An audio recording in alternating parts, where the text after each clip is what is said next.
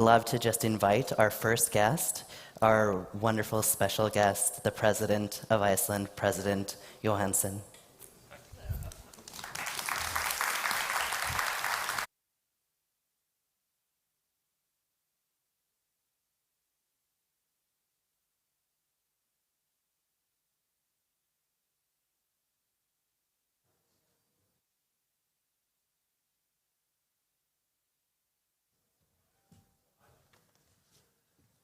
Good morning, everyone.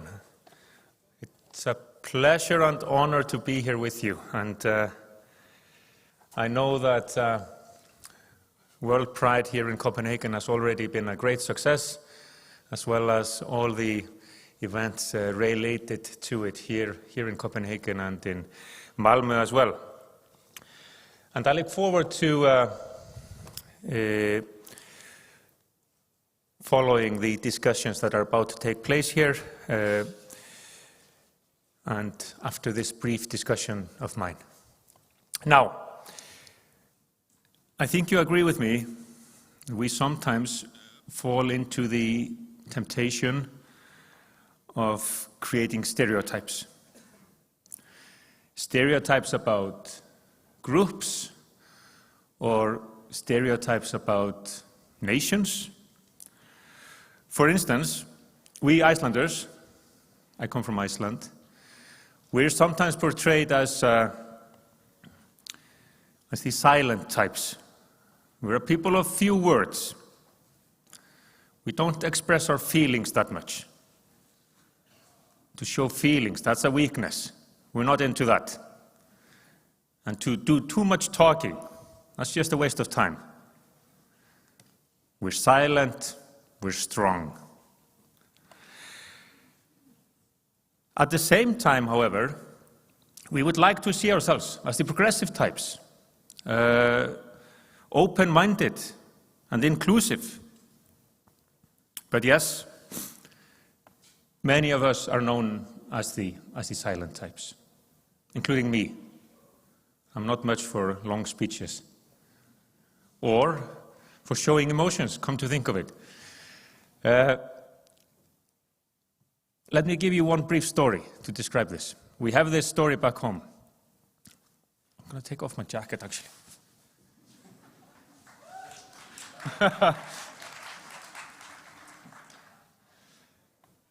So imagine this guy, this Icelandic guy, this very strong Viking type, big guy, very strong, very silent. This guy, this friend of mine, he was so in love with his partner that he almost told him how much he loved him. So here's a stereotype. Here's a stereotype of an Icelander. And it's an anecdote. It's not completely true. Just like most stereotypes. And they can be harmless, and they can even be funny. But they can also be dangerous. Stereotypes can be dangerous. They can turn others, those who are not like us, into those who are to be feared. Those who are a danger to us, those who are our enemies. So yes, let's avoid stereotypes. But having said that, let's not remove completely our ability to tell stories or to make fun of ourselves. But never at the expense of others, never at the expense of those who cannot defend themselves. So feel free, for instance, to make fun of me. I can take it, just in a nice way. But never make fun of those who find it hard to defend themselves. Now, here today, we're going to have a conversation about, and I quote the program, practices, strategies, challenges, and lessons learned aimed at strengthening cross-country parliamentary cooperation, as well as the role of activism in advancing human rights and inclusion of LGBTI people nationally and globally. So, what can I do? I hope that by just being here, I can give a message. a message in support of inclusion, in support of human rights, in support of diversity. I strongly believe in the freedom of expression, the freedom to express your feelings as long as you're not causing harm to others, the freedom of identifying yourself the way you want to be identified, and the freedom to say to another person, ég elska þig, ja, ég elska þig, I love you. Where's the harm in that? So this is what I want to do. But I can also mention briefly the situation in Iceland. Maybe that's a message I can bring to you. What can the world learn from the Icelandic experience? To begin with, it is only recently that we in Iceland can claim to be doing well in this regard. In the mid-1970s, less than 50 years ago, an Icelandic artist, a musician, actor, theater director, Hörður Torfason, he wasn't that silent actually, come to think of it. And he was able to express his emotions when he moved here to Copenhagen. He came out, the first gay Icelander to do so, but he had to leave the island. He had to leave Iceland. He found more peace here in Copenhagen because he was harassed, beaten up. Now, if you have free time, another Icelander, Ásta Kristín Benediktsdóttir, will give a talk at this event on Copenhagen as the queer capital of Iceland in those days. But we have moved on. And again, I would like to thank everyone involved in organizing WorldPride here in Copenhagen and in Malmö. You've done a great job. And the authorities in Denmark, in Sweden, in the whole Nordic region deserve applause for their progressive attitude when it comes to the queer community and human rights and inclusion. Back home in Iceland, yes, we have moved on. It is a better place in this regard. I wouldn't say that we have come better as individuals, that would be arrogant, but I believe we have improved as a society. And I will not recount here all the legislation that has been passed on the general situation of lesbian, gay, bisexual, trans and intersex people in Iceland. You can find that information elsewhere. And you can also find indicators that there's still work to be done. On the Rainbow Index of European countries, Iceland currently, or most recently, ranked number 14 out of 49 countries. So there's still work to be done. Could be worse, could be better. But what I would like to be the message, the lesson learned, is that it is not only a human right to be able to express yourself freely, to be the person you want to be, at peace with yourself and others. It also, you see, it also makes economic and practical sense. When people feel that they are free, when people know that they enjoy equal rights as others, they will contribute more to the benefit of whole society. Now, it takes no courage for me to say this now, especially at this venue. But there was a time when courage was needed to say something like this. So I want to finish this brief address. Maybe you don't believe anymore in the stereotypical Icelander as the silent type, now that I've spoken here for, 5 or 10 minutes.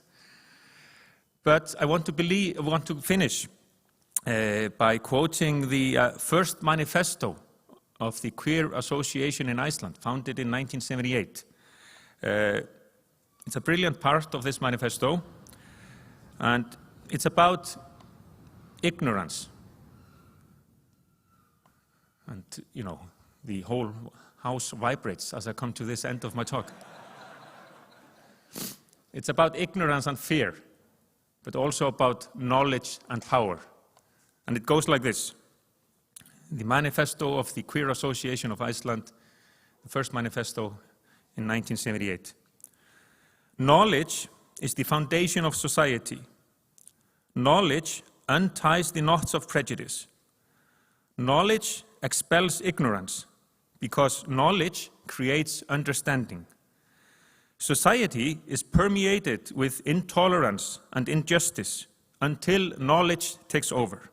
But that takes effort and energy. Effort and energy from those who accept knowledge and want to share it. Thank you very much. Happy World Pride.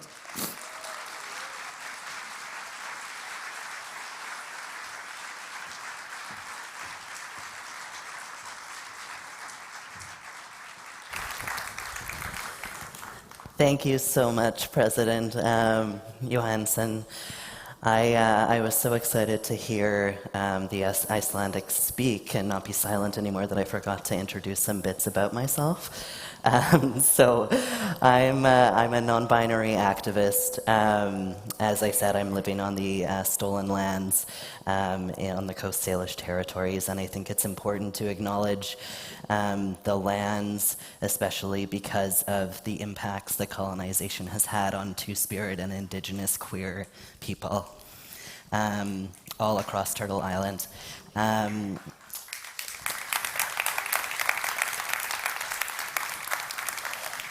So I'm a non-binary activist and have been for many years, working within the Pride movement, both globally and specifically in Canada.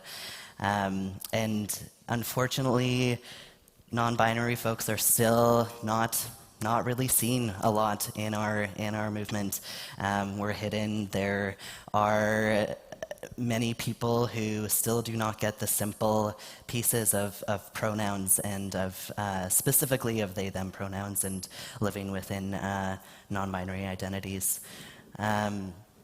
So I'm very thankful to be here, to be in this spot, to be seen as a non-binary person. I do want to acknowledge that I am a white privileged person, and that there are many non-binary, Black, Indigenous, and folks of color who are not seen as much as me. And that those voices need to be raised as well, and really need to be prioritized. I'm going to move, now that I've gone back to introducing myself, I'm going to move into the next session, which is I'll be introducing the moderator for the next plenary, which is the Parliamentary Cooperation and Activism. And so Monica Adame will be doing the moderation. Monica. She's the Director of Gender Equality and Inclusion Program at Parliamentaries for Global Action. Hi, everyone. Welcome and good morning to friends and colleagues. Welcome also to those who are joining online. My name is Monica Adame. I'm the Director of the Gender Equality and Inclusion Program at Parliamentarians for Global Action. And PGA is a non-governmental cross-party international network of members of parliament advancing human rights in their countries and globally. And I'm really excited to be here facilitating this panel.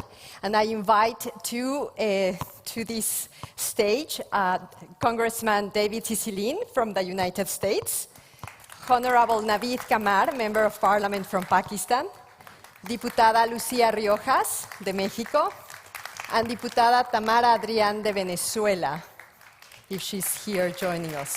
Thank you.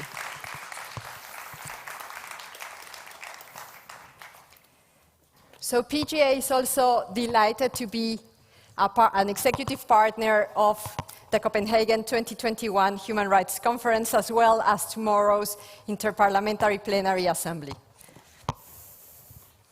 Welcome, and thank you so much for joining us. So I'll take a seat here. Sorry, I'm a Generation X woman, and I'm carrying all my things and a pen, of course. I like to write things. I'm not very good at just typing. Thank you so much for being with us.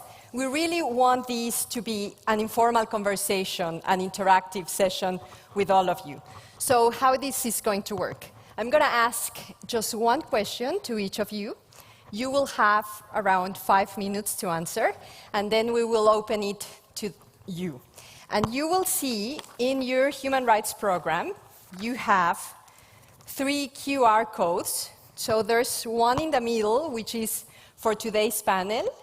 And if you open it, you will be able to write down a question.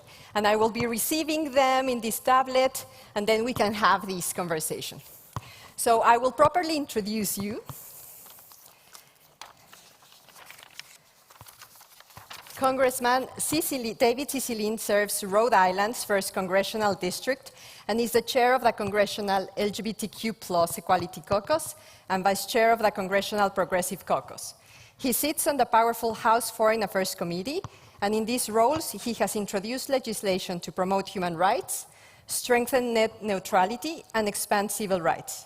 In 2015, Congressman Cicilline introduced the landmark Equality Act, which would expand the 1964 Civil Rights Act to provide non-discrimination protections to LGBTQ+ people, and the bill passed with bipartisan support earlier this year in the House of Representatives. Congratulations. Honorable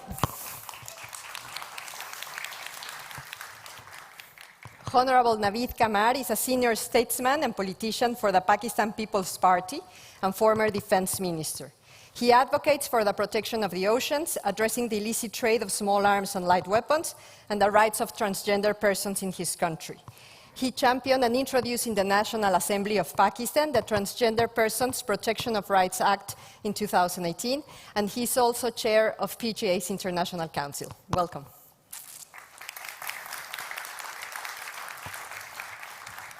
And Diputada Ana Lucia Riojas has been an independent federal deputy of Mexico's Chamber of Deputies since September 2018. She's a feminist, a lesbian, a drummer, and runs the LGBT+ shelter Casa Frida in Mexico City. In 2017, she co-founded a citizens' initiative called Ahora, or Now in English, with the goal to fight to return political power to common people by taking a stand against rampant impunity in the Mexican political class and contending electorally for legislative positions. Since then, Lucia and her colleagues have worked towards ending Mexico's pervasive corruption practices and towards peace building in the current context of widespread violence, while simultaneously being a vocal defender of the rights of women, the LGBTI+ community, and against militarization in Mexico. Thank you so much.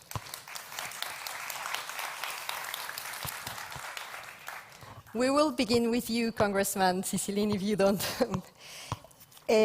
mind. Congratulations on the Equality Act, and I would like to ask you what strategies or best practices were important in making sure that the Equality Act passed in the House of Representatives earlier, and really those strategies that have helped advance LGBTI+ inclusion in the US. Well, thank you very much for having me. It's an honor to be on this wonderful panel, and great to see everyone this morning. So the background of the Equality Act, just to give a little bit of context, we had a piece of legislation that was introduced before I was elected to Congress called ENDA, the Employment Non-Discrimination Act, and it would have specifically prohibited discrimination in employment based on sexual orientation or gender identity. And when I got elected, along with a group of other individuals, we decided that we shouldn't just move forward on employment, that we as a community were entitled to full equality in all areas of our lives, not sort of, go one right at a time. And so we crafted a piece of legislation working very closely with strong advocacy communities that essentially took the existing civil rights architecture, the Civil Rights Act, and just added in sexual orientation and gender identity to all the areas where discrimination was prohibited. Housing, employment, public accommodations, jury service, education, federal funding, and credit. So there were existing federal rights protections that said you couldn't discriminate on race or gender or ethnic origin.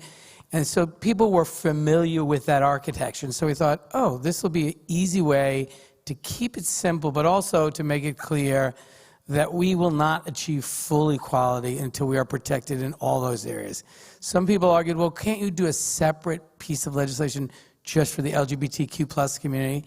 And we said, no, separate but equal. We've had an experience with that in America. No, we need to be in the civil rights laws. And it was really key in this strategy to really build up support in the country because, with public opinion, nothing is impossible. Without it, nothing is possible.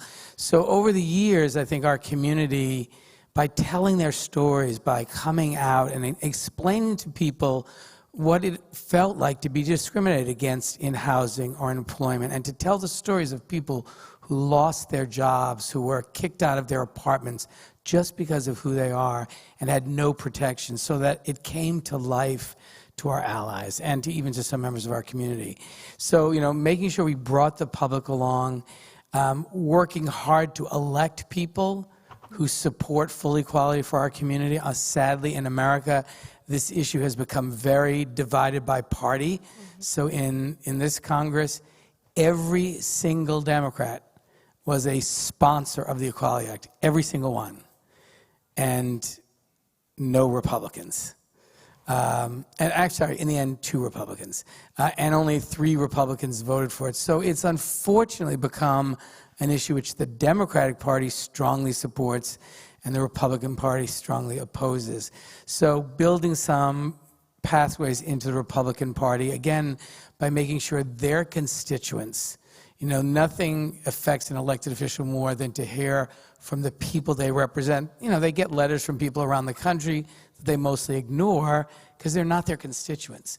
So we encourage people to go to the offices of their members of Congress, to tell their stories, to come to Washington, to tell their stories, so that people would understand the harm that was being caused because we live in a country that doesn't provide full equality to our community. Finally, working with outside advocacy groups. We have some great, very powerful, very well-organized, large advocacy groups like the Human Rights Campaign, the Victory Fund, a number of other organizations who have been incredible partners. Lastly, I would say that the business community was an important and continues to be a really important community. As the president mentioned, it's good economic sense. If you exclude from the marketplace, either as customers or employees, a whole segment of the population based on their sexual orientation or gender identity, you are denying your company the best possible people you can find for the positions you're seeking. You just can't have that. And so business leaders understood that, and for very conservative voters to hear from business CEOs, we have over 500 great American companies that have come out in support of the Equality Act. That's helping us in the Senate. We haven't passed it yet in the Senate. We have a lot of work to do, but I think engaging with partners. And then the very, very last thing I would say is one of the most important people in this early fight was an incredibly wonderful civil rights icon named John Lewis, who was one of the original freedom fighters.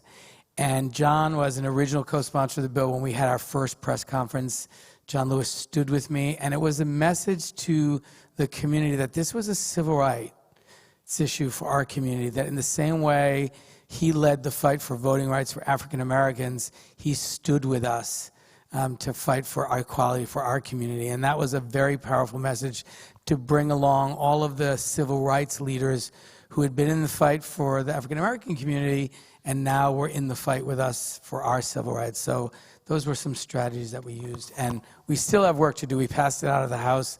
We need to get it passed in the Senate, where it has a much more difficult challenge. But we are not going to stop until we live in a country where every single member of our community can live lives free from discrimination. Thank you so much.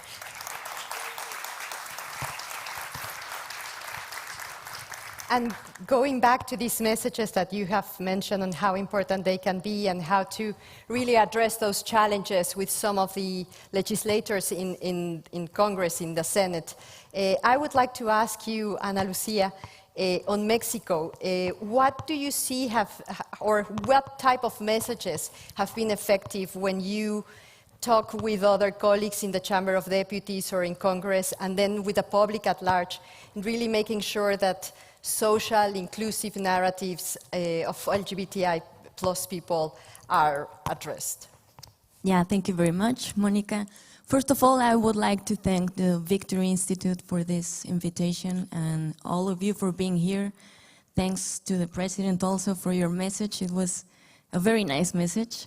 Well, it's a good question, because right now in Mexico we have a bit of a conservative administration. right? So it's this president that said he was more of a left winger, etc. And now he's been talking about I don't know, religious stuff. It's been hard to try to push the LGBT agenda in general in the country right now. It wasn't before, not this difficult. So I think what's been working, what messages work for that are the direct messages.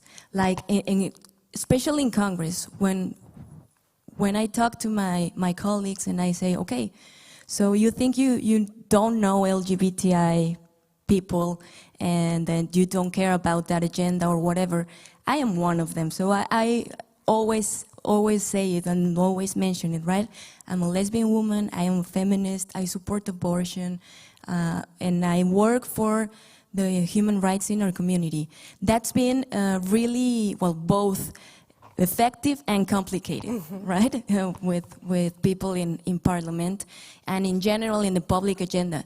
We also have a religious party in Mexico that works with the one that's in power right now. So that makes it a bit, well, very difficult to pierce that noise, that conservative noise, but we've found that being direct, it's what's working, and not only with words but with actions.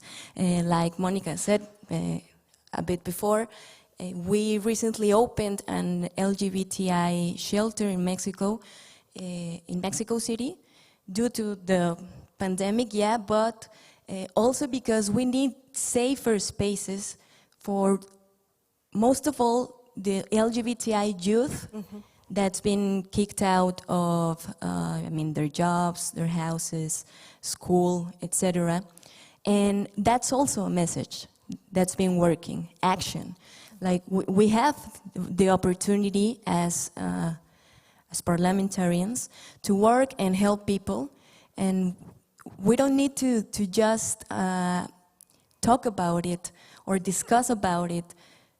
We can do right now some things that will directly affect in a positive way the lives of the queer youth in our country. So that's what's been working. Thank you. Thank you.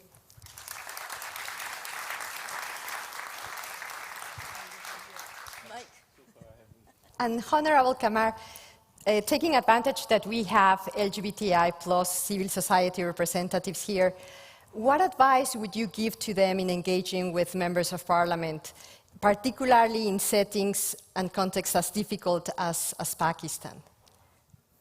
Well, thank you, Monica. Given my 32 years in parliament, one has seen all the ups and downs, being on both sides of the aisle, government, opposition, and so on. At different times, we have had different atmosphere, as you just mentioned. A politician in general, but particularly a parliamentarian, or for that matter, Mr. President, you would know this, that it is a very vast canvas that a parliamentarian has to deal with. On any given day, you could be thinking about the budget, or you could be thinking about foreign policy or what is happening on your borders. For example, in case of Pakistan, what is happening in Afghanistan right now, inflation that is going on in the country, and so on. And so when we talk of specific human rights, in this case, rights of the LGBTI people, or for that matter, rights of women, rights of the religious minorities, and so on, each one of us, each one of those agendas really has to be brought or flagged by somebody who doesn't have that vast a canvas, who is focused and committed to this one area where they are have the expertise in or have the heart there. So in that sense, a lot of this agenda is actually driven from the outside.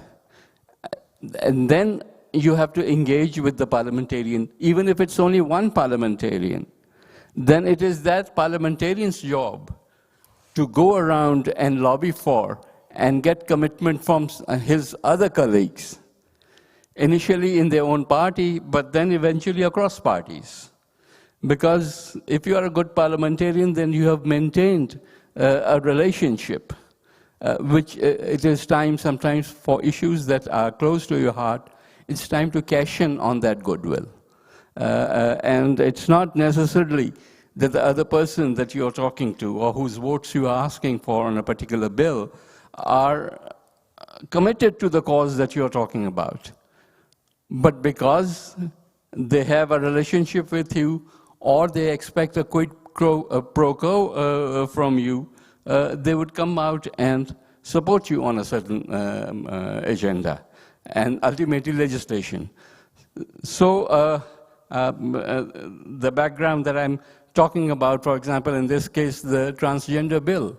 Now, Pakistan is a very conservative society, and it was a country made in the name of religion, for example.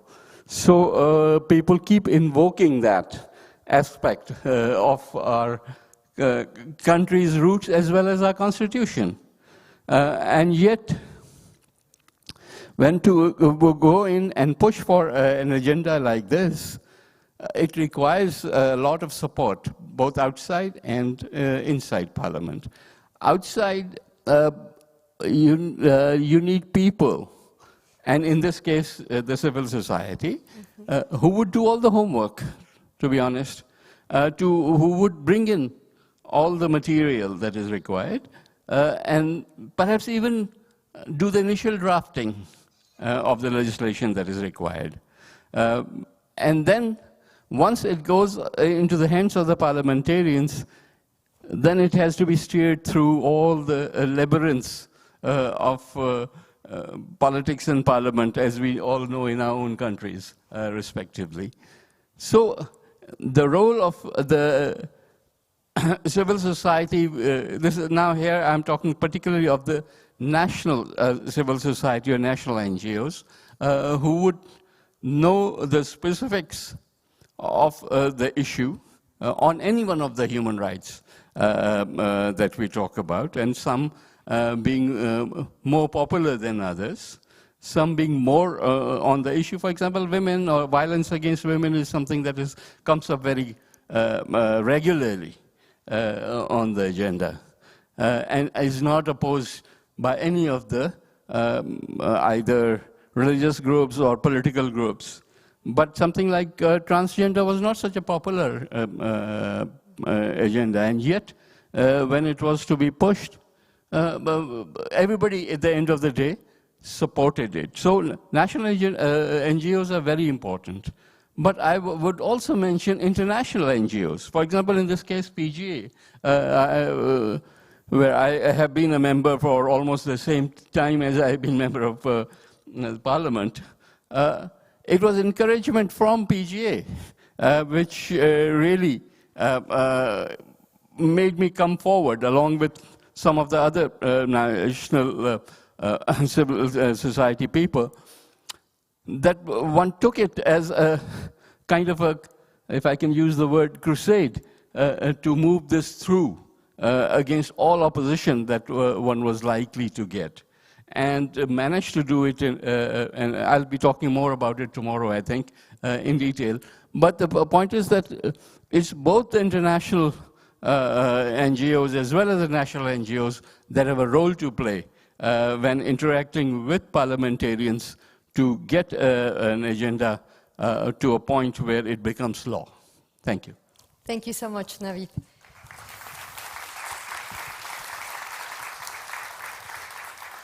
So now the floor is open for questions. I had received several already while the members of parliament were speaking, but unfortunately my tablet is not working, so I'm going to ask for a quick change of tablets. I'm telling you, it was easier if we just write it down, right? Thank you so much, Fabio. Okay, so let's begin with this one from Anna. How can we help promoting LGBTQI+ rights in places where it is a crime to be part of the LGBTQI+ community? For anyone who starts, who wants to start this discussion? I'll take it. I think that visibility is very, very important, and international visibility and support to those who right now live in countries where it's illegal to be who we are. It's necessary. We have to do it because, I mean, that's the sense of our community, right? We need to be one in the world. And I think that international visibility is very, very important. And to work on some options or possibilities to help them, like, I don't know, seek for refugee or whatever, that's also very important. But I think that the international visibility, don't let us forget about those who right now need our help, our love, and our community. Thank you. Yes, of course. I think the first thing that you have to do is to be brave. And you have to stand up and say, well, I don't care what the majority of the people may be thinking. And it's not the issue of legality. Yes, there are a lot of countries where it's illegal to be either gay or lesbian or whatever. But beyond just the legality of it, it's the social acceptability which is more important. And when you stand up for the rights of a certain kind of people, then it is what the public at large, or what your, in the case of parliamentarians, what your voters would think. And when you stand up for a certain cause, which is not necessarily popular or which is not necessarily supported by your voters, then you have to stand above that, and they have to have enough confidence in you that when you are saying something which is not the norm or which is not popular, and yet they would still stand by you because they know that if you stand up for the rights of certain people, then you must be right. So it's a confidence building which is required more than anything. But where it's illegal to do so, then that's a different ball game altogether. And luckily, we are not playing in that field right now. Thanks. Of course.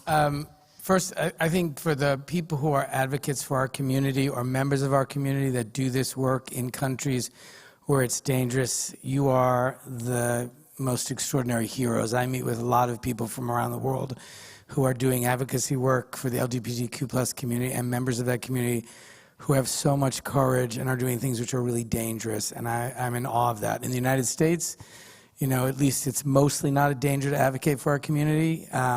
We still haven't achieved full equality, but you can advocate safely. But two recommendations I would make is, one, you know, find an organization that does human rights work broadly that you can get to partner with you, because if you have a very well-respected human rights organization that maybe hasn't focused on LGBTQI issues, it provides some protection. And also reach out to embassies of countries that are supportive. I'm so proud that we now have a president who has said human rights will be the centerpiece of our foreign policy, and will be doing a lot to promote LGBTQ equality around the world and the protection of LGBTQ+ people. But obviously there are lots of other countries that have the same view. Reach out to them and get advice from them on what effective ways you can work in the countries in which you live, because there are a lot of people who have been at this work. And yes, have courage, but also be smart about it so that you can be protected and survive and continue to do the advocacy we need. Thank you. We have a question for you, Representative Sicilinian, just as a segue to what you just mentioned. What can the US do to publicly help the LGBTQIA community in Poland and Hungary? We need to be part of the European Union's protest. And I guess with that question also, and I opening it to Lucia and to Navid, how can cooperation between parliamentarians and activists really counter backsliding of human rights in increasingly authoritarian contexts? Yeah, so, I think one of the things that we have to do in our positions as parliamentarians, as members of Congress, is to call this out. And so when we do trips as members of the congressional delegations, if I go on the trip or other members, there are 9 out members in the House, we always raise this issue directly with the governments. I had a very memorable conversation directly with Orban in Hungary, in which I raised this very directly. But in virtually every trip I make, because sadly the plight of our people is pretty grim all over the world, I always raise this issue. So raising our voices, calling attention to it. We have legislation often that will call it out, obviously sometimes imposing sanctions. I've introduced legislation that will allow the United States to deny visas to people who engage in gross civil rights violations against our community. So there are a number of different ways, but remarkably, just raising the issue and going to the floor of your parliamentary assembly and calling it out is important, and then raising it with leaders and making certain that our embassies are supporting individuals and advocates who are raising this issue, because there's this very disturbing connection between the backsliding of democracies broadly and vilifying and demonizing one group of people, often the members of the LGBTQ community, as an explanation for that. And so this sadly is on the rise in many places around the world. Mm-hmm. Thank you. Obviously, somebody coming from Pakistan, or for that matter, Mexico, doesn't have the same kind of a clout that a US congressman has when it comes to pushing through an agenda, even in adverse circumstances. So our approach would have to be more multi-national, and in this case, using international NGOs, PGA being one of them, but there are a lot of them. Even the more conservative organizations like the IPU, to slowly and gradually push it on the agendas of those organizations where the entire world has membership. So there may be violations of human rights of one nature or the other, but these people are still members of those organizations. They're members of UN, but UN works at a government level. In the case of things like IPU, where it is the parliamentarians who have the membership, these things we have to work to put on these international agendas, so that if at all somebody is trying to play to their own domestic audience, there is enough pressure from the world for them to feel that they cannot just go about doing these kind of things, and it's peer pressure more than anything else, I think, which helps in this regard. Thank you. Well, I think it's important to create good conditions for LGBTI people and activists to participate actively in politics. That I think that's like a very, very important thing. I mean, I myself, I've been an example of that. I was an activist, now I am a congresswoman in Mexico, and I think that one of the most important things that I have to do is to make sure that there's, a good platform for those who are coming behind us. That's very important. And in Mexico, we are working on that. We now have the LGBTI quotas in the elections, but I think it's not enough to create those conditions so that we can participate actively in politics. Thank you. What are the 3 representatives doing to protect LGBTQ plus Afghans, especially women, after the Taliban takeover? What are you guys doing? That's not an easy... Let me try and answer that initially. Well, Afghanistan, I think, is a very difficult situation to start talking about right now. And there, when there is a fear of every single woman, for example, or for even children, being in some kind of danger or the other. I think it is too early to start talking about LGBTI people or others. That comes after we see how the government in Afghanistan is dealing with the day-to-day affairs. And only then, if we move positively in the direction where they walk the talk, that we would be able to say, okay, now that you have looked after the women, you have looked after the children, how about some of these other people whose human rights are also being violated? But I think it's premature at this stage to start talking in that terms. First, let us get the larger community and then look at the specific community. That's my take. I agree completely. We are currently engaged in an effort to evacuate, obviously, individuals who face particular danger, not only citizens of the United States who may have been involved in the conflict, but also people who worked closely with the Americans as interpreters, other NGOs, and human rights activists.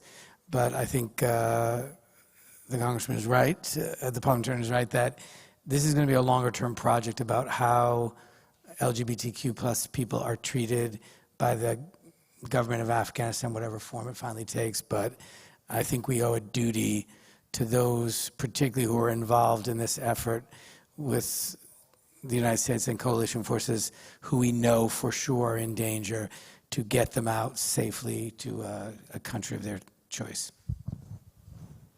Thank you. Yeah, I agree. I would only add that, especially in Mexico, we will work, or we will have to work in opening our doors for those who are seeking for protection or for a better life. And just staying with you, Lucia, there's one question. What are you doing in Mexico to support LGBTQ plus migrants from Central America and trying to reach the US? Well, great question, because, yeah, it's a very important issue in Mexico. Well, me in particular, I've been working in this LGBT shelter, Casa Frida, and we have received a lot of migrants, not only from Central America or South America, but also the Caribbean, all the region, right? People from Jamaica, etc.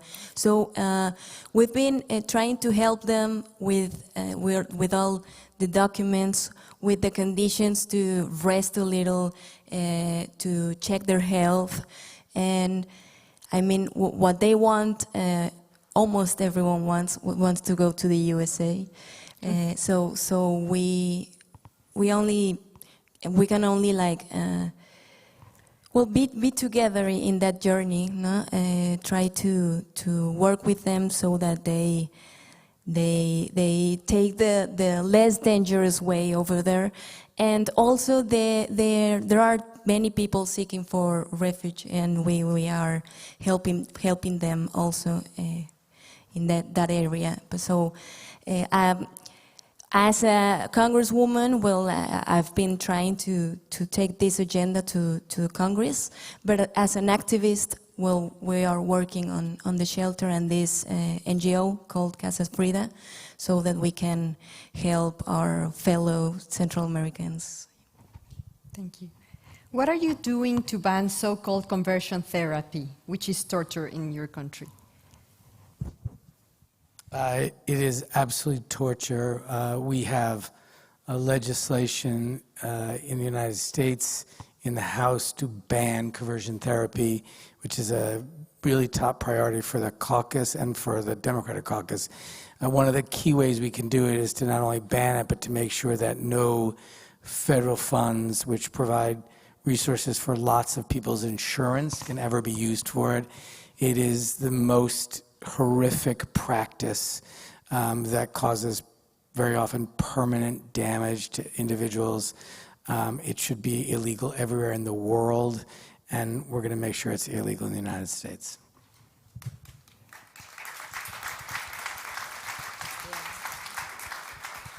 And a number of states, I should mention, including the state that I'm from, have passed their own state laws making it illegal in those states. So that's very helpful as well.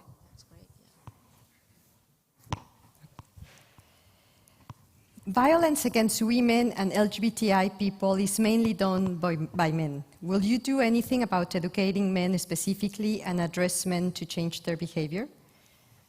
I mean, it's a little bit about the knowledge and understanding, just as the President of Iceland also was saying, about just education and public narratives and messages that are key to really building that social and inclusive society.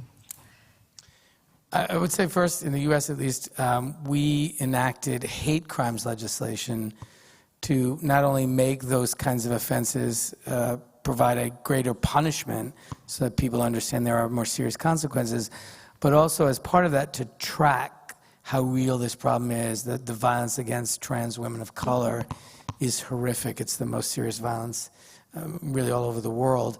And so, making sure that countries are taking stock of when it's happening as a way to first have people acknowledge this is a real issue, having good penalties though when people are convicted, that they face consequences, but more importantly, just educating people that there's, as the President said, there's nothing tough or manly about using violence against another human being, period, and just creating a place where people understand every single person in that community, in that country, in that society deserves dignity and respect and an absolute right to live a life free from any kind of violence.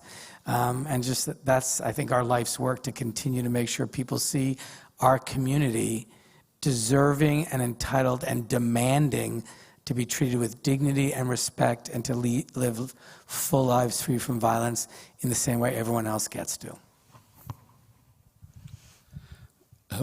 Violence against women is a topic that has really come to the fore in more recent times in Pakistan.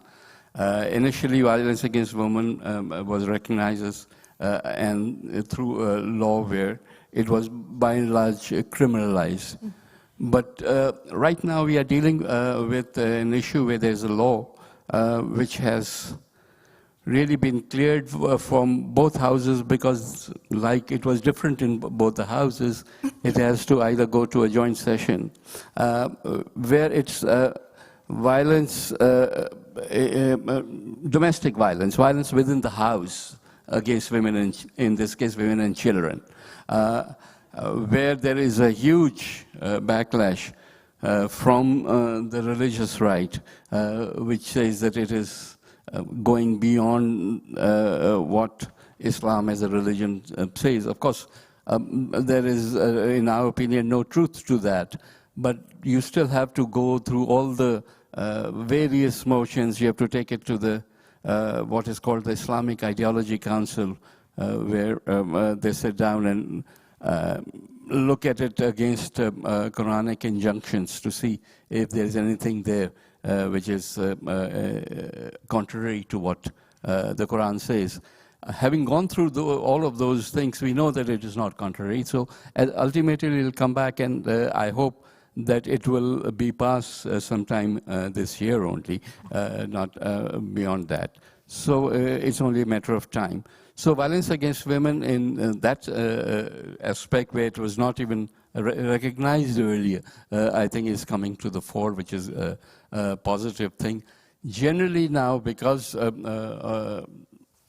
some of the other kinds of violence against women has become a topic where even our own media highlights this, be it rape or be it just general harassment of women. And it is always highlighted, and therefore it is always treated even at the highest levels. So yes, if the focus remains on this subject, I think, at least as far as the legislation is concerned, all of that will be put in place. Now, to change the mindset of the society on that subject, I think that takes much longer than that, maybe a generation. But ultimately, we are moving in that direction. Well, I agree. The best thing we can do is education. But I think that, well, at least in Mexico, men really have to do their job in that aspect and educate themselves, I think. Yeah, because, I mean, we won't do it. We are also busy, so, I mean, yeah, they have to do their job, but it's a key, education. Thank you so much. So I would like to pose a final question, but this is for all of you. As I mentioned at the beginning, tomorrow, David, Navid, and Lucia will be joining over 100 members of parliament from all over the world in the Interparliamentary Plenary Assembly. And we will be discussing these issues among parliamentarians. And I really want to pose to you, and you can also use Slido, to get a word cloud with what change would you like to see in your country that parliamentarians can help bring about? So that we can take a picture of these priorities for you and really feed it into the discussion that you will have tomorrow among parliamentarians. So I'll give you a second, a couple of minutes. And in the meantime, if you want to give any closing remarks, you're welcome to do so. Well, thank you very much for this panel and these questions. Thank you all for staying and asking us about these important issues. I would just like to say that I'm very happy to be, well, a little bit young woman, a lesbian woman representing the Congress of my country here. I am very happy to be here and to be able to share these ideas with all of you. I will only like to add that although I'm leaving Congress soon in Mexico, I will still be working on local politics in my country and advocating for LGBTI community. Thank you, Lucia. Well, thank you very much. I would definitely thank the organizers and all the support that we are getting, President of Iceland as well as other people who have helped organize not just the Human Rights Conference, but even tomorrow's IPA and others, because it brings into focus where we are going and where we are lacking, where we have made some advances and where we have in fact regressed.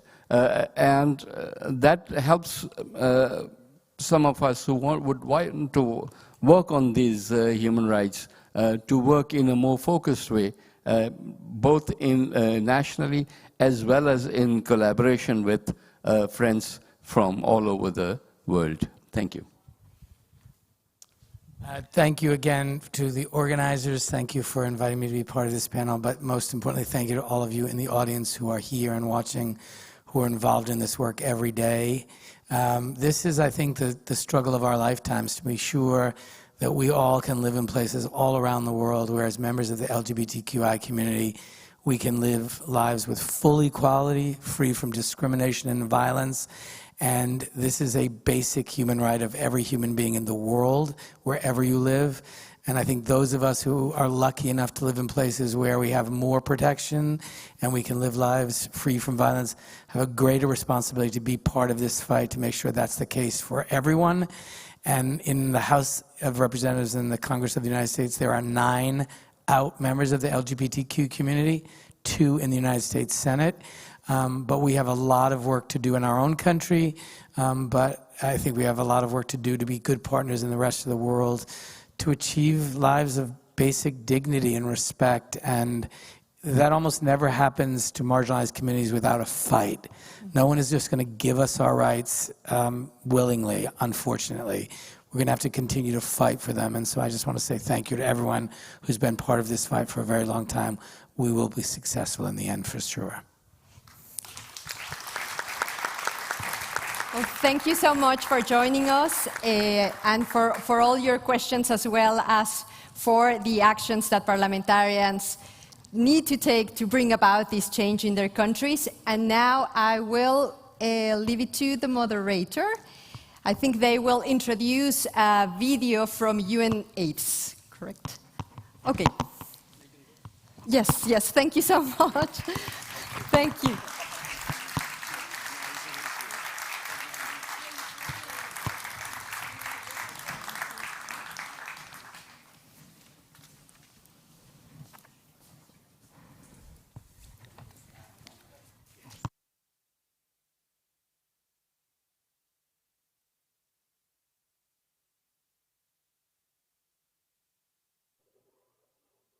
Honorable members, it's my honor to join you today representing UNAIDS.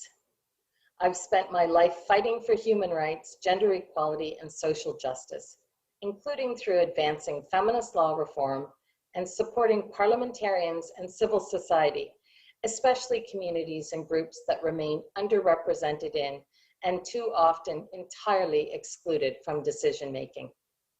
Thank you for this opportunity to join such a committed and diverse group of legislators gathered to celebrate Pride 2021 and the rights and inclusion of LGBTI people.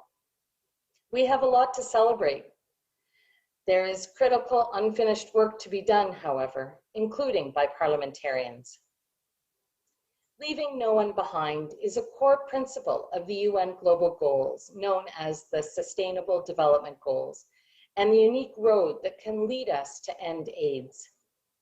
Achieving this by 2030 can happen, but only if the rights and inclusion of LGBTI people, including those living with HIV, are realized and reinforced by the necessary legal and policy frameworks, by budgets, and social norms. Since the first years, the HIV epidemic has devastated LGBTI communities around the world. The histories of HIV and LGBTI rights activism are inextricably linked. 2021 marks the 40th anniversary of the first reported case of AIDS. It's frustrating and shameful to see that the communities that help the world to accelerate the pace of progress and save millions of lives are still being left behind. In some countries, despite the evidence of how destructive they are, discriminatory laws and policies that drive inequalities and undermine the global HIV response remain in force. In other countries, these laws are being introduced, and the impacts are devastating on LGBTI people and other key populations. Stigma, discrimination, violence, and bad laws hinder the availability of access and uptake of HIV prevention, testing, treatment, care, and support services. And after more than a year, the COVID-19 pandemic continues to have a devastating impact on LGBTI communities, including in access to HIV services. But we have successes to celebrate too, and important opportunities exist to advance the rights and inclusion of LGBTI people. Just a few months ago, member states adopted a new political declaration on HIV and AIDS, one that identifies ending inequalities as central to getting the global HIV response back on track. Parliaments can, and many do, lead the way. Just last week, the National Assembly of Guyana removed cross-dressing as an offense. However, at the same time, the Parliament of Ghana is considering a bill that would impose a broad ban on LGBTI persons. While in many countries in Europe, access to treatment and pre-exposure prophylaxis is resulting in a dramatic decrease in infections. In countries in the global south, for LGBTI communities, dying of AIDS is still a reality, as is violence and discrimination. The struggle to end AIDS is inextricably linked with the struggle to end human rights violations, including against LGBTI people. We at UNAIDS look forward to working with parliamentarians and LGBTI communities to end inequalities and end AIDS as a public health threat by 2030. Parliamentarians like you are helping to change history and build rights-based, equitable, and inclusive societies. Now is the time for all of us to act. This is UNAIDS.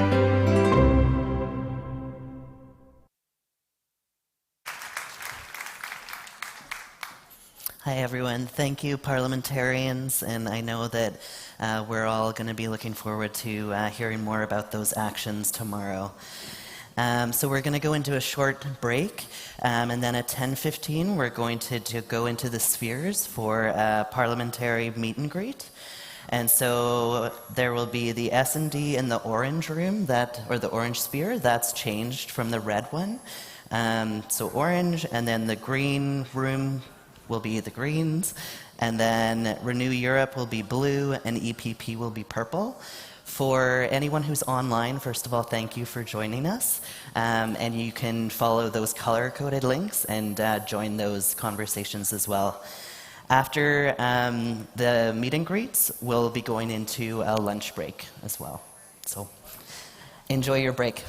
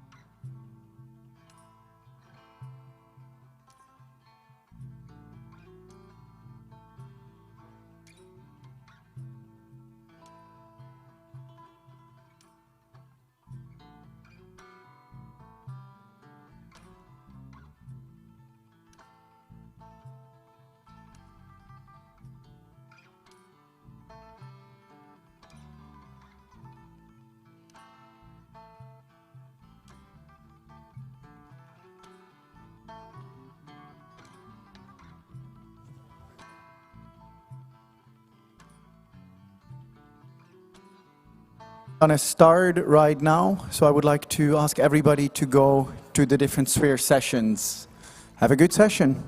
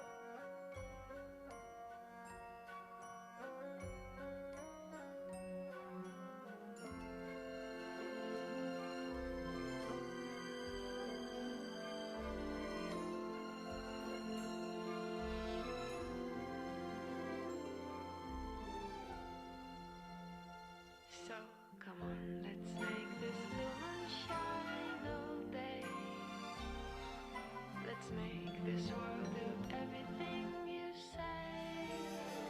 It's so easy and so wonderful to feel this way, to feel this way.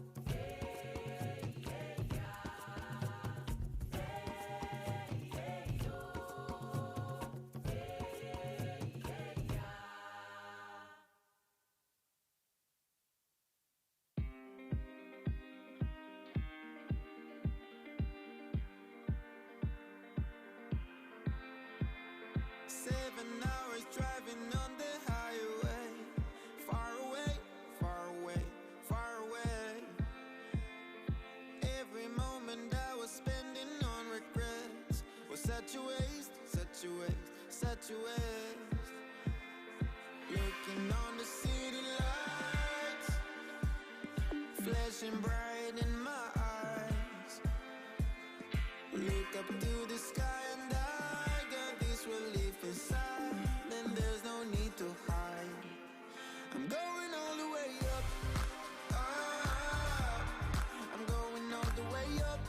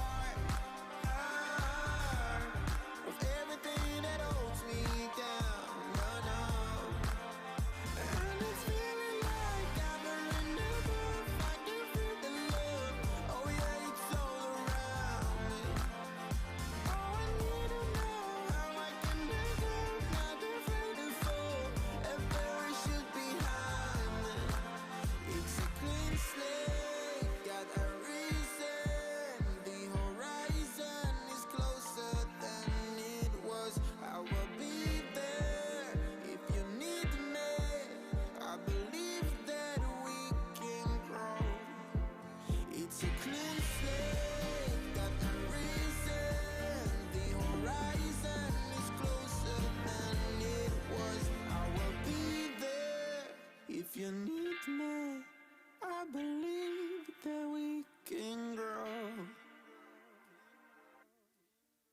And it's feeling like gathering the proof. I can feel the love. Oh yeah, it's all around me. Oh, I need to know how I can let go, not afraid to fall. A parachute behind me.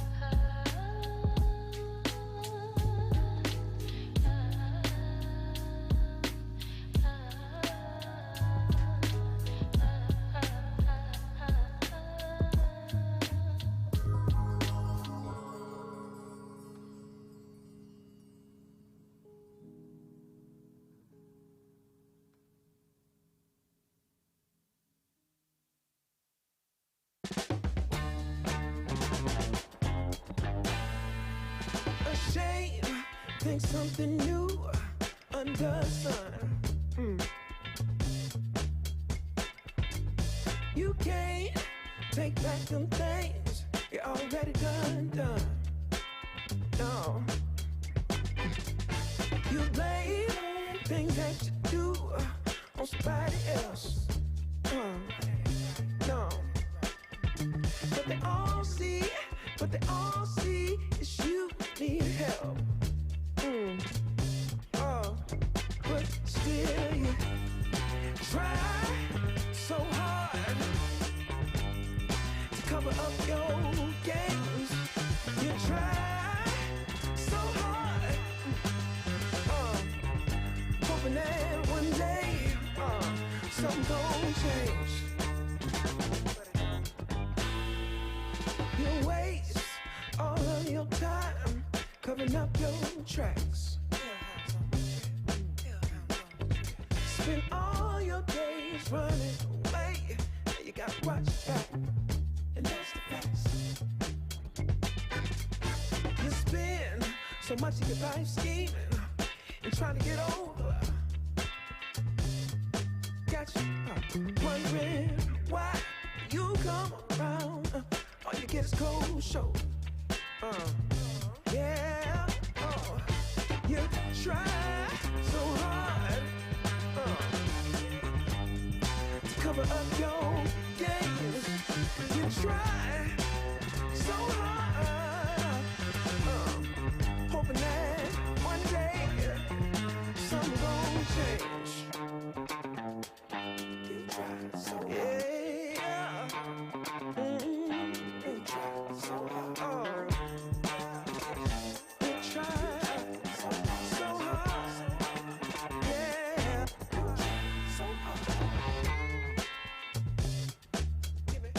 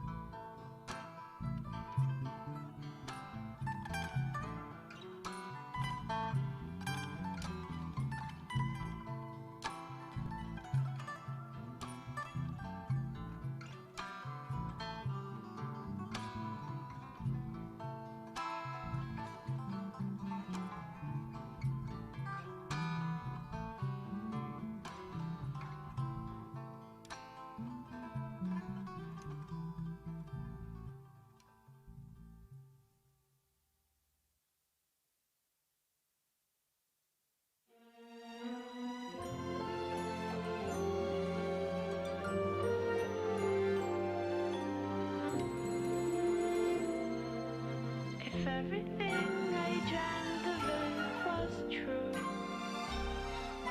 I'd take your blessings with your heartaches too. It's so easy and so wonderful to know it's you.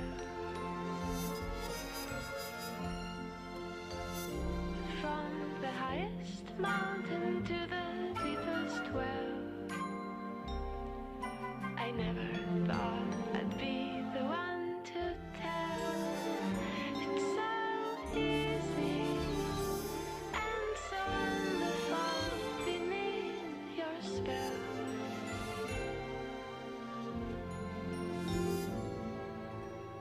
Bright is the shadow that my true love casts. Dark is the light he shares. If I could only have one more night, I'd forgive him, I swear. I swear.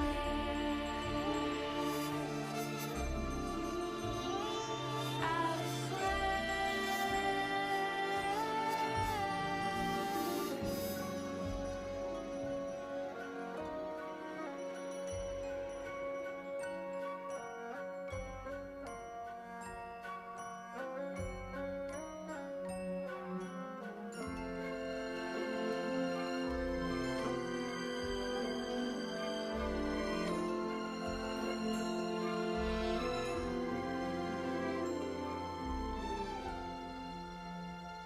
So come on, let's make this blue moon shine all day. Let's make this world do everything you say. It's so easy and so wonderful to feel this way, to feel this way.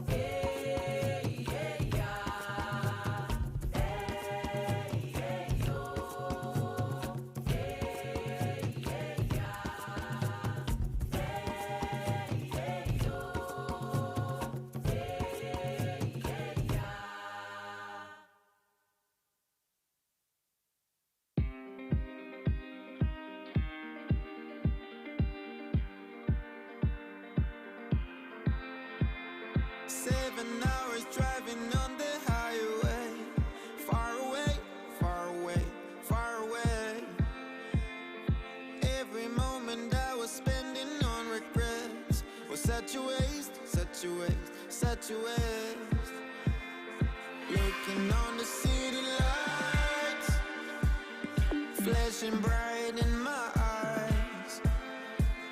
Look up to the sky and I got this relief inside. Then there's no need to hide. I'm going all the way up. Ah, I'm going all the way up. Ah, I'm letting go in my heart. Ah, of everything that holds me down. No, no. And it's feeling like I'm in love. I can feel the love. Oh yeah, it's all around me. Oh, I need to know how I can let go. Not afraid to fall and parachute behind me. Feeling like a stranger on a foreign land. Far away, far away, far away. I could get along, could be a different man.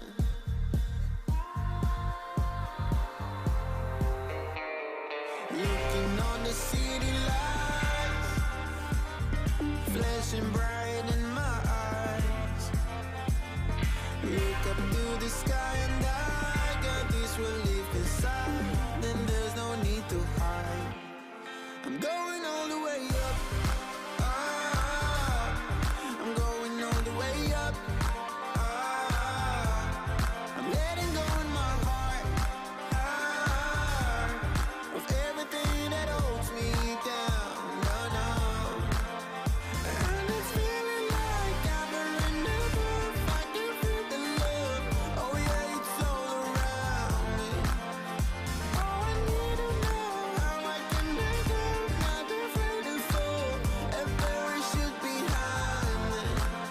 It's a clean slate, got a reason. The horizon is closer than it was. I will be there if you need me. I believe that we can grow. It's a clean slate, got a reason. The horizon is closer than it was. I will be there if you need me. I believe that we can grow. And it's feeling like I'm in love. I can feel the love. Oh yeah, it's all around me. Oh, I need to know how I can let go. Not afraid to fall and parachute behind me.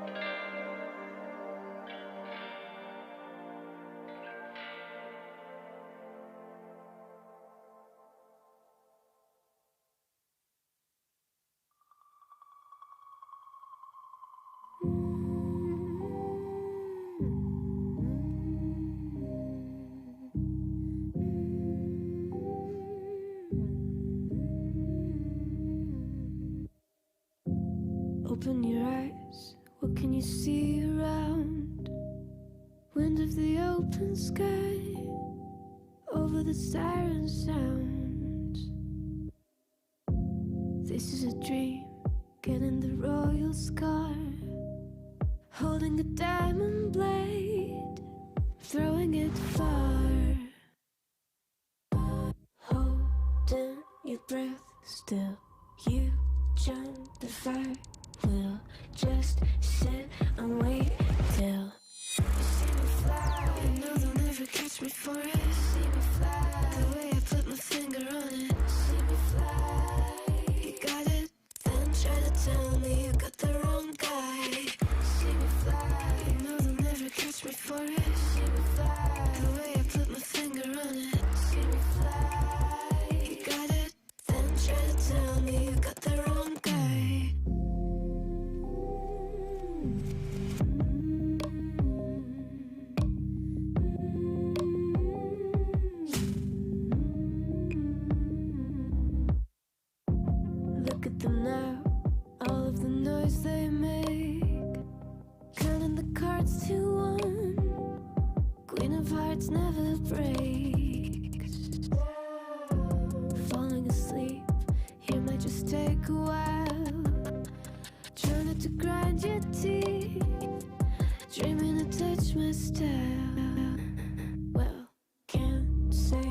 blame you.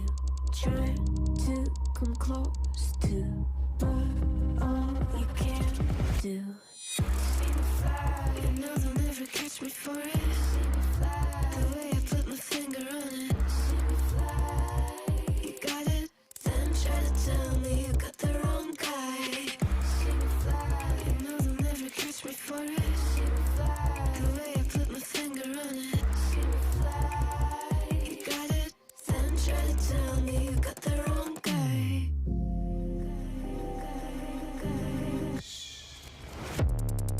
Got the wrong.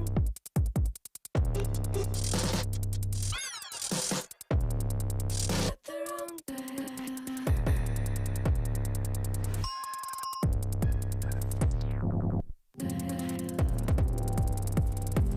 Then try to tell me you got the wrong guy.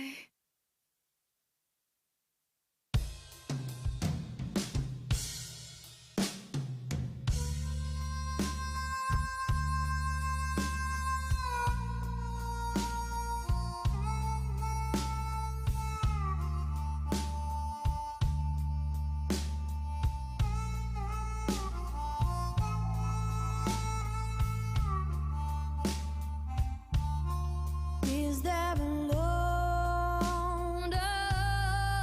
on your back, pushing you down? Tell me, love, spread your wings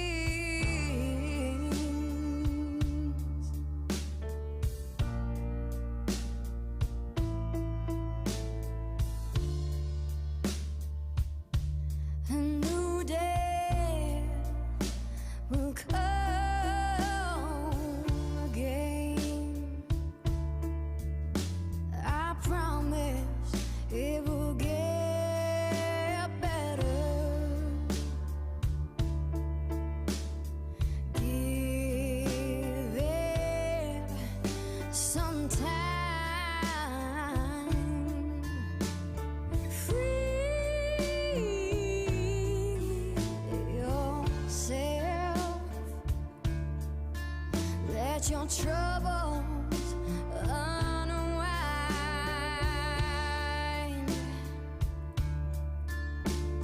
Sweet love of mine.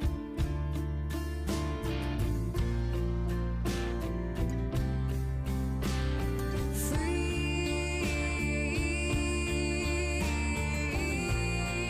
yourself. Free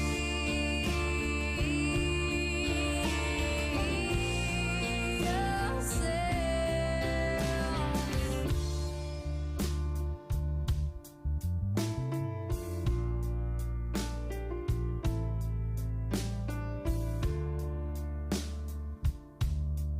Is it a strain on you now,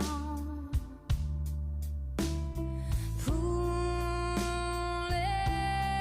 you down? Tell me, my love, spread your wings.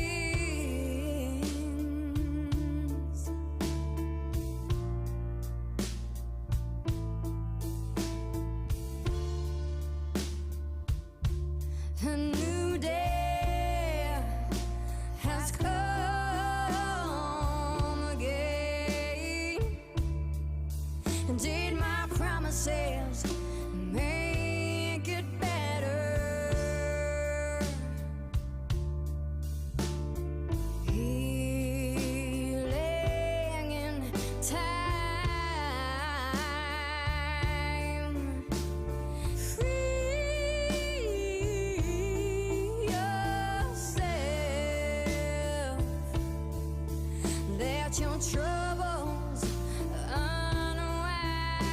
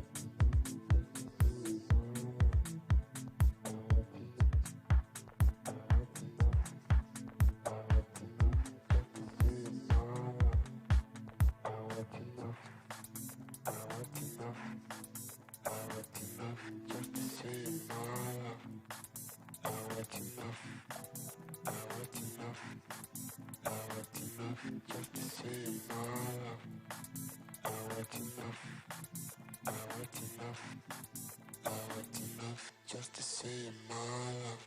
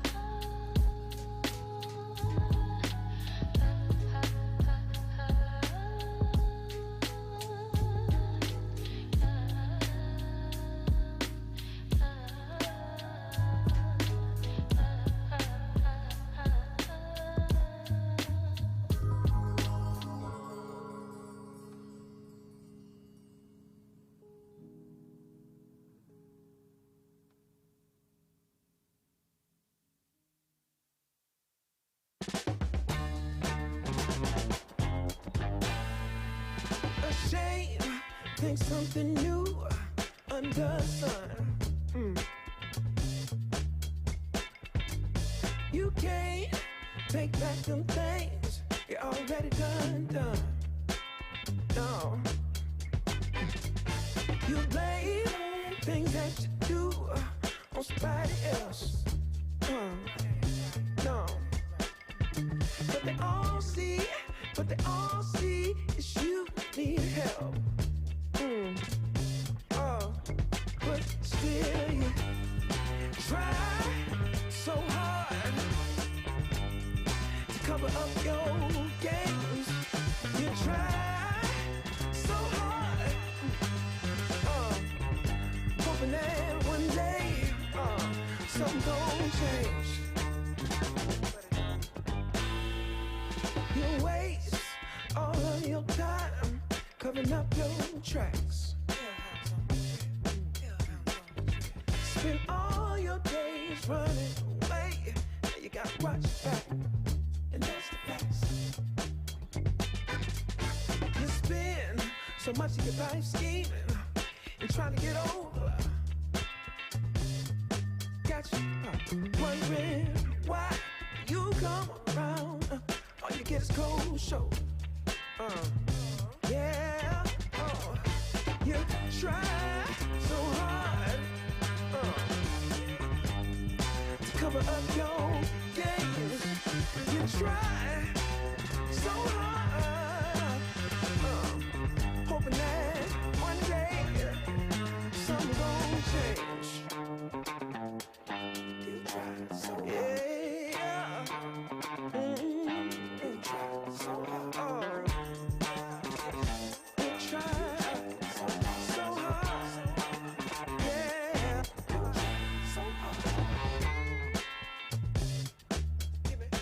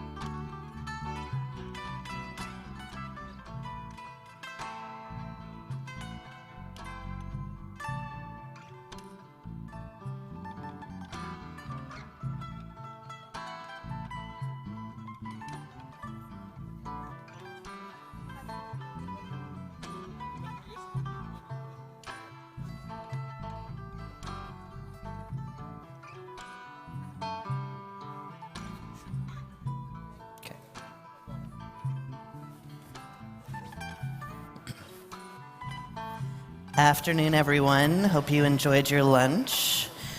So in just a couple of minutes, we'll be moving into the next section of today. So you have a couple of choices. We have on the main stage the European plenary programming. So you can all sit here if you want to do that. And then there's also a couple of sphere sessions. In the red, we have ISO Standard 3041 by James Felton Keith. In orange, there's Equal Access and Better Healthcare for the LGBTI plus community by European Center Right LGBT plus Alliance. And then finally in the purple, we have LGBTI plus activists working without LGBTI plus elected officials, opportunities and challenges by Victory Institute. So you've got a couple minutes left before we start, and those are your couple of options. So you can feel free to bring the rest of your food over, and if you haven't finished, and we'll get going from there.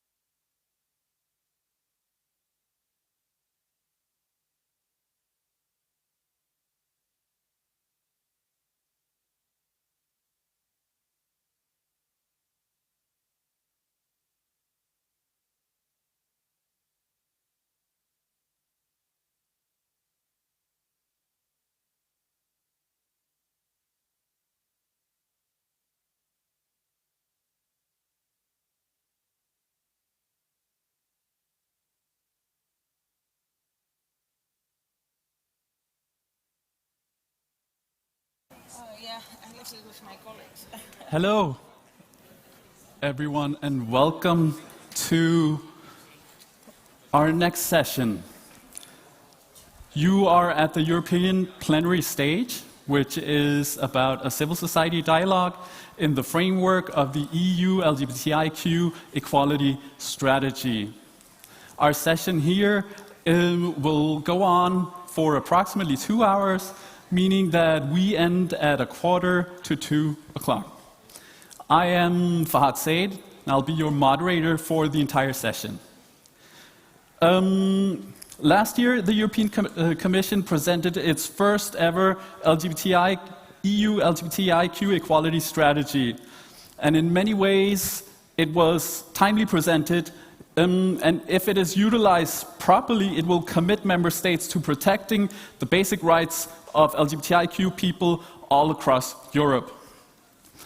And to present us with the frameworks of the ideals of the protection of LGBTIQ people in Europe, we will have 3 initial speeches that will present us with a framework of this. And first off, I would very much like to introduce Salah Sastamonian, the Director General of DG Justice for Justice and Consumers. Welcome.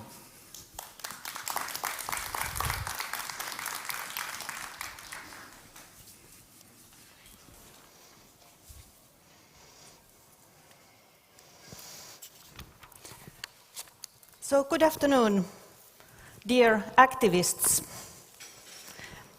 speakers of this session, all the community members and allies.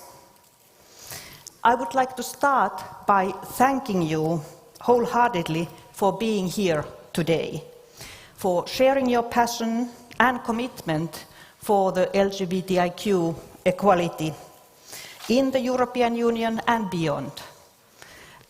And second, immediately, I would like to thank the organizers for having put all their energy for the extraordinary event that has been going on here in Copenhagen in this week. They are part, and coming many of them, from the LGBTI organizations. These organizations, rainbow organizations, they are crucial for advancing the LGBTI rights in the EU. They challenge any oppression. They organize their communities, and they raise the awareness of the LGBTI rights. Throughout the years, the Commission has funded a variety of the projects. And we have supported the LGBTI organizations to allow them to continue their groundbreaking work all over Europe. And I will focus on this tool of the supporting through financial instruments in my opening address. Last year, in 2020, there were 3 networks that we supported through operating grants who are supporting and promoting the LGBTIQ rights. That was around amount of 2 million. We supported many actions, individual actions by the organizations through our program on the rights, equality and citizenship. We had 5 big projects advancing the equality with 25 civil society organizations participating.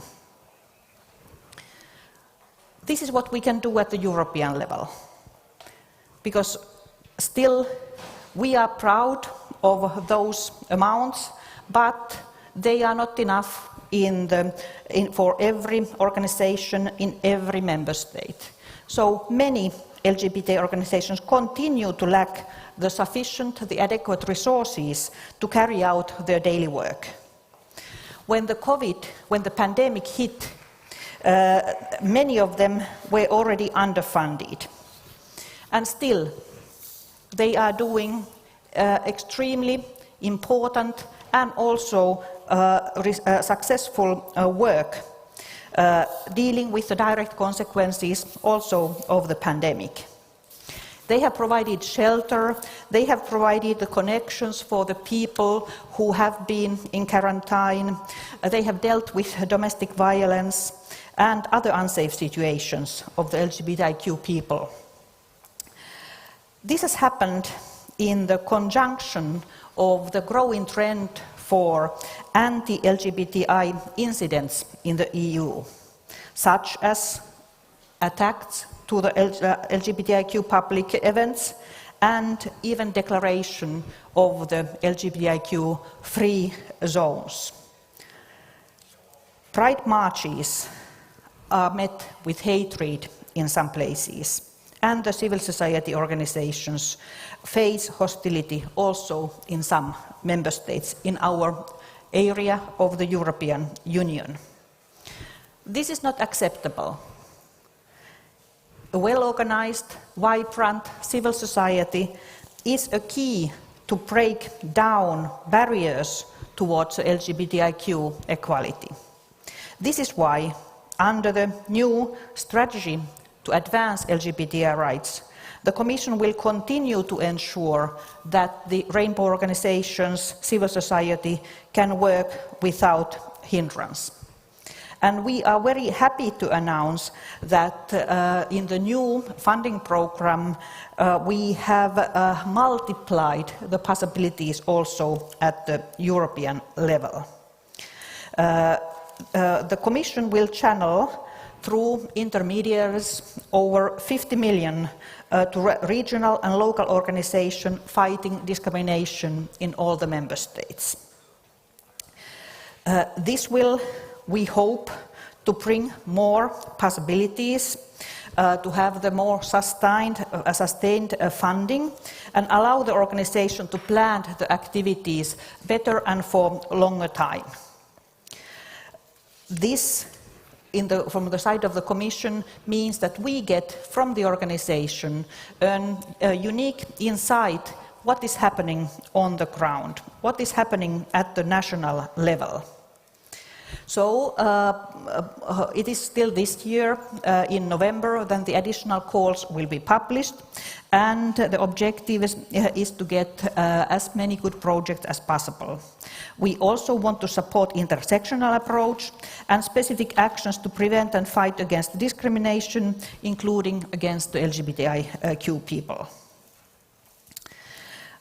We know that the LGBTIQ organizations often work in the intersections of the gender, equality, race, class, disability.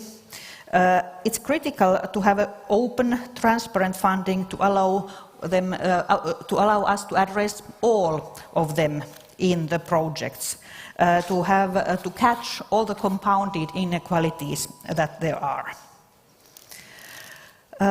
We are also empowering the LGBTI organizations by ensuring that they can have voice in shaping the measures under our programs, and we will maintain and encourage this type of the participatory approach.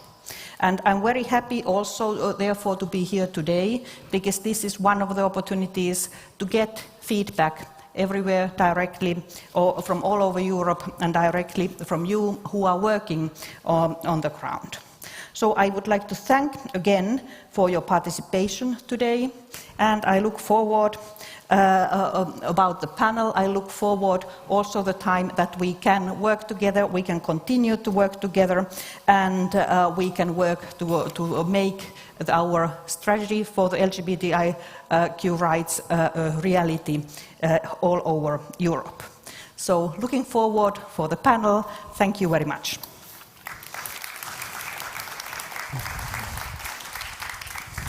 Thank you, Ms. Sastamonian, and wonderful that you will stay for the rest of the panel. So it will allow us to have a civil society dialogue directly with you.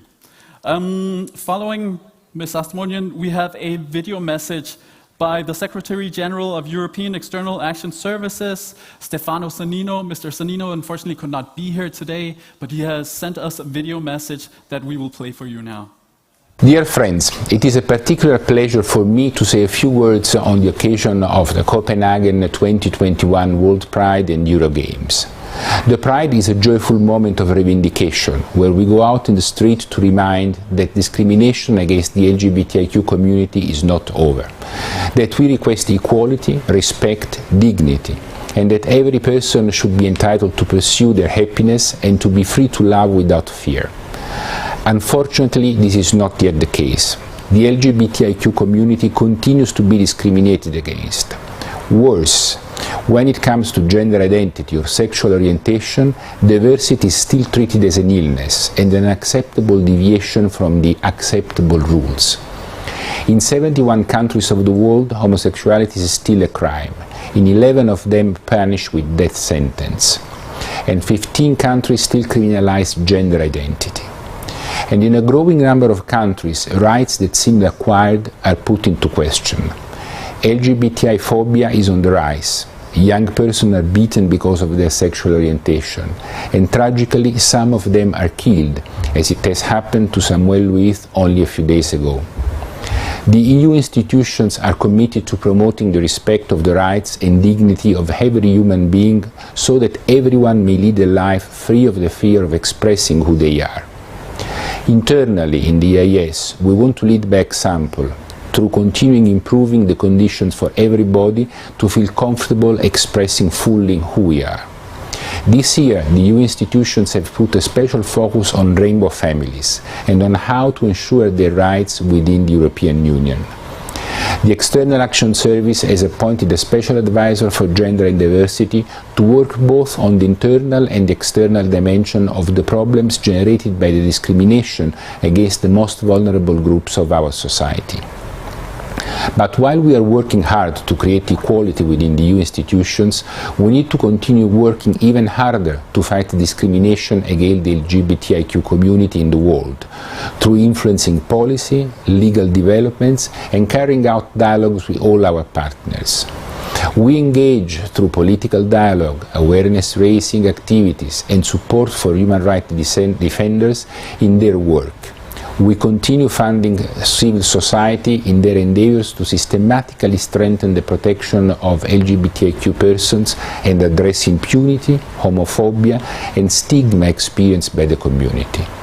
Through the EU Human Rights Defender Mechanism, we have supported 1,500 activists in 95 organizations in the last 5 years.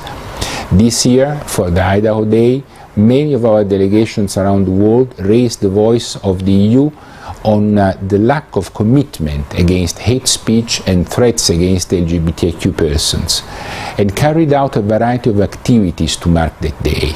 And this happened from Hong Kong to El Salvador, from Kyrgyzstan to Uganda. And we will continue putting the LGBTIQ rights high on our agenda. The COVID crisis has had a strong impact on all our societies, but it has hit in particular the most fragile and exposed segments of our population.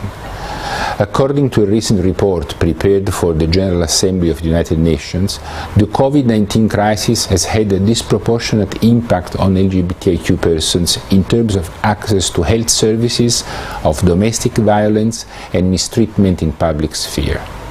In this case too, visibility, deconstructing stigma, and designing state responses based on the involvement of LGBTIQ organizations is the best way to protect these persons from violence and discrimination. This is why the work that you are doing is so important. This is why the World Pride is so important. Happy Pride to everybody. The work continues. Thank you, Mr. Stefano Sannino. Next up, please give him a hand. Next up, I would like to call upon Mr. Michael O'Flaherty, who's the Director of European Union Fundamental Rights Agency, to give us his speech. Please take the stage.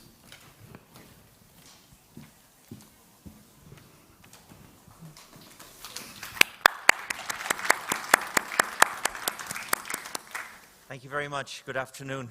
It's a really great pleasure to be here with you, and I'm so grateful for the invitation to speak. I'm really glad that there's an event at Pride that's focusing on civil society.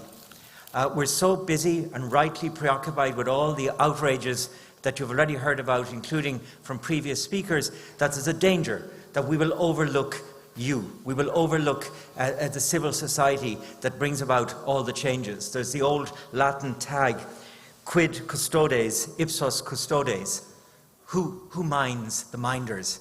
And I think in a way this session is focusing in that direction. You don't need to be told, but let me say anyway, that without civil society, we have no hope.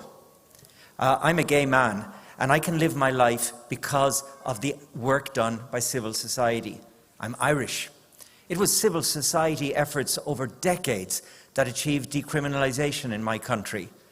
I was only able to marry the person I love because of the marriage equality referendum, which, as everybody acknowledges, was driven by magnificent initiatives of civil society. I've been listening all week. I've been here since Monday night, and I've been listening all week. And I have heard about so many different contexts and sectors where civil society is engaged and making a difference. The breadth is astonishing, as are all of the pressures and challenges in the COVID period, which has meant that some groups have had to reimagine themselves from the ground up to be relevant and even just to survive during that period. But the breadth of engagement is truly remarkable. But for all the achievements and for all the fantastic outcomes, we have to acknowledge that civil society, including LGBTIQ civil society, is under threat. It's under pressure in many places, and Salah spoke about this already just a few moments ago. We at the Fundamental Rights Agency of the EU are closely following the phenomenon of the threat, of the shrinking of the space for civil society, including LGBTI civil society. We do this, for example, through our periodic survey on what it's like to be LGBTI in the European Union. Many of you know this survey. It's the largest survey of its kind in the world. We published its most recent edition last year with 140,000 respondents, and we got stories through that of pressures. We also, every year, publish a health check of the state of all civil society inside the EU, where we systematically identify the pressure points and how we can engage them. And through the survey work and through this annual information gathering, we've identified 4 foundational pressure points for civil society, and I venture to suggest also including LGBTI civil society. The first of these is financial. I don't need to say much about that. It's an endless struggle to find the money to survive and to negotiate what in many countries are very oppressive regimes, which sometimes seem to be more about restricting rather than enabling civil society, be that be about where you get your money from or such issues as your tax-free status. So financial pressure, a big issue. A second and closely related pressure is the regulatory pressure, the rules under which civil society can operate can be overwhelming in many places. And it's not just the regulations themselves, but as I've heard this week from some of you, it's about the unfair way in which the regulations are policed. One group can get away with never filling in the forms, and an LGBTI group can be closed down if it's an hour late, as one person said to me yesterday. A third pressure, which we find right across all activism, has to do with access. Your advocacy is only as good as the ear to which you can deliver your message. And long before COVID, it's not about COVID, long before COVID there have been real problems about a lack of access to the people who make the decisions, make the policy, or a lack of meaningful consultation, or a lack of feedback on what's happened with your input. And fourth and finally, and I've left this to last for a reason, there's the issue of danger to people and to property. And I've left it to last for a reason because I've heard so many stories this week of that dimension of pressure on civil society confronted by LGBTI groups. I've heard stories of physical attacks. I've heard stories of utterly exhausting hate speech attacks on social media, of attacks on property, indeed, as I said earlier, on oppressively applied regulation. I've heard stories of emigration, where people just couldn't take it anymore, of extraordinary stress, and of suicide. And so that fourth dimension of the pressure to civil society, of direct attack on people, is one of high relevance in our gathering. And by the way, all the indicators tell us that it's getting worse. So what can we do? Well, today the setting and the framing for this event is the new LGBTI strategy of the European Union. And I want to suggest to you that this strategy, if it's delivered, if it's applied, if it comes to life, can be a game changer inside the EU and for what the EU does beyond its own frontiers. I welcome, by the way, very much an appreciation to the Commission for the extent to which the strategy relies on the work of the Fundamental Rights Agency. You've validated so much of the effort we've put in the surveys and the other research over the years. But this strategy, and I encourage you all, please go and read it, it categorises the action areas in four pillars. And I'll just mention them because I think they've captured well the four battlegrounds, if you will. The first is obviously tackling discrimination. The second, quite correctly, and maybe it should be the first, is ensuring safety. The third is building an inclusive society, and this matters on a continent that's riddled with homophobia. And then fourth and finally, it's about the championing of equality around the world. Now, within those four frames, I particularly appreciate the acknowledgement of the role of civil society.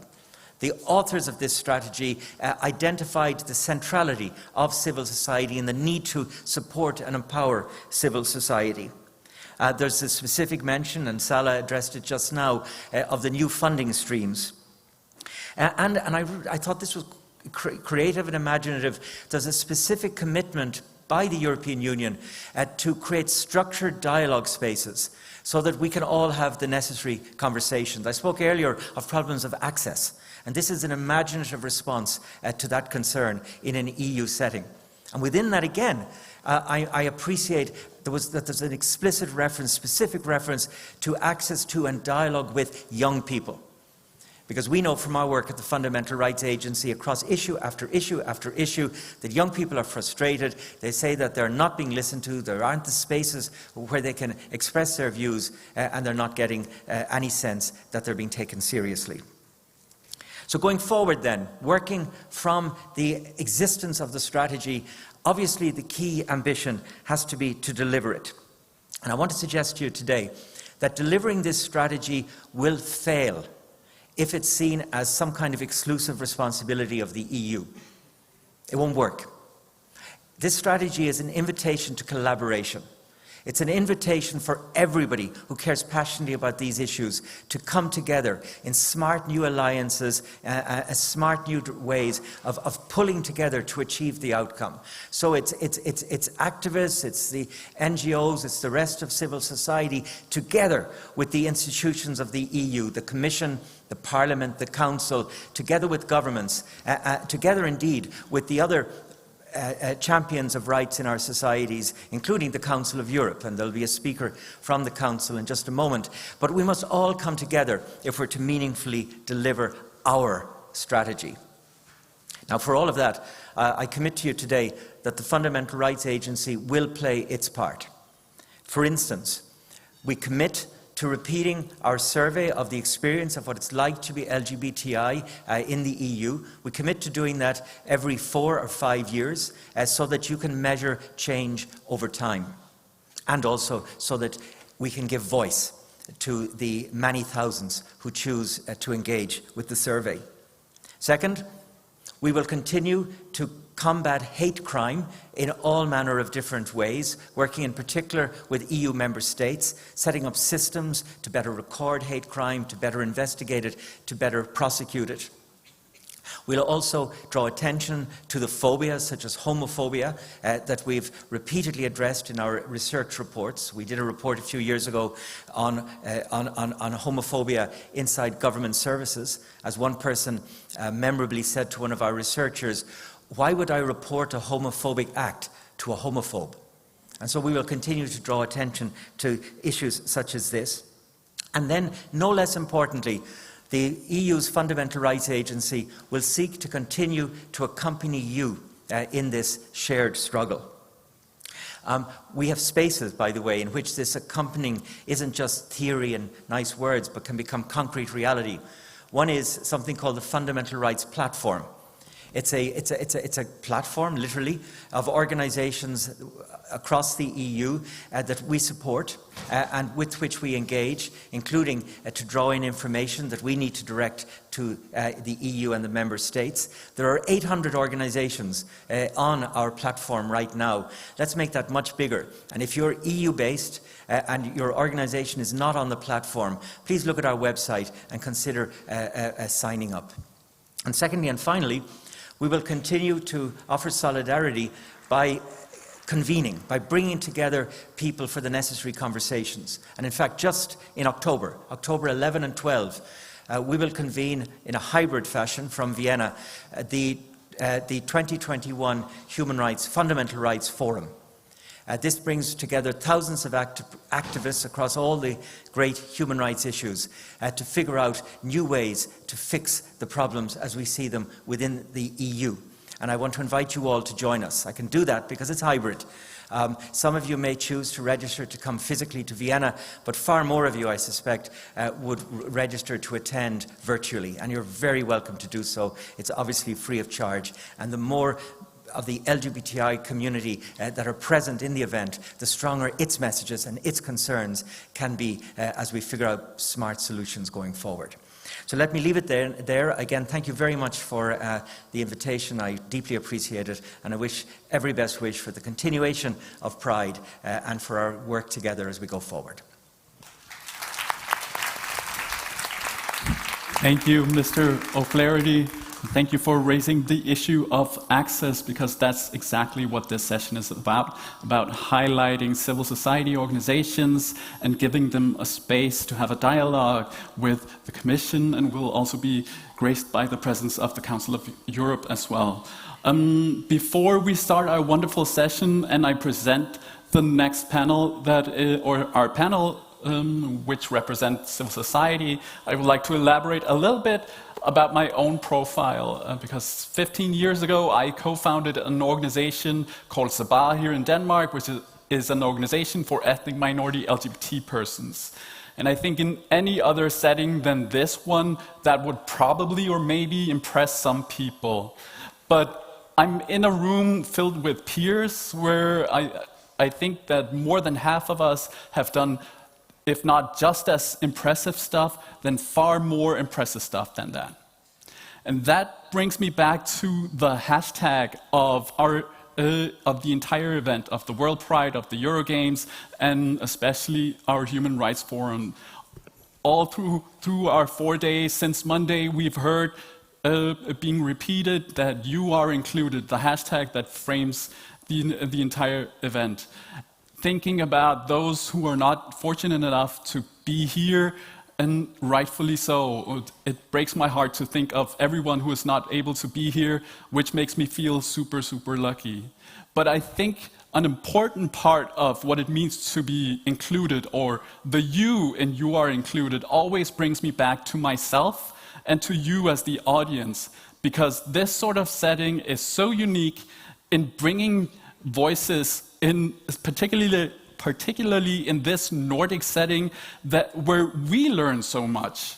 And I think that is super important to highlight, especially when bringing in civil society organizations, that we have so much to learn from each other, not always thinking about the people who are not fortunate enough to be here, but thinking about the people that we are fortunate enough to meet who are here despite of obstacles, because we as a queer community are pretty damn resilient.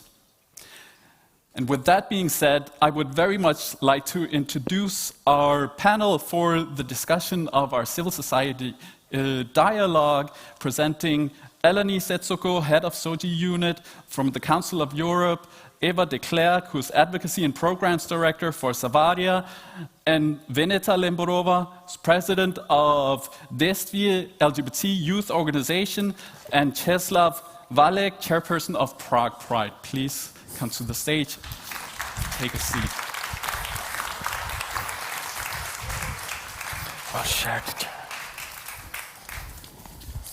All right, so this is our civil society dialogue. We're represented here with the Council of Europe and also the Commission alongside with civil society. Given that this is a platform for civil society, I think it would be in place to start with civil society, and maybe I would like to start with you, Veneta, to tell us a little bit about the work that you do and your organization. Thank you very much, and thank you for inviting me here. It's a pleasure and honor to be able to share about my organization and the work that we are all doing with our other... Hold on a second, I think we need some sound on Veneta's mic. I think we'll be ready in just a second.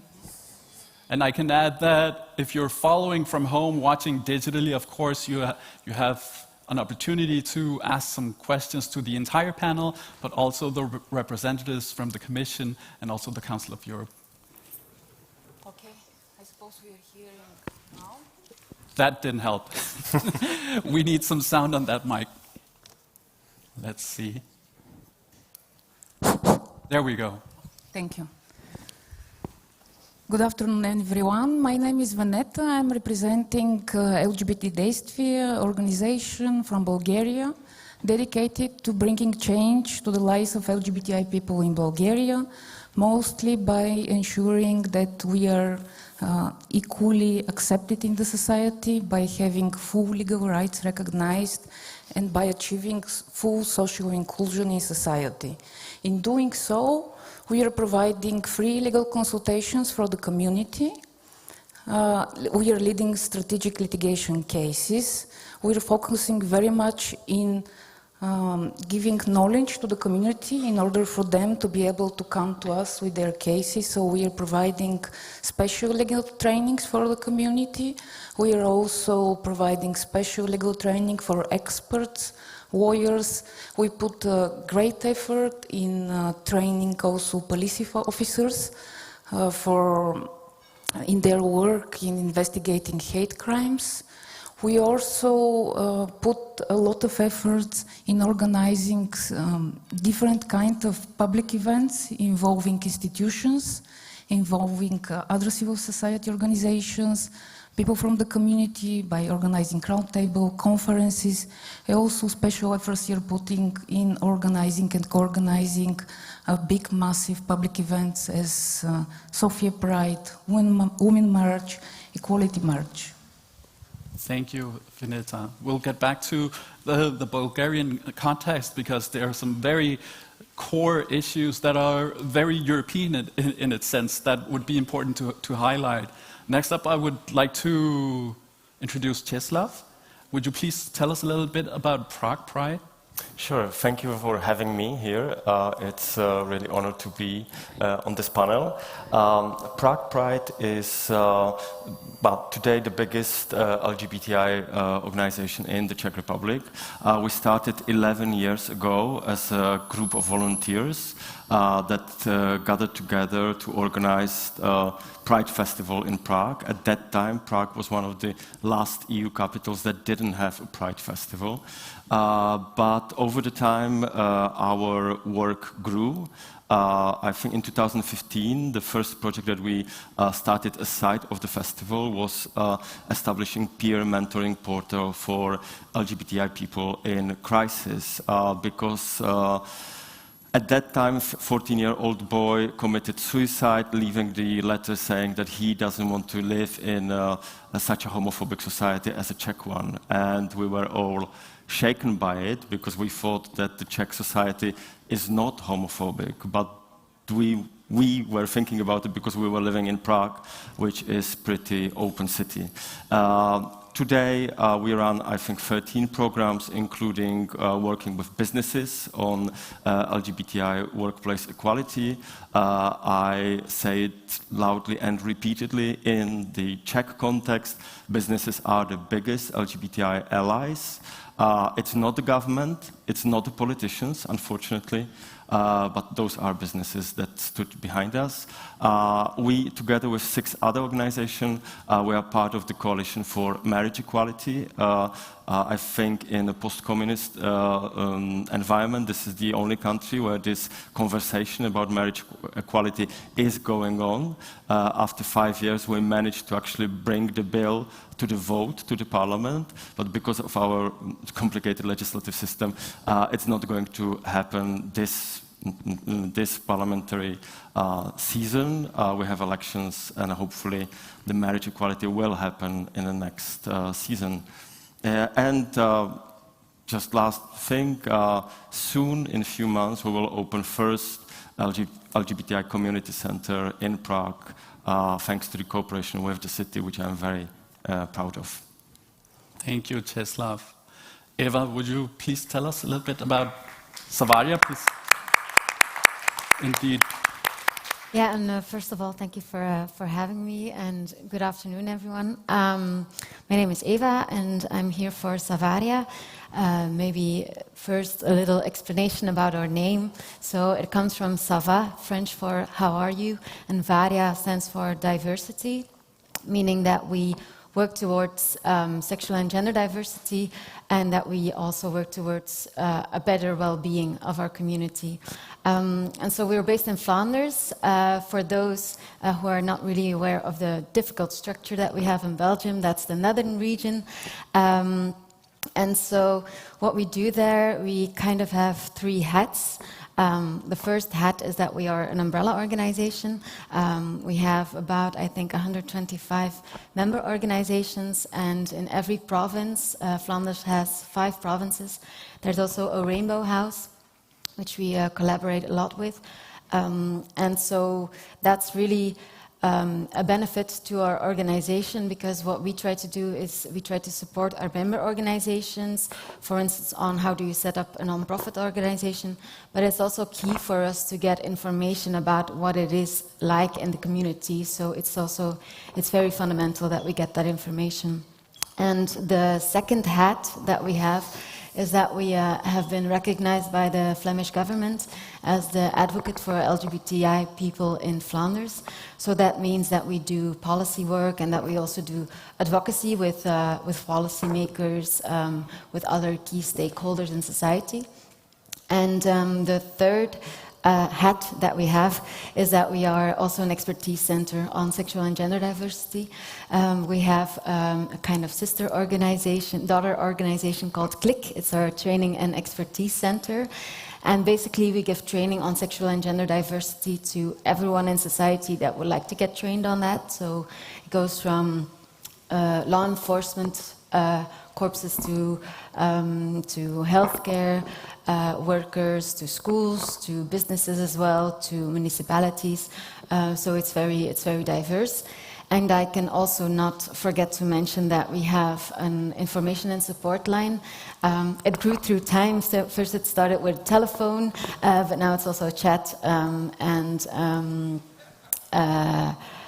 email, of course, where we give information about sexual and gender diversity to basically everyone who has questions about that. Whether you feel part of the community, or you're a parent of someone that's part of the community, a teacher. So, and then, last but not least, we also have our own magazine.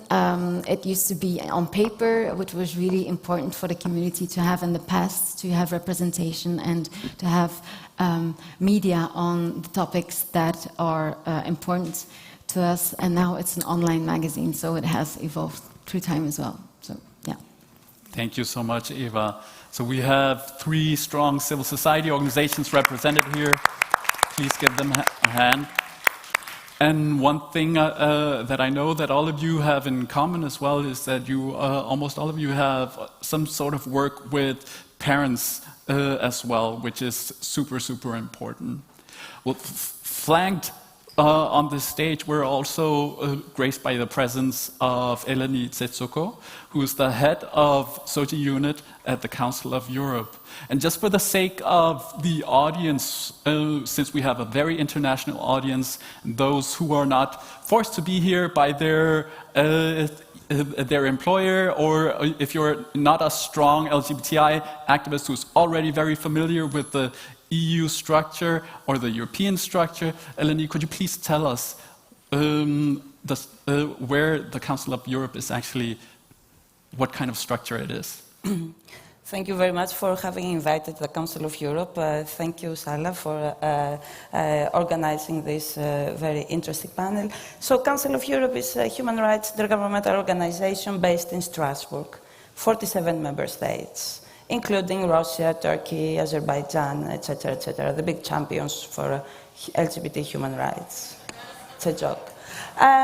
So we are working mostly with government and civil society in changing the legislative and policy framework in the countries. So for us, a failure of EU strategy is going to be also a failure of the European human rights protection system that was established by the European Convention for Human Rights and by the recommendation of the Committee of Ministers. I will say more later on how we are doing that, and we plan to do it. Thank you, Thank Eleni. you. And I would like to give space for Vinita. Vinita, the work that you do, some of the cases revolve around some very core issues about freedom of movement and especially the right to family as well. And maybe I would, some of you might know the case of baby Sarah. Maybe you could elaborate a little bit more about that, what that case is actually about.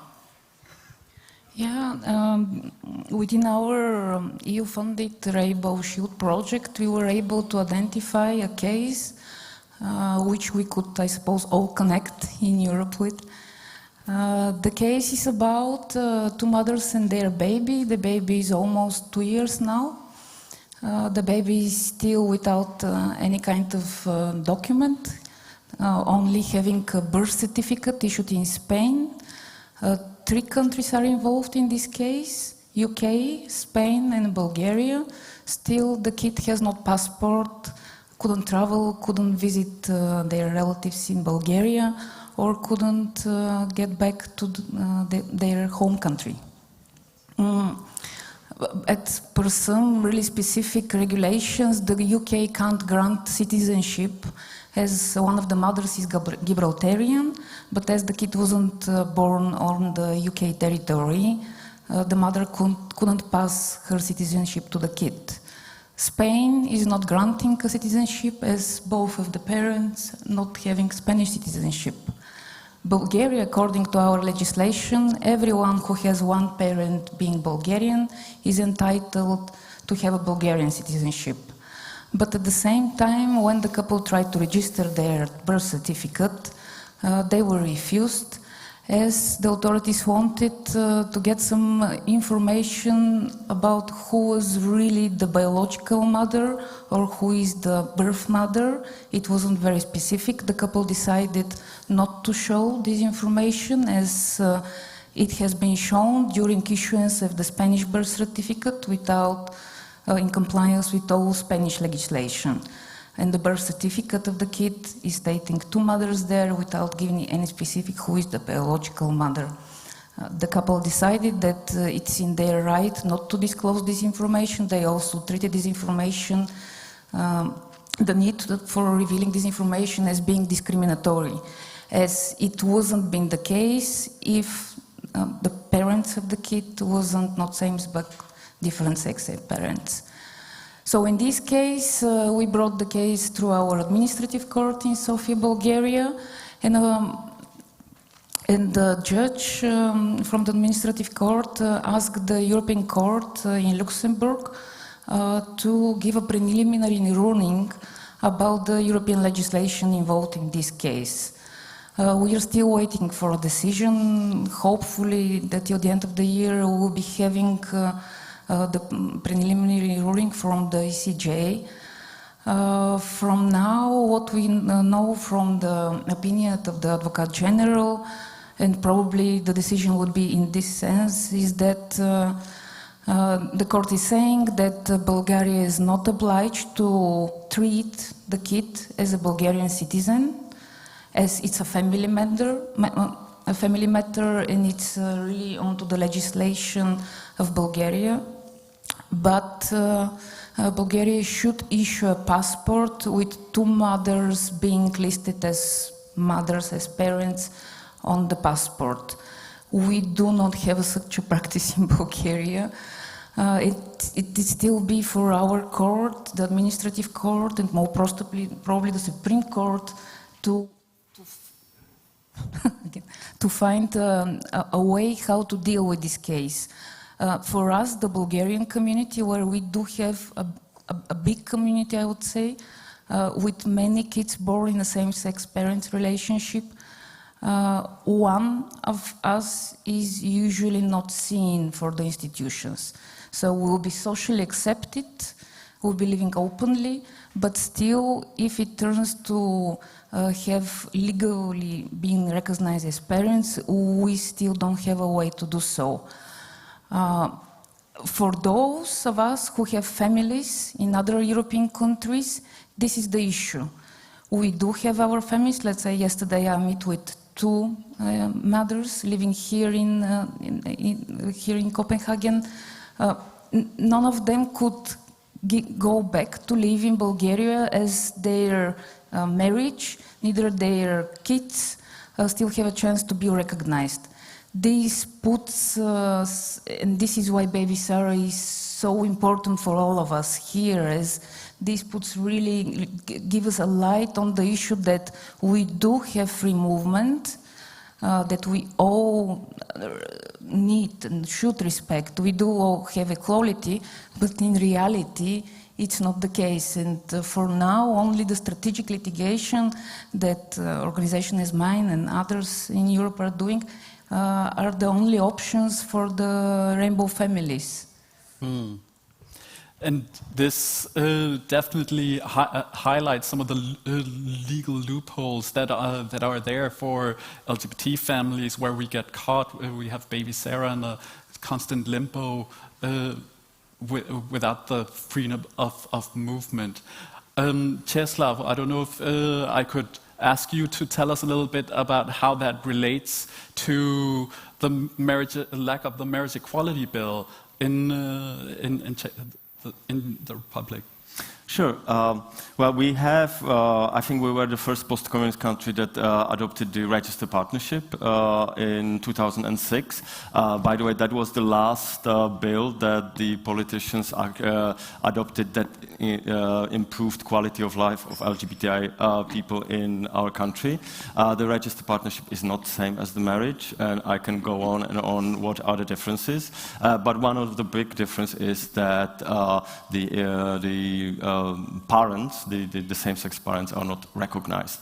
In fact, there had to be a strategic litigation to change the registered partnership law, because in the original law, it was actually forbidden for registered partners, even as an individual person, to apply for adoption. The Constitutional Court struck this rule, so at this moment, the reality is that you as an individual person can apply for adoption and can adopt the child, but you are not recognized as a family, even though the adoption process is very thorough.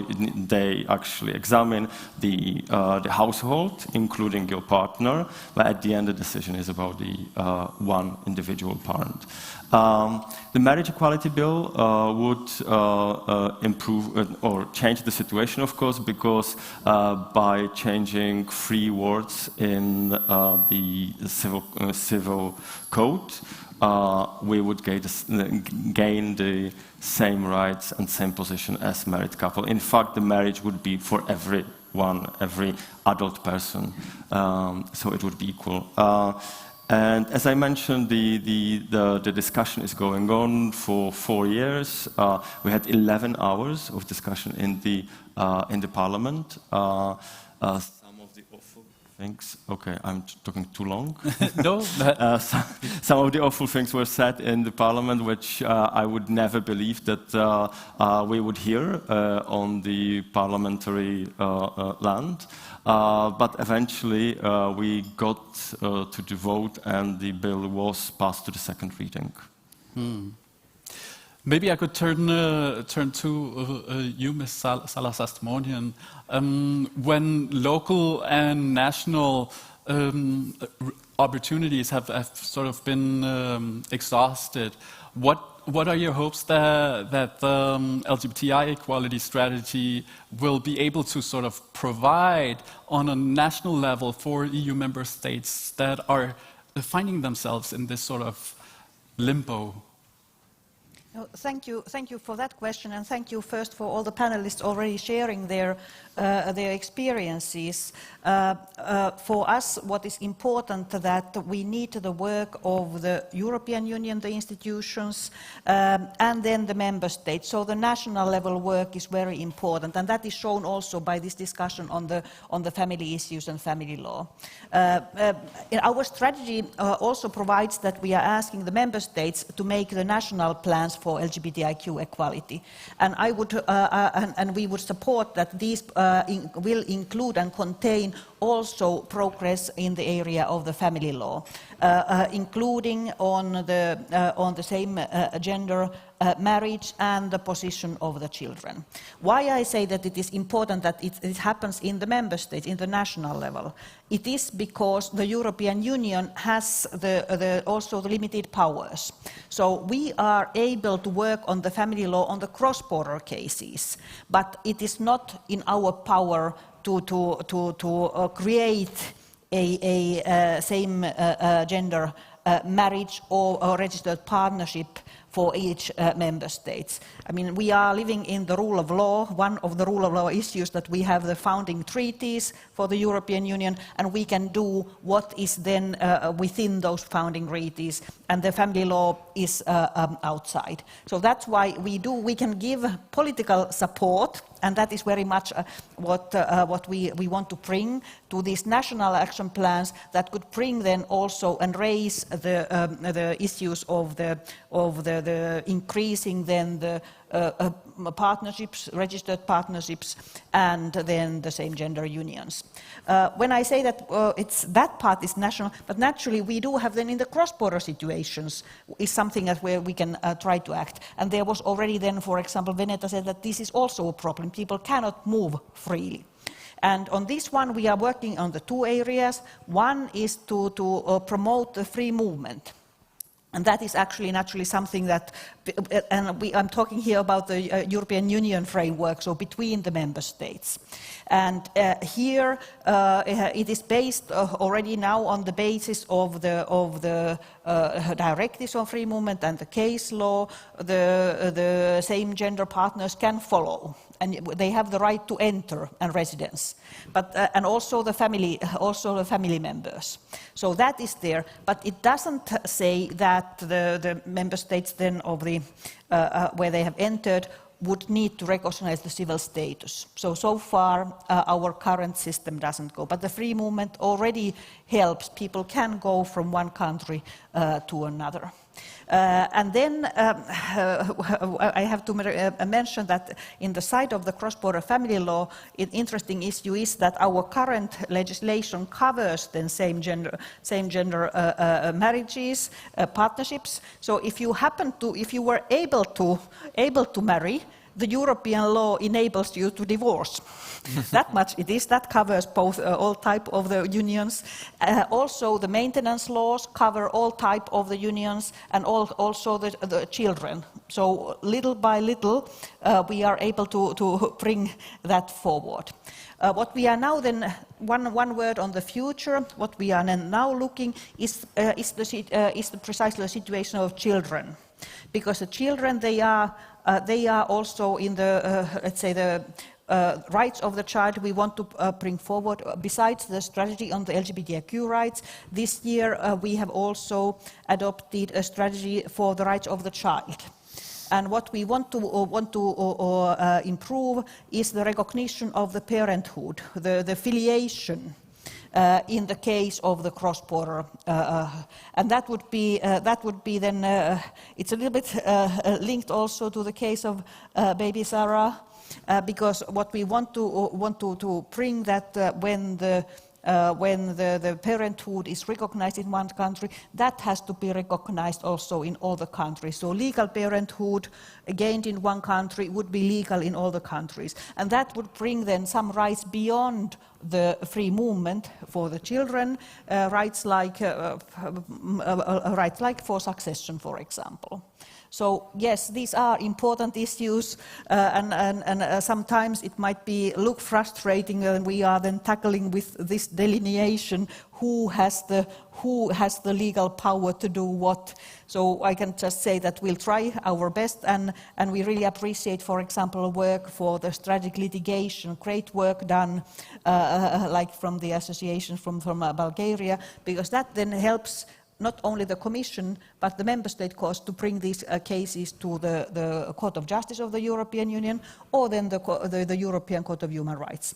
And we, little by little, we gain clarity. Thank you. Eleni, maybe I would like you to elaborate on what we have just heard. Yeah, well, an efficient way to get the commitment of the Member States is definitely the action plans.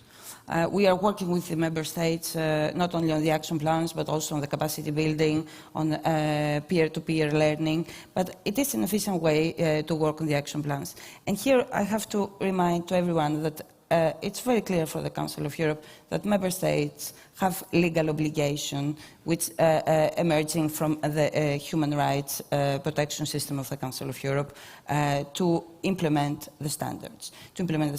And the action plan is one of their obligations to be implemented. Now, there are ways to implement standards through the action plans, for example, in the framework of a human rights strategy, a national strategy, or for the EU member states for the EU strategy, but also the action plan which a country has to devise and to implement for the implementation, for the execution of the judgment. And this is a way to change legislation, and we have seen this for the same-sex unions in Italy, how the legislative framework changed once we had the Oliari judgment from the European Court of Human Rights. So in the framework of the execution of the judgments, we work together with the governments to implement an action plan. I will give the example, and here in the audience there are partners of the Council of Europe, because the knowledge comes from the civil society. You are our experts, and you are the ones that we learn from you. I have to admit this. The knowledge center is there, and we have only the power to bring it into the institutions and then to the governments. So it is the case for the North Macedonia legal center recognition legislation. We had a judgment of the court, and then we worked with the civil society. A new legislation was drafted. And now, of course, the problem is always the parliament. And we have to work with the parliaments, and this is another topic that I would like to take up later. But this is in a very efficient way. So keep the court busy. It is up to you to keep the court busy. Let's have a judgment, and then SOGI unit together with our partners in other European institutions. We go back to the government and we ask them to execute this, because it is, they have the legal obligation to do it. So this is an advice. Let's stay between us, but keep the court busy. My colleagues at the court won't be happy because they are already very busy. And then I just to take up the topic, because we have Bulgaria and Poland here, EU member states. We do have an issue now, and I think we have not been proactive enough. We are already late with the anti-LGBT narrative, the anti-gender narratives. And 6 years ago, in one of the big meetings of the civil society, LGBT activists said, mind you, anti-gender movement is coming, get ready. And I have to say we are not ready. And what we prepare now is a reaction, and it should not be a reaction. It should be a common response at the European level. And I have to say that we are working together with the European Commission with the DG Justice in developing a common strategic approach. And I think we need now to have a European response to this anti-gender, because it's not only about LGBT equality. It is about women's equality. And we saw what happened with the Istanbul Convention in Bulgaria. And at the end of the day, the human rights are universal and are interdependent. So it is not only about LGBT, human rights of LGBT persons or equality, women's equality. The struggle is common. And I want really to see the feminists be in solidarity with the LGBT movement, and the LGBTI movement to be in solidarity with the feminists, and because we can see some competition here. Definitely, and Yeah. thank you so much. We all know about what we are talking. Definitely, I think we all know what you're talking about with the insurgence of this movement of bringing back so-called traditional values and anti-gender movement. And I would definitely say that those movements put many minority groups at risk, not only LGBT people, and definitely not only women, but many minority groups. And we feel it all across many European countries, not only the countries where it's most prevalent and where it's most visible. And with that said, maybe I would like to ask you, Eva, how are you experiencing, or how are you seeing this movement and this insurgence of traditional values in your context? I think what for us is at this moment the problem is that it's not that explicit in Belgium yet. And that's really what I liked. What was said is that it shouldn't be a reaction. It should be a strategy that is already thought of and that can then, if it's needed, and it will be needed, be implemented. And so what we feel is key is a few elements. First, that we research and that we exchange on what this anti-rights movement is, and I like to call it an anti-rights movement because it's all intertwined, and one time it's this minority that is being attacked, the other time it's another minority. So that brings me to the second point, that I think that we should really join forces. And then what is important in that is that we need awareness raising on what this anti-rights movement is, what they are doing, what they're doing in different contexts, what narratives are being used, how these narratives and these donors, these actors, influence each other, how they try to use some contexts sometimes as laboratory to implement ideas, and then they use it in other contexts. So it's really important that the people who are the victim of this movement, that they are aware of it. So even in our community, we really have to do some awareness raising, but also other stakeholders in society, that they see that how this is being implemented will in the end also have an impact on them. Because now a lot of people think, oh, it's not my rights that are being impacted, so it's not important for me. So this awareness raising, and then from that we should move to explicit tools. The project that we had from 18 to 20, which was also subsidized by the EU, was about creating tools for the community to respond to anti-LGBTI hate crime and hate speech. So really offering them the narratives to counter the narratives that are being used against us. So that's also a way of empowering our community to speak up, but also if they feel comfortable to speak up, but also allies to speak up, because it shouldn't just be us, shouldn't just be we that are speaking up. So these concrete tools, the partnerships, and also attention for our mental health, because this gets really dark. Really, if you go into it, it gets really dark, it's really heavy, and it's really, it's horrible what is being said, the ideologies, the theories that are being formed. And this is the work that we do in this sphere touches upon our identity or the identity of people that we love, and it's hard when it gets you. So, for instance, with our reception and information line, we really put it out there every time that there's a message. Before, for instance, in March we had a homophobic murder, and really awful comments also in relation to it. And then we always say, okay, if you need to talk, if you need someone that listens to you, then Lumi is here. Don't forget your own well-being while fighting for the well-being of others. So I think a few elements, yeah.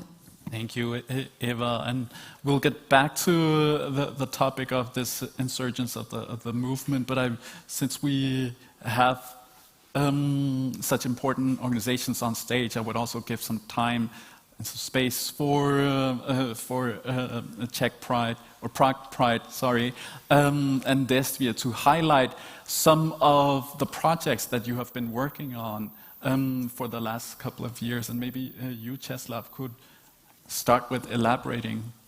Sure, but before I'll do, I want to say that something about funding, because for us, and I think that it's not only a case of Czech Republic, but most of the Eastern Europe, EU funds are mainly the only funds that can actually support our work in area of LGBTI activities. The governments are not supporting any of our activities. The private donors left when we entered the EU. So I was really very happy to hear that there is increase of funding in the next period. I am slightly worried by the information what you mentioned, that it will be done through the intermediary, because in case of Norwegian funds it didn't work in many countries. So we'll see how it will work here. But for us it is crucial help from EU side to actually do our work. And we received 3 grants from EU. The first one was about the public awareness, and that one we did with the public defender rights.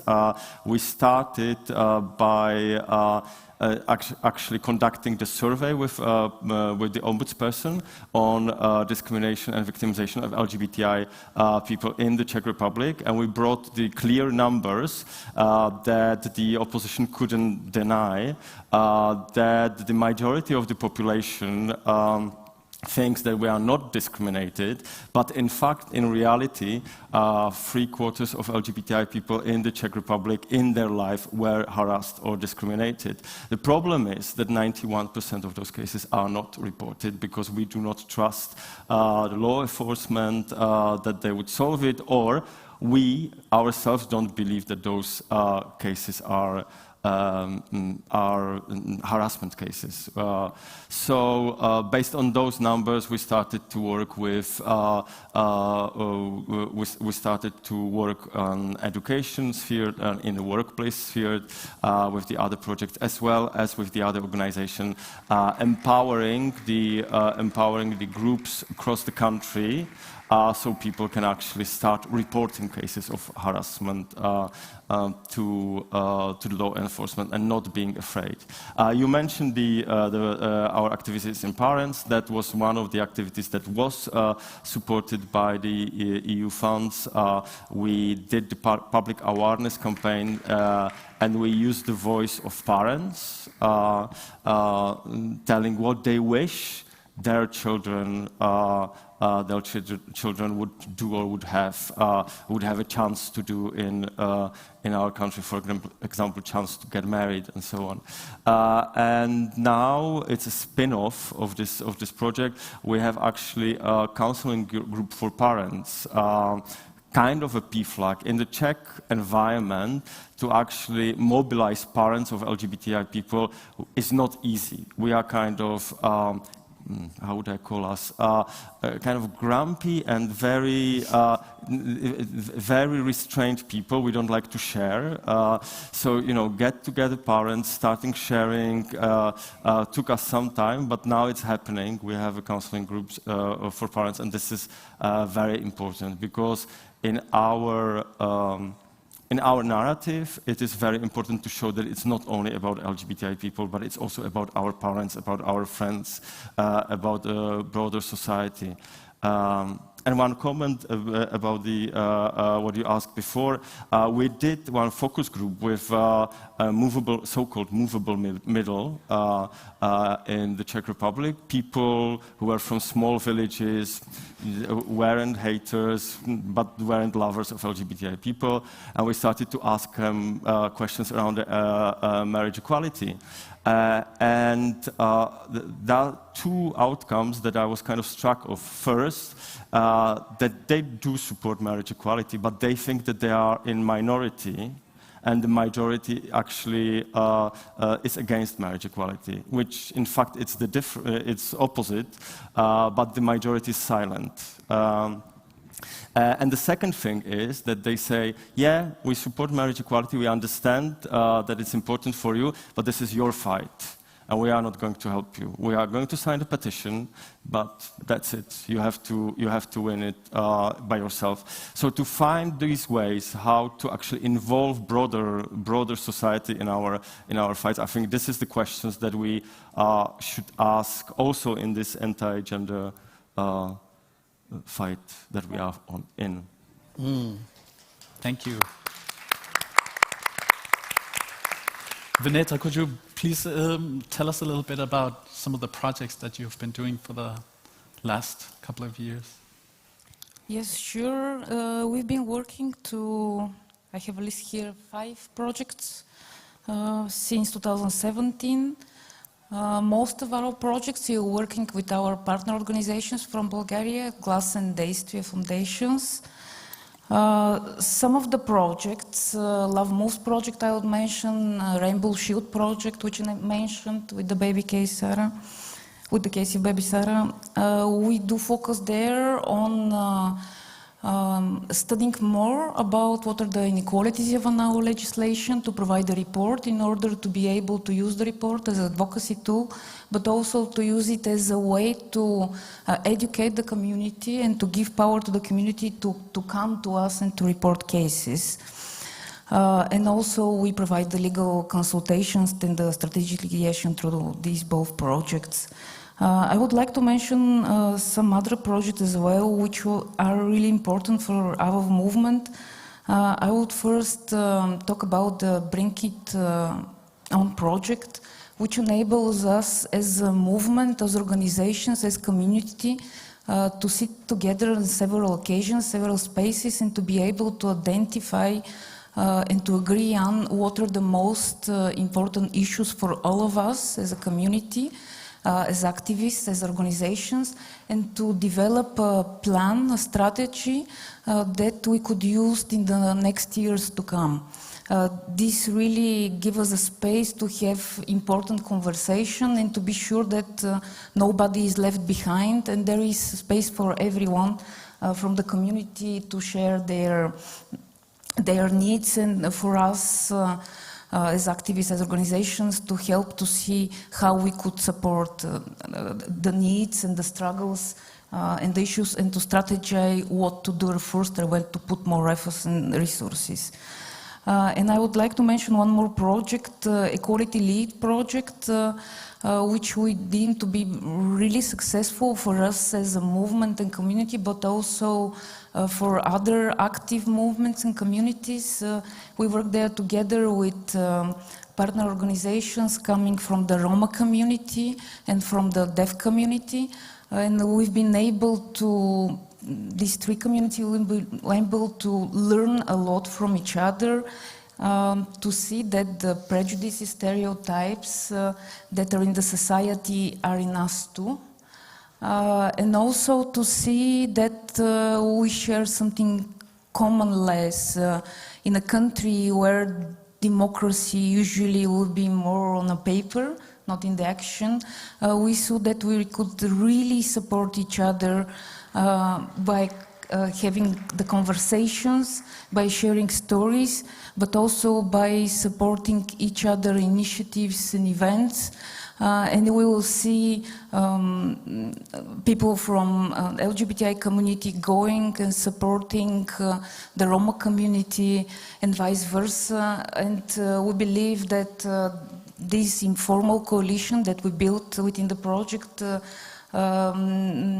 is continuing after the project ended in this year, in the beginning of this year, and we'll see now groups from other cities who want to have marches come to us in the Equality League, wanting the Equality League to support their protests and claiming support from these three old movements. And you believe that it will have really a great impact for our communities, but also for the civil society in Bulgaria, as we could learn how we could be in solidarity with each other.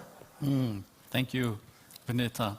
Ms. Astamonian, I would actually like to bring us back to the LGBTIQ equality strategy that was presented last year. Obviously, it was presented in times of the COVID crisis, and maybe I'm a little bit curious of what kind of steps it took to get to the finalization of the LGBTQI equality strategy, and the crisis at hand looming over us, if there was time to make steps to adapt it to the crisis that we were in last year.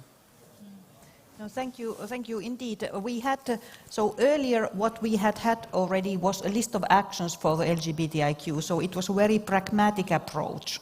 So one step of then building, one step to create the new strategy was to take this reporting what had happened during on those actions that we have listed. So that way, what was mentioned here by the other speakers also, it's very important to have the data, what is happening, whether that is data through then the surveys or then data from the reports we are monitoring and reporting. So that was one aspect, and that was actually then already taken into account the time before the pandemic. So that way that was important.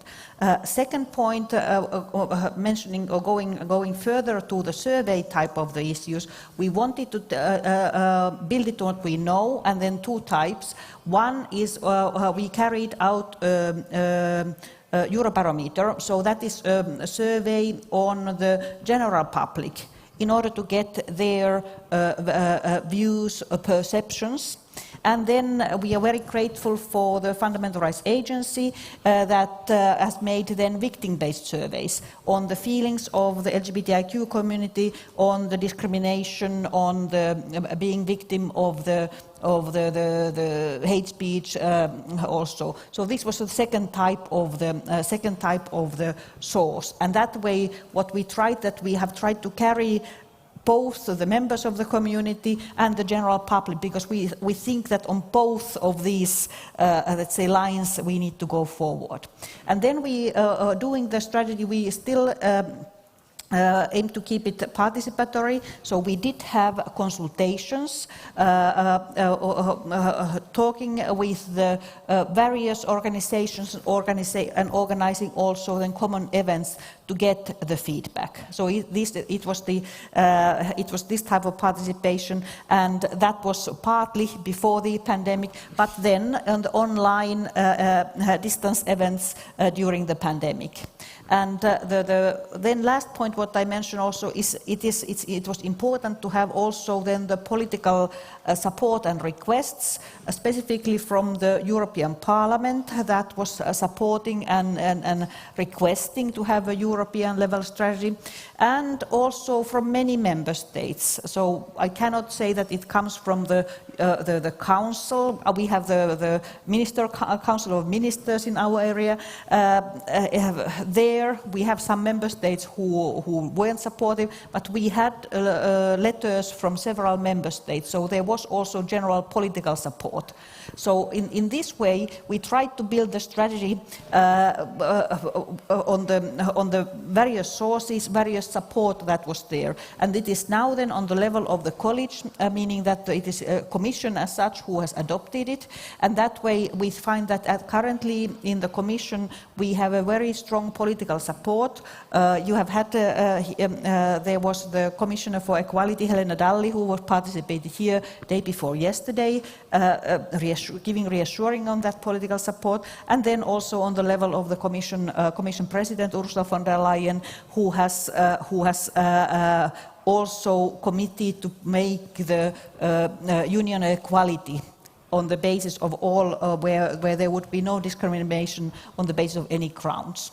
So this kind of political leadership is also something that we need to bring the rights, the position of the LGBTIQ persons forward. I mean, indeed, it's a victory for us that we have an EU equality LGBTI strategy, but I'm a little bit curious about what kind of resistance was there towards implementing the strategy or getting it approved? Yep.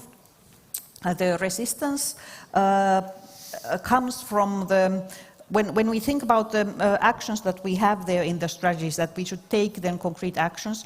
Part of them are on the policy level action. I think that this is something that we can bring forward at the European level. But when we talk about the legislative actions, even this, we have been talking about the family law, for example. Even in the cross-border situations, that requires unanimity. And also then the equality legislation, one important piece that is still pending, that is in this, let's say, pillar that where we talk about the non-discrimination, would be the horizontal equality directive that would ensure that nobody is discriminated on the basis of the sexual orientation or gender identity in the services, of getting services. That's missing currently at the European level, and even this piece of legislation requires unanimity. So this is this type of the resistance that we would need not every member to support, but we would need that nobody opposes. And that is, we have then currently in some member states governments who are opposing, who are not bringing their, at least they cannot, that they would need to be silent, but they are actively opposing. So we do have then in the political level also opponents. Eleni, I want to give you a chance to elaborate on this exact point, especially on how you implement human rights and also what kind of resistance there could be. I will try to be optimistic. Okay, well, the EU strategy is completely aligned with the COE standards, and it is among our priority to the implementation of the goals of the EU strategy in our technical assistance, and together with for the EU member states and together with the colleagues, we try to to establish a common approach. Now, it is a quite worrying situation, and as I mentioned before, I mentioned Poland, Hungary, Slovenia, Lithuania is coming up. We do have there some strong reaction, anti-LGBT reaction, and this is translated into legislation. And from one side, as we see it from the Council of Europe, we have these countries. From the other side, the other countries, they are pro-LGBT, etc., they get impassioned. And the battle is there to how we will find a common way to work, and I think coherence, synergies, and consistency is very important among the international organizations, among the governments, that they are willing to work. And I have to say here that even in the difficult countries, we do have people in the governments that they want to work with us, and they want to advance equality for LGBTI persons. And I have to pay tribute to these people. And they are colleagues in the ministries, they are colleagues in the human rights institutions, and of course, you, civil society, working in your countries, you know that you have this. You have parliamentarians. We had already established an informal network of municipalities in Poland that they are pro-LGBT. And this is with the help of parliamentarians that they invited Council of Europe and the Congress of Local Authorities to a first meeting with these municipalities. So there is hope, but we need to be there and to be permanently there, and to be united around the universality of the human rights. And this is not just words and just a document of the European Convention. This is the reality, and it has been the reality for the last 70 years in Europe, and we cannot go back. And again, I have to say something that is very important. One of the ambassadors in some point told me, because I was a little bit upset, he said to me, Eleni, but society is not ready. And I said to him, but we cannot wait for the society to be ready for the human rights. Society was never ready for the human rights. We have seen this for the struggle of the apartheid, for the women's equality struggle, and it is the same. It has been always the same in the human rights history. So we cannot wait for the society to be ready. I'm really sorry about this. I think that's an excellent point, and it reminds me of a conversation you and I had, Eva. Actually, it reminds me of something that the Pakistani ambassador said today. Obviously, we have a looming catastrophe in the world, in many parts of the world, but obviously many of us are thinking about what's going on in Afghanistan, and maybe it brings a little bit of a shadow on Pride celebrations even. But what I heard was that when we're in a crisis, we have to fix the crisis first, and then we have to work for the rights of LGBTI people at risk. And Eva, maybe you could try to elaborate on that point, on how you see that.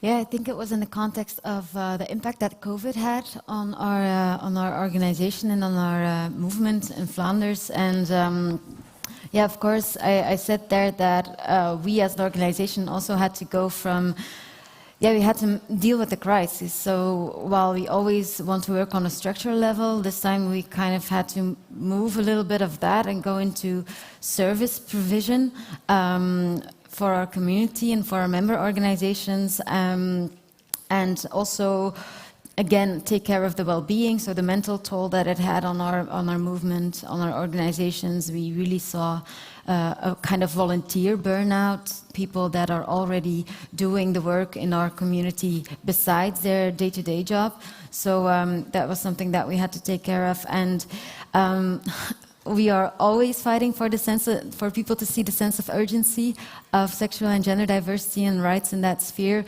but it became even more difficult because everyone focused on COVID, and of course that's legitimate, but people tend to forget that a crisis hits communities that are in a vulnerable situation even harder than other communities, and that was really forgotten. And so while we were fighting for people to see the sense of urgency to take care of our community as well, that also comes with the fact that the funding shifts.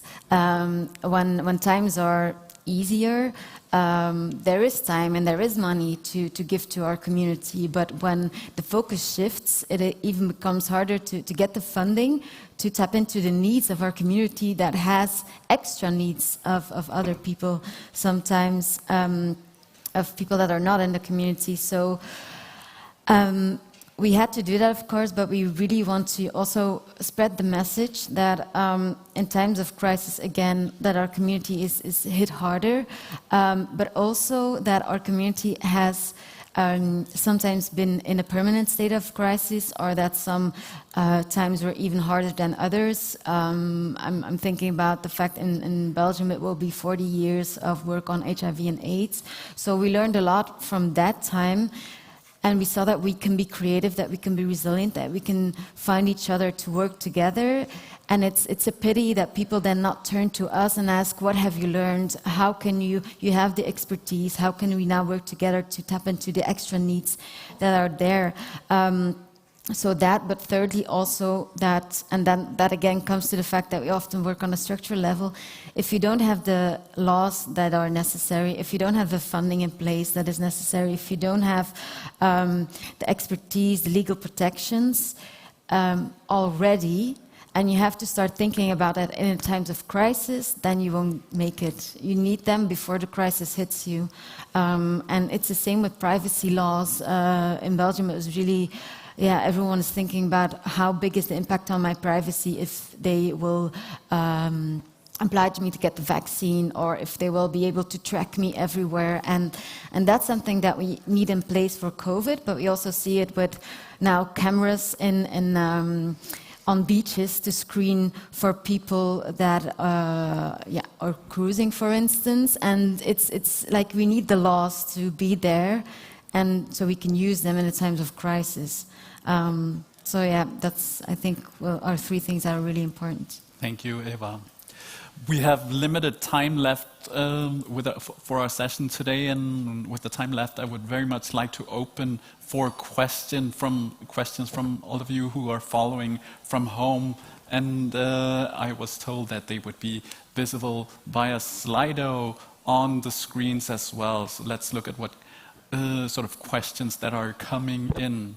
And if I could take the first one, says, what convinces politicians more, stories of discrimination or just numbers? What should activists focus on more? And I'm guessing this could be a question aimed at the entire panel, but maybe Czeslaw, you would like to answer? Yeah, I don't think that there is one universal answer to that, because if there would be, then we would all live in rainbow societies. I think that unfortunately we have to take politician by politician and build a strategy around him or her.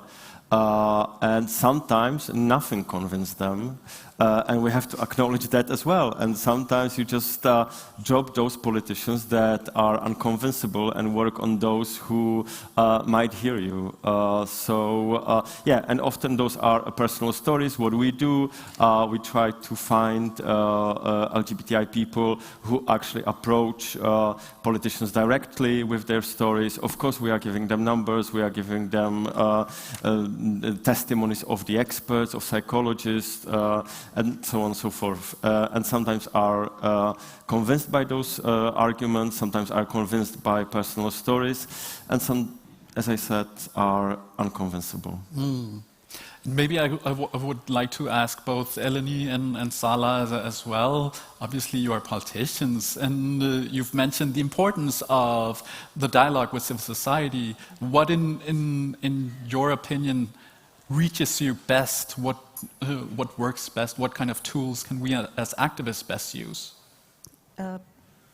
I would say that we need both. I mean, that was a very difficult question. Say what you need more, because when we are when at the European level by the Commission we are doing the policies, evidence-based policies.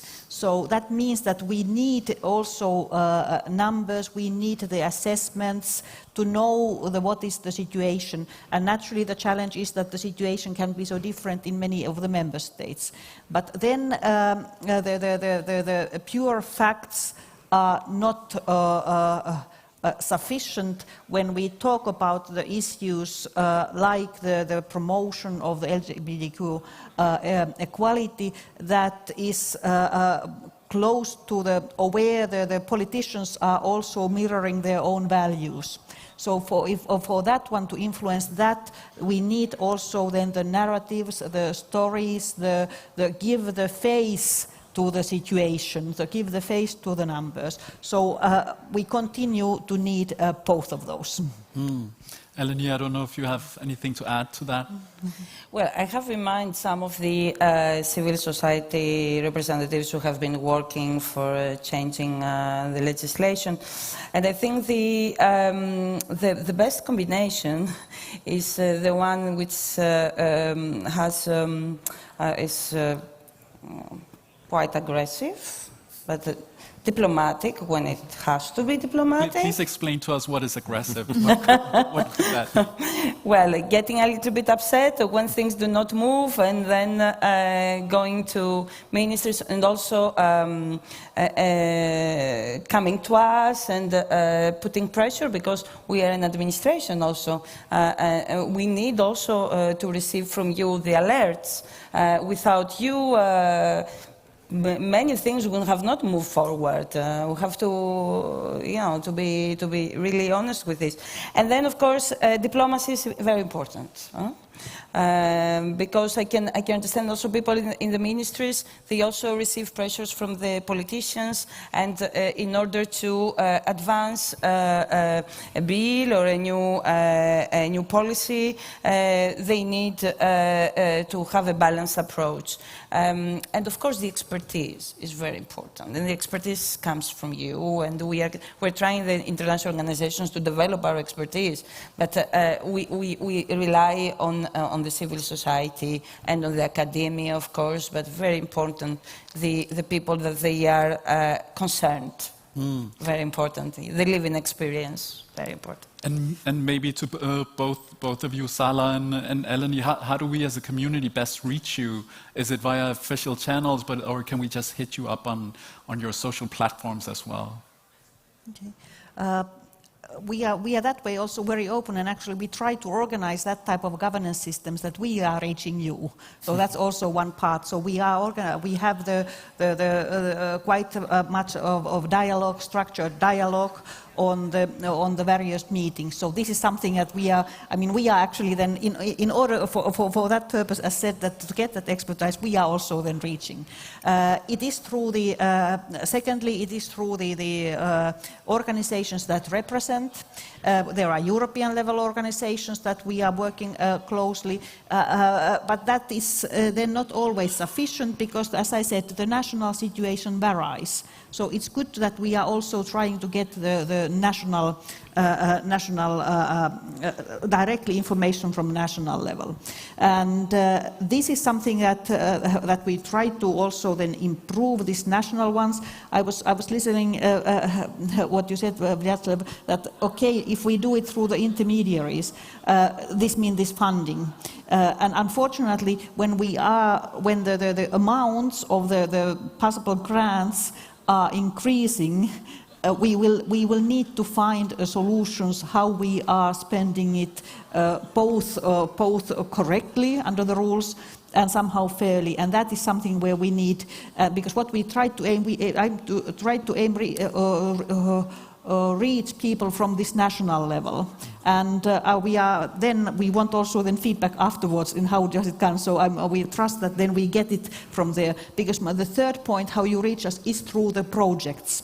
We are following what is happening on these projects, what we can learn from them, and these also influence then to our policies. All right. Okay.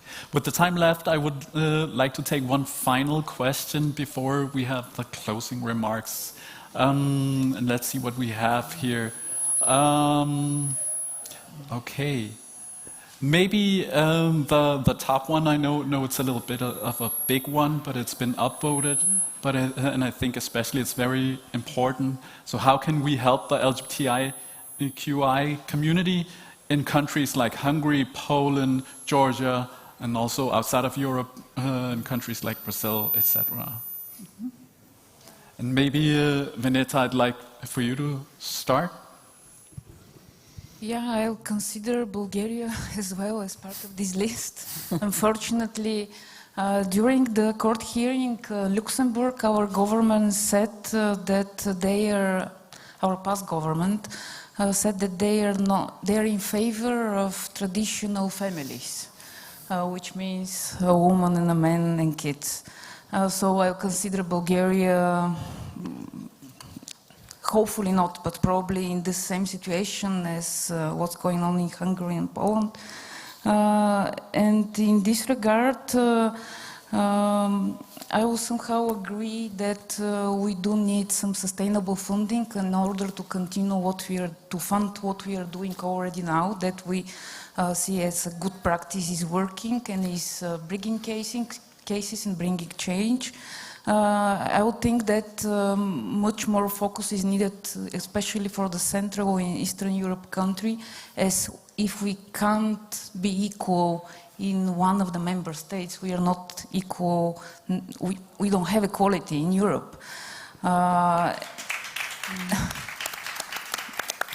And I would also say that probably we all should try to somehow to think about other possibilities, as yes, we do bring the strategic litigations, yeah, we will have a decision soon, but could we certainly know that the decision will be implemented in the country? I think no. As we could see from the common case, 3 years later, the couple can't establish their life in Romania. I hope it wouldn't be the case for the baby Sarah parents and her family. Yes, we reach decisions, but what to do with the governments who refuse to implement these decisions? Bulgaria wanted to have I think the medical agency was trying to find a new place within the Brexit, and Sofia was one of the cities that wanted to host the agency. It turns out that we can't fulfill any of the requirements, so probably some other approach, like what we need to do in order to bring more EU, or at least one agency, let's say in a country like ours, what we need to do there as a society together.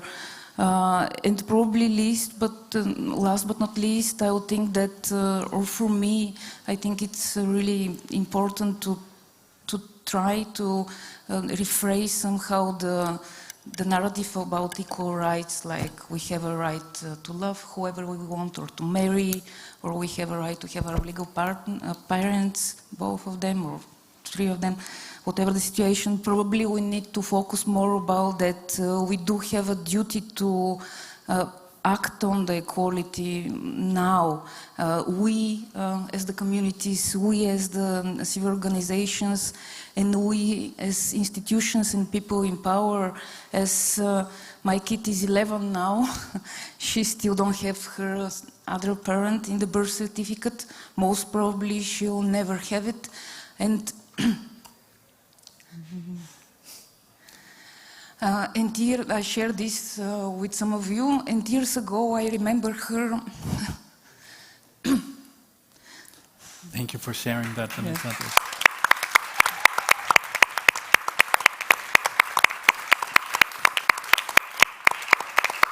Just to finish, yeah.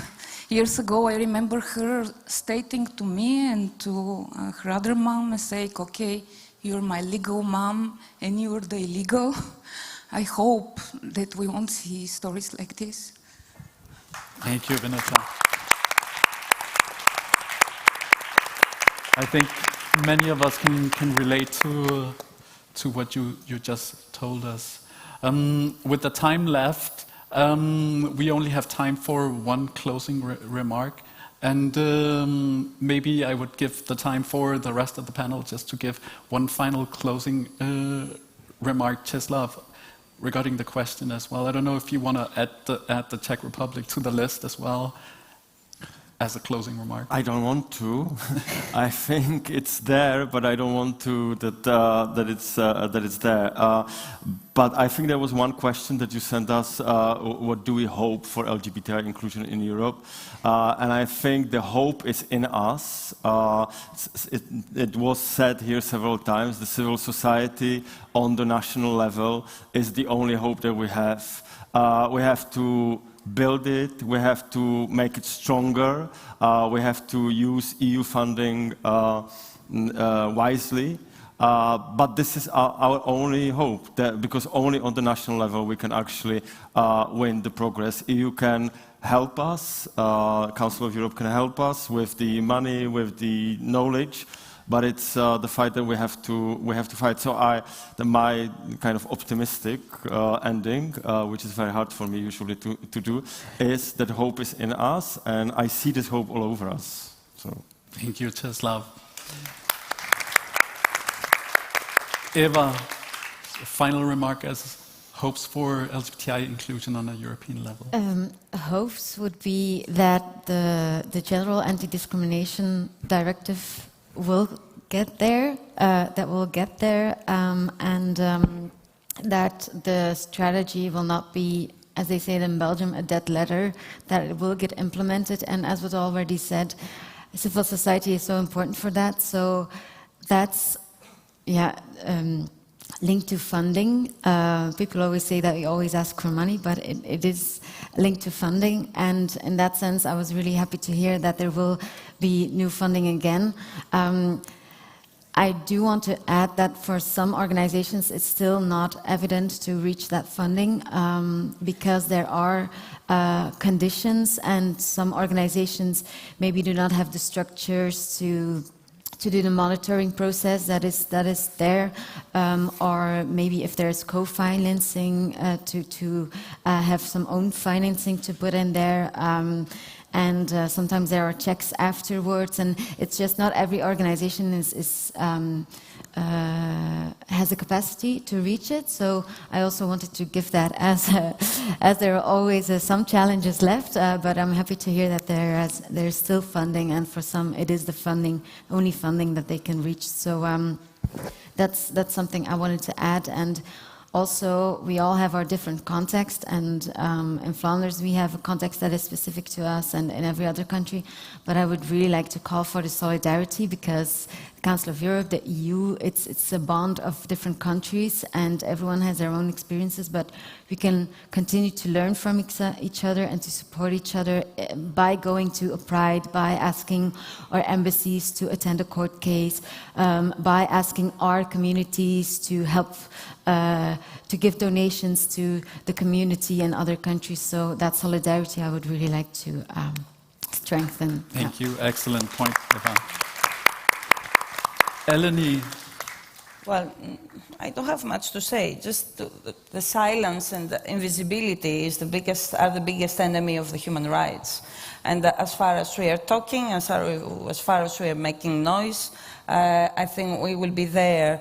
And I keep reminding to those who consider themselves heterosexuals that one day they may find themselves or their beloved ones victims of the hate crime, of hate speech, which now targets LGBTI, and this day is not far. So I think we should all be alert and have really a common approach. Thank you, Eleni, for... And this leaves us with Vineta. I don't know if you have anything to add. You've already given us a powerful message, so I'll leave you off. Sala, would you please leave us with the final message for today before we thank the entire panel? I'll keep it brief. I find that in Europe we had a great set of values. The European Union is based and aims for the society of equality, where the human rights reign, where there's no discrimination. And so we have a great basis. And on this basis, from this basis, we can have this journey towards the union of equality. And it's very abstract. But what is concrete is the work of all of you, the work of the civil society. And I think that the civil society is the one that makes these values true. And then our role is to support that, whether that is through funding, whether that is through political support, but you will have the support from our side. Thank you so much. And thank you to all of you for joining us today. Thank you to our wonderful panel. Please give them a very big hand.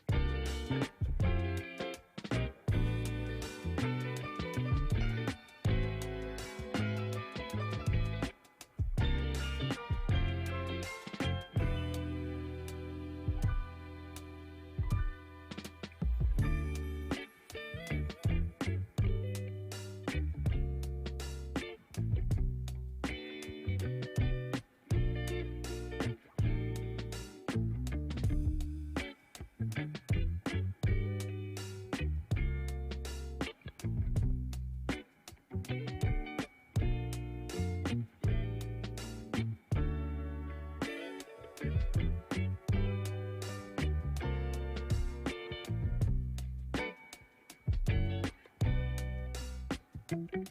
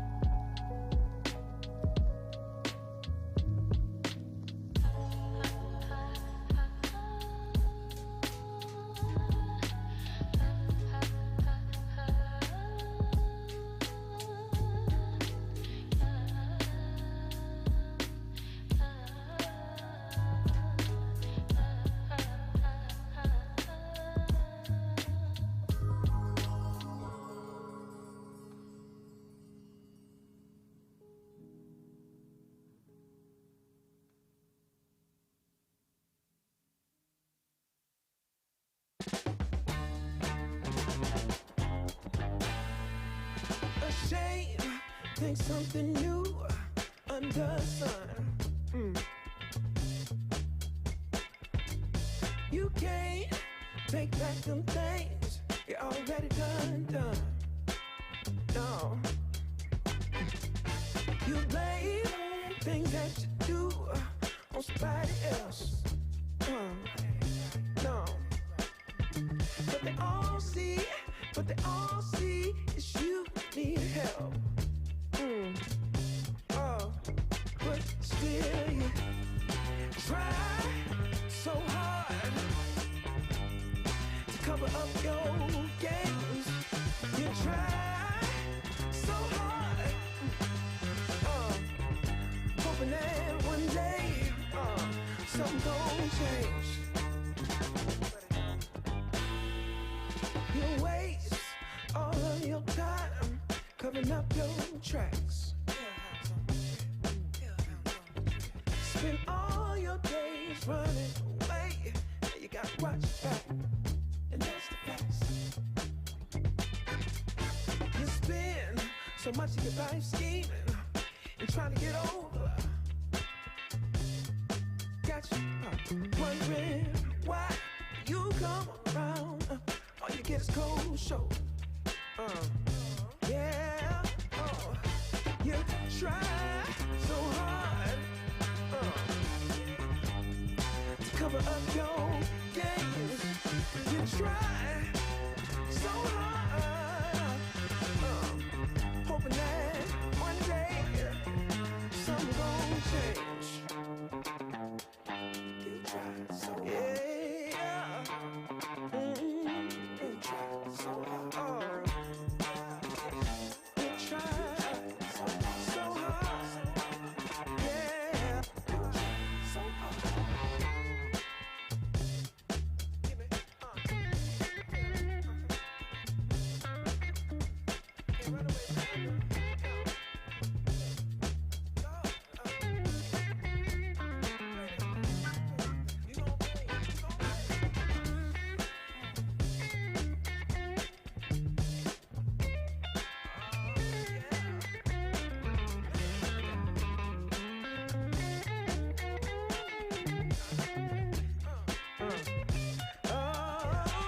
Still you try so hard to cover up your games. Got you thinking don't nobody see all this time. Ooh, it ain't nothing changed.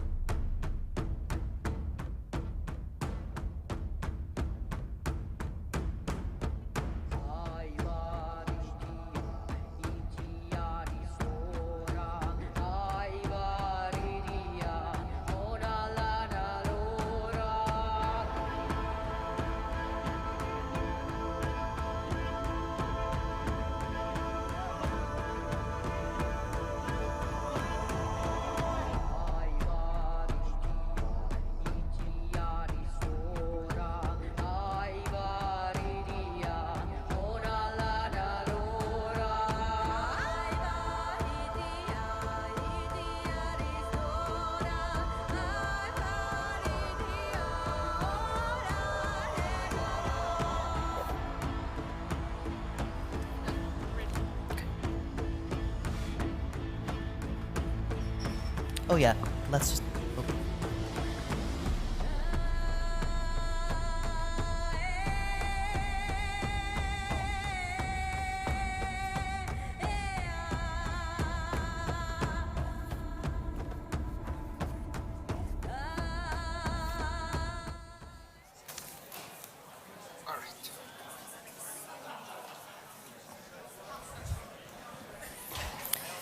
Hello, everyone. Welcome to the last plenary session of the 2021 Human Rights Conference at WorldPride.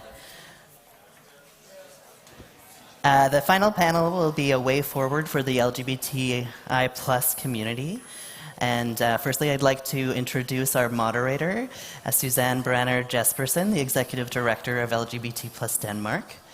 Next, I'd like to invite our first panelist, Victor Madrigal, the UN independent expert on Sochi.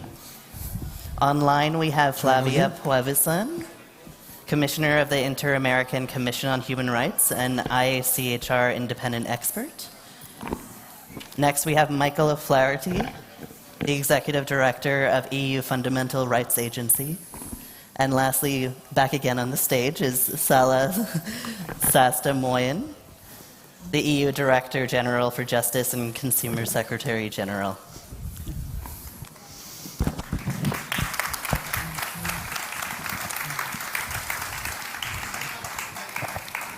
Thank you, and welcome to all of you in Øksnehallen, and welcome to all of you online.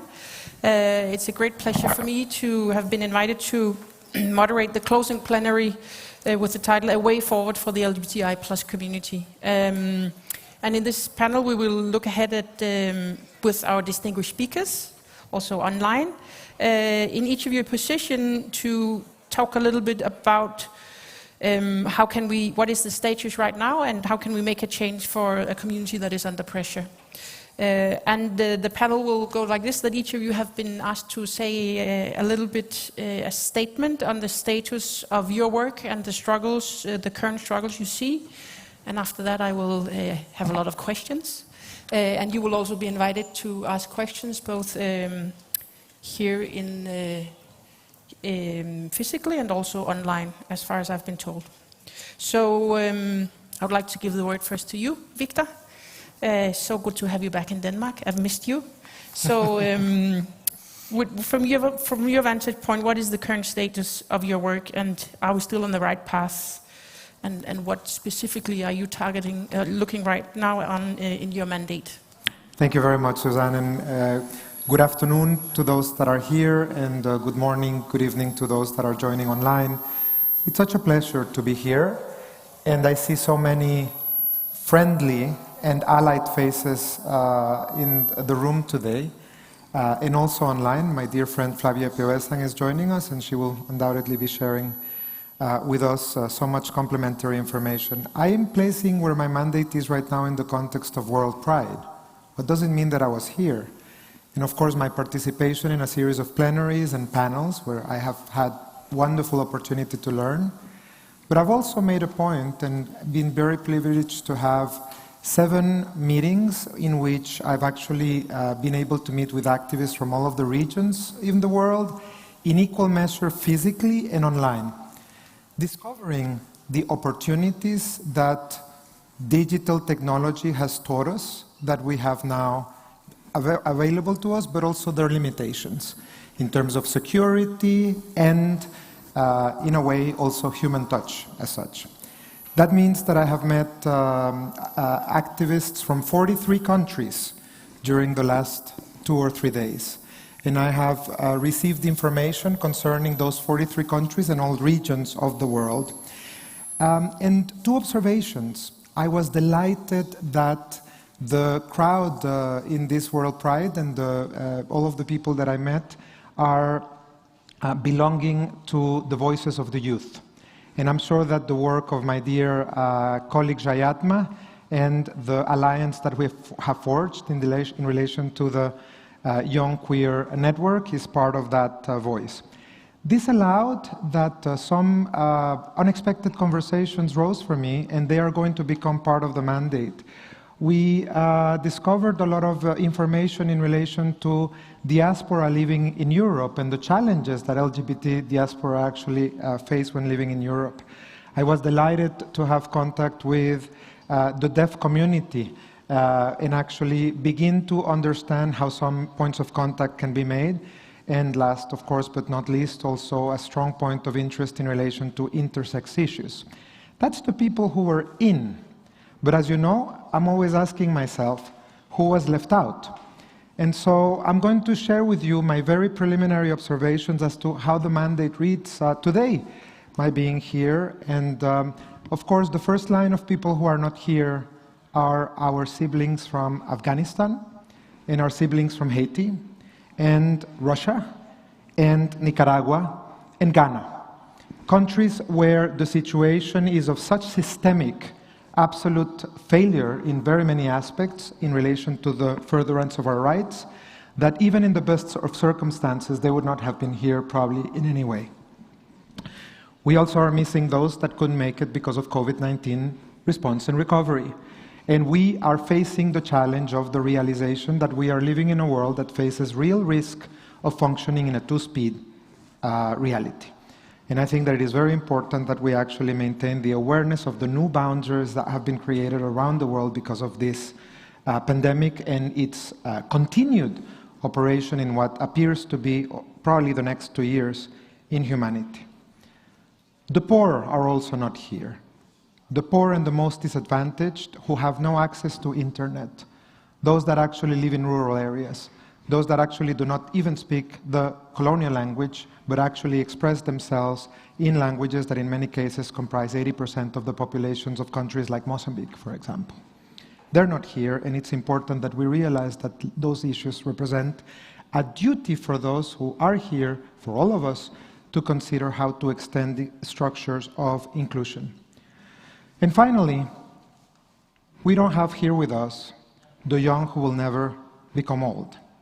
We don't have Matthew Shepard, we don't have Sarah Igazi, we don't have Staff Sergeant Bien Huinsun, we don't have David Zamudio, and we don't have Samuel Ruiz, who only 2 months ago heard the last word in his life being maricón, fagot.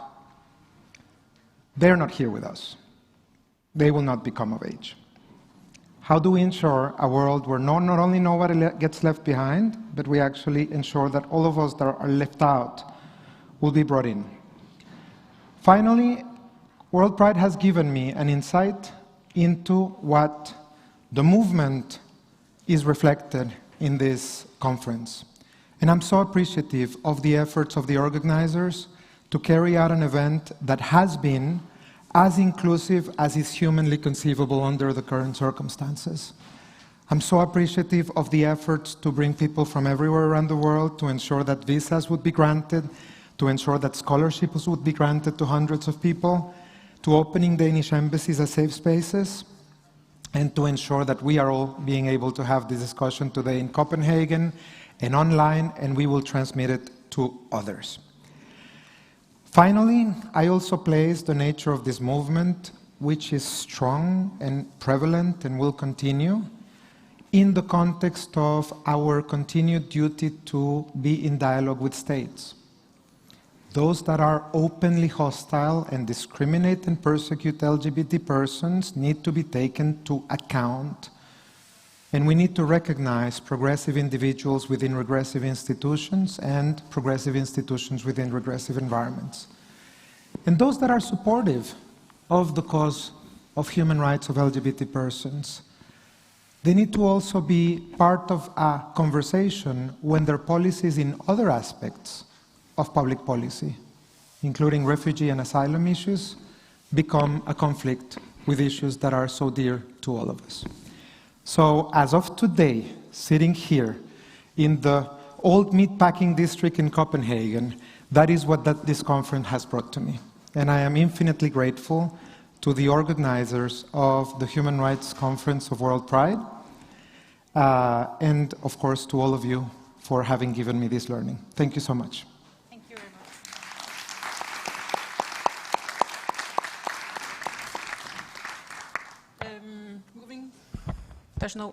Moving forward to the next panelist, Sastiomenen. You're the EU Director General for Justice and Consumers. How does it look from your vantage point, the current status of your work? Are we on the right path towards a greater LGBTI plus equality? Thank you for that question. To start from the status, for me, I was with you in the previous session, so I'm building on that. When finishing there, that we have in the European Union, we have the values and we have the policy goals. Values of the human rights, equality, non-discrimination, and the goal of having the Union of Equality. I'm a civil servant. I'm a civil servant of the European Commission, and our role is then in this status to try to implement and execute the measures to reach those goals. Our work is framed by our recent strategy for the LGBTIQ rights. So that status, we have the values, we have a goal, we have a strategy. And this strategy is then guiding us, bring the non-discrimination issues, to increase the safety of the LGBTIQ community, to improve the social inclusion everywhere, and then also to support and promote LGBTQ rights in the world. And that way, I would say that the status from the policy-wise, that is good.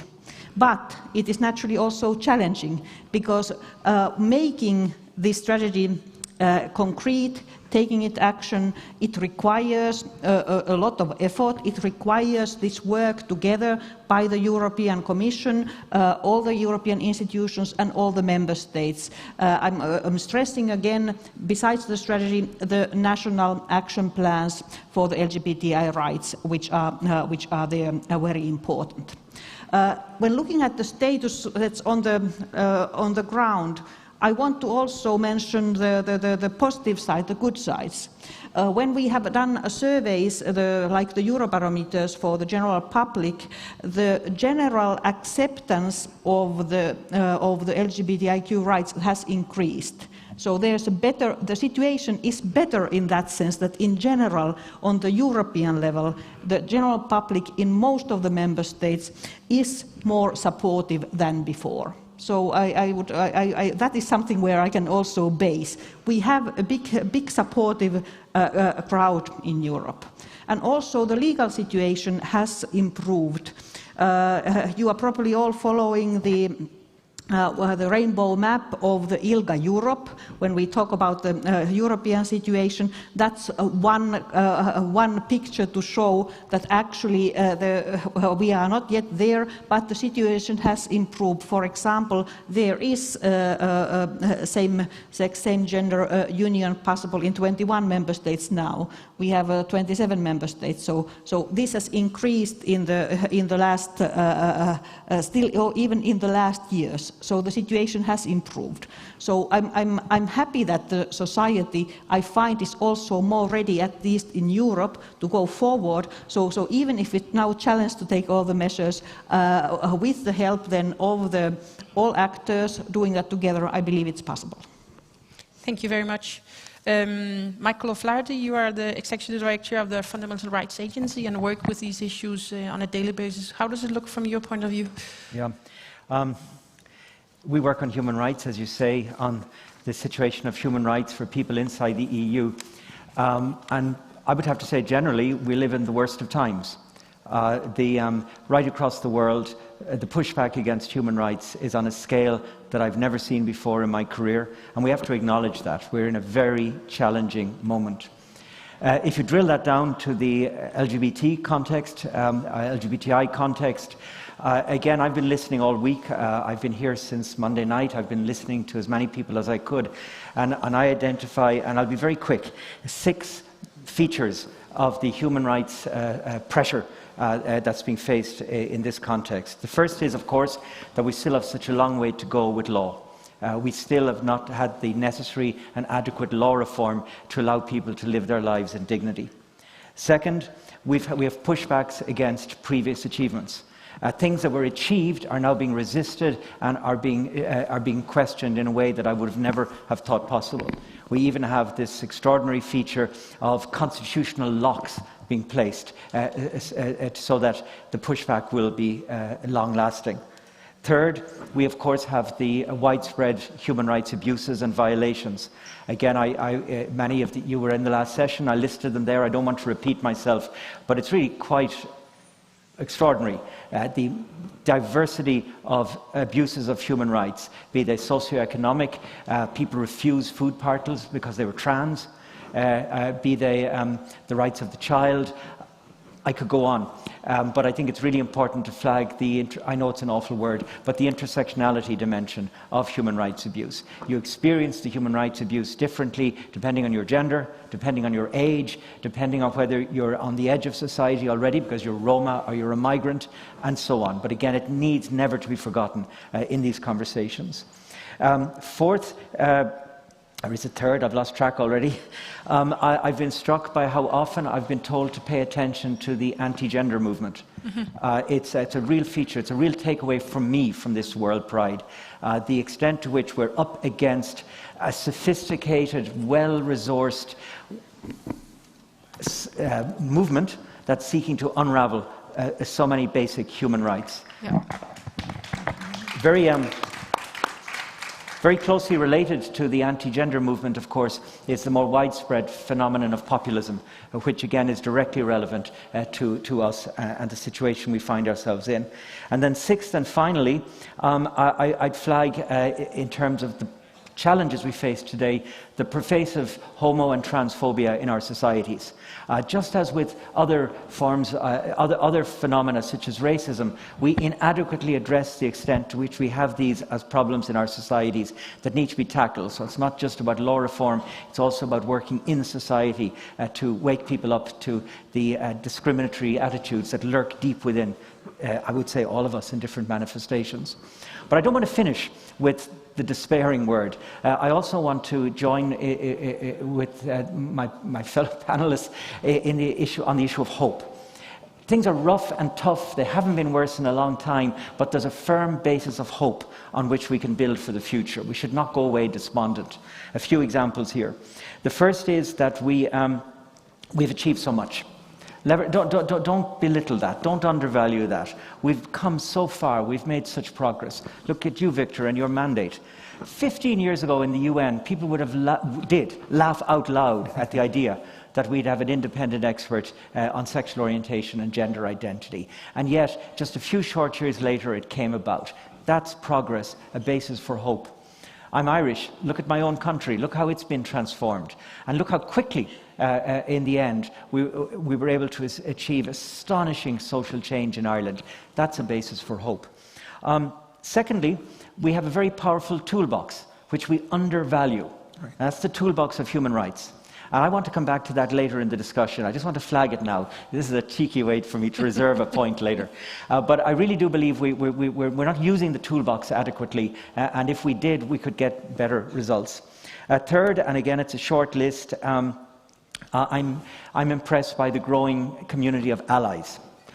We heard about the important role the business world is playing. We heard about that just in the last session. And that was good for me to be reminded, because typically in my work, the business world is problematized. But here today, it was spoken of as a champion. And again, it's a reminder of the extent to which the community of allies grows. A further and second last point I'd make as to why we should legitimately have hope is the resilience of civil society.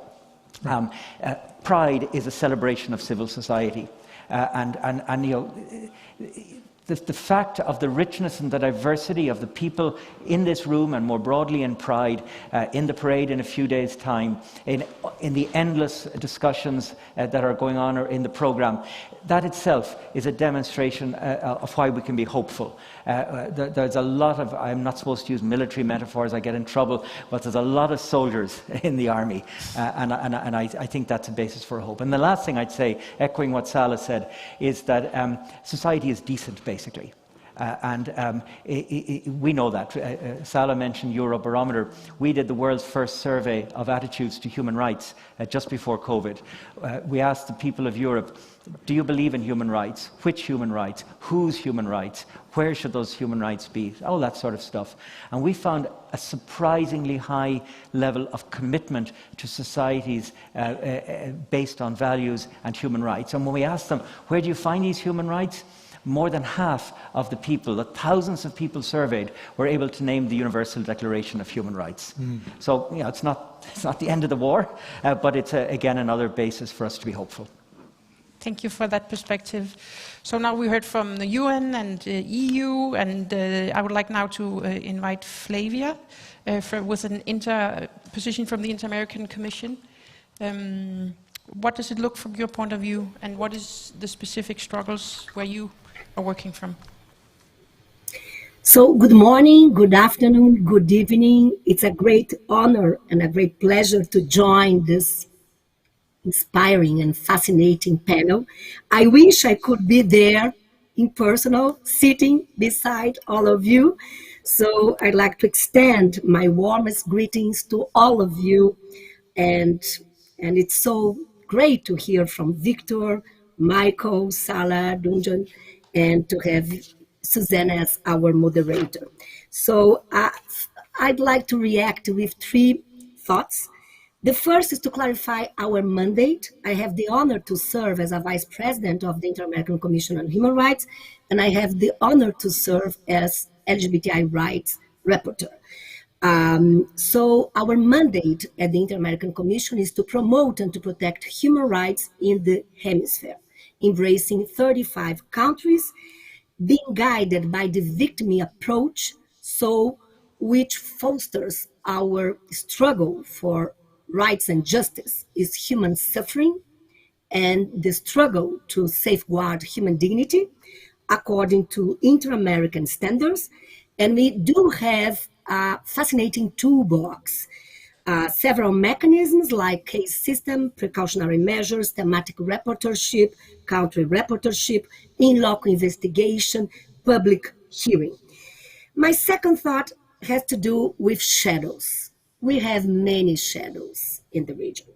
We still have, I'd say, an structural and a very general pattern of discrimination, violence, and even criminalization in 9 countries out of 35 of the region.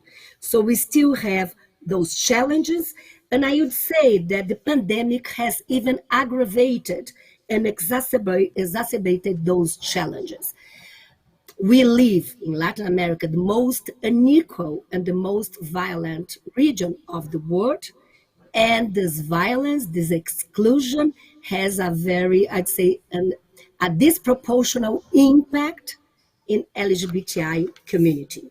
So we have the shadows. And we had a plenary session dedicated to decriminalization of same-sex relations on the Tuesday. But I'd like to move forward to the lights.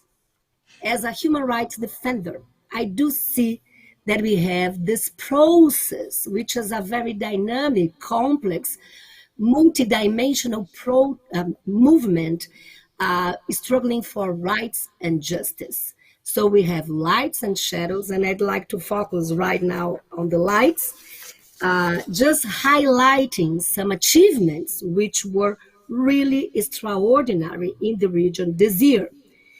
So I'd like to mention, for example, the US executive order of January 20 that instructs government agencies to take action to prevent and combat discrimination based on gender identity and sexual orientation.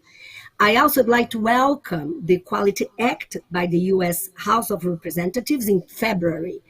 In similar news, we have the Canadian House of Commons passed a bill on last June, that would criminalize practice, treatments, service aimed at modifying and suppressing or even eliminating sexual orientation and gender identity, also called conversion therapies. The Commission additionally welcomed the adoption of Agnes' Law in Puebla, in Mexico, concerning gender recognition and the introduction of legislative initiatives on marriage equality in some states in Mexico. Also in the state of Jalisco, we have a decree guaranteeing trans children's right to identity and the Mexican government's contribution to a historical intersex survey. In Argentina, we also can identify some lights, ensuring, for example, 1% of public sector personnel positions to be occupied by trans persons, as well as advances in recognition of economic, social, and cultural rights of trans persons. In Uruguay, we had the adoption of measures granting access to pensions to redress discrimination and violence suffered by trans persons. Again, in Argentina, we have a decree guaranteeing the right to gender identity of non-binary persons by including the X option together with F and M in the national identity document and passports. In Uruguay and Brazil, we have also measures struck down bans on blood donation from men who have had sex with men. In Brazil, my country, we had also key judicial decisions criminalizing transphobia, protecting identity rights. In the Caribbean, Barbados prohibit discrimination on the basis of sexual orientation in the workplace. Costa Rica and Ecuador, we are moving to protect marriage equality. Also, we could follow the jurisprudence of Constitutional Court in Colombia, advancing the protection of LGBTI rights, and in Bolivia, campaigns to guarantee the right to vote of LGBTI persons. So I would say that we have empirical reasons for hope. And I share Michael's view that if we ask how to explain those gains, I see very clearly. The answer is simple because of you, because of the energy, the devotion, the braveness, the resilience, the resistance, the creativity, the audacity, the irreverence, feeding and nurturing the equation for social change. With anger, with hope and belief that we can make a difference, and celebrating victories, and I'd say confronting challenges. Thank you so much.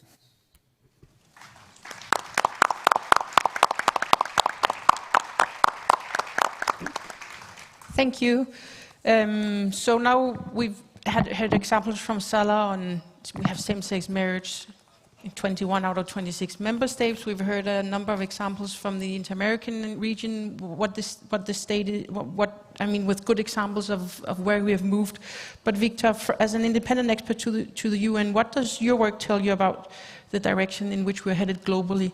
And maybe also could you say a little bit about the dynamics between gaining, what we heard was a lot of progress in law, but also I think there's, what you said, Michael, there's a lot of difference from that to the social acceptance and what actually goes on. So how does this look when you have it, like, it's much to ask about the whole global perspective, but can you share some reflections on this from your perspective? Absolutely, and as Michael was saying, and I think Flavia also was reinforcing this image of shadows and lights that we are all, I think, have been referenced from different points. I think that what we need to recognize is that there is a global movement, or many global movements, that has achieved a level of self-awareness, sophistication, and competence, resourcefulness that allows this movement to think strategically in a very profound and meaningful way. And so when I'm asked whether we are advancing in the right direction in the world, I find myself conflicted between the same feeling that Michael expressed, that we are at the moment in which human rights are more challenged because they're not only challenged from the traditional sources, but also from emerging new forces that are using even the language of human rights to question achievement. I find myself acknowledging that, but as Flavia was saying, I'm also acknowledging very clearly the existence of enormous progress that manifests itself in law, but also in relation to the way law either creates social change or is reflective of social change. And I don't think any of the two is exclusive or is a formula. As you know, the mandate of the independent expert has so far, and during the time that I will be, this will be the case, I won't issue anymore, has issued 3 global calls.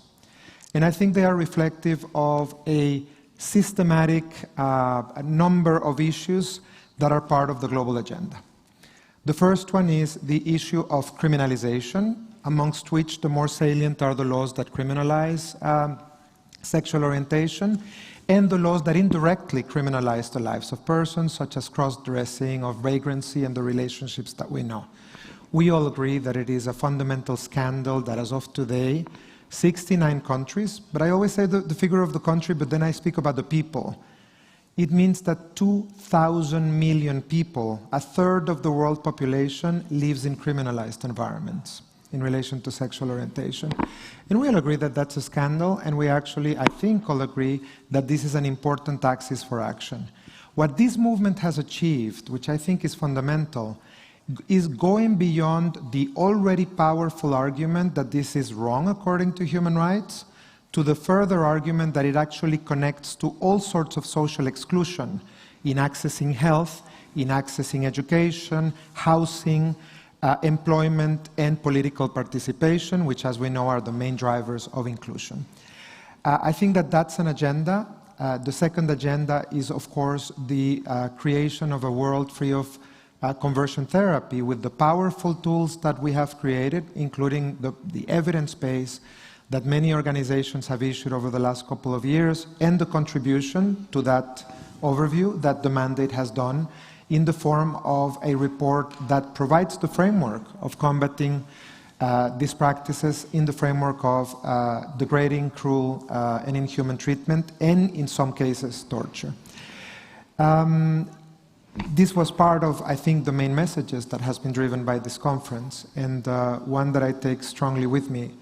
Finally, I think Michael has tapped onto something that is of great importance for us to underline, and is the importance of narratives concerning legal recognition of gender identity, the recognition of gender as a protected value in international human rights law and gender identity, and the existence of some narratives and practices nowadays that actually impact gravely the furtherance of rights there. And I believe, Michael, that what you were referring to is all of these narratives that are self-identified as exclusionary or anti-gender, that question the existence of gender itself, or that argue that gender and sex are somehow being conflated and collapsed into a category, or that say that gender identity doesn't exist and should not be protected. And I am very happy to announce to this crowd today that only 3 hours ago, the second part of my report on gender identity in international human rights law has been published in all of the official languages of the United Nations. It complements the first part, which was presented to the Human Rights Council and which was a legal analysis of the protection of gender and gender identity under international human rights law. And the second part is the socio-political analysis of the narratives and practices that self-describe as anti-gender or exclusionary. And I won't rehearse the report because I think that it would be lovely if you all read it and use it and provide me critical readings of it. But I do want to mention that my hope when writing that second part, for which I broke all the records of submissions ever recorded in special procedures in the preparation of our report, which means basically the level of interest in the topic globally.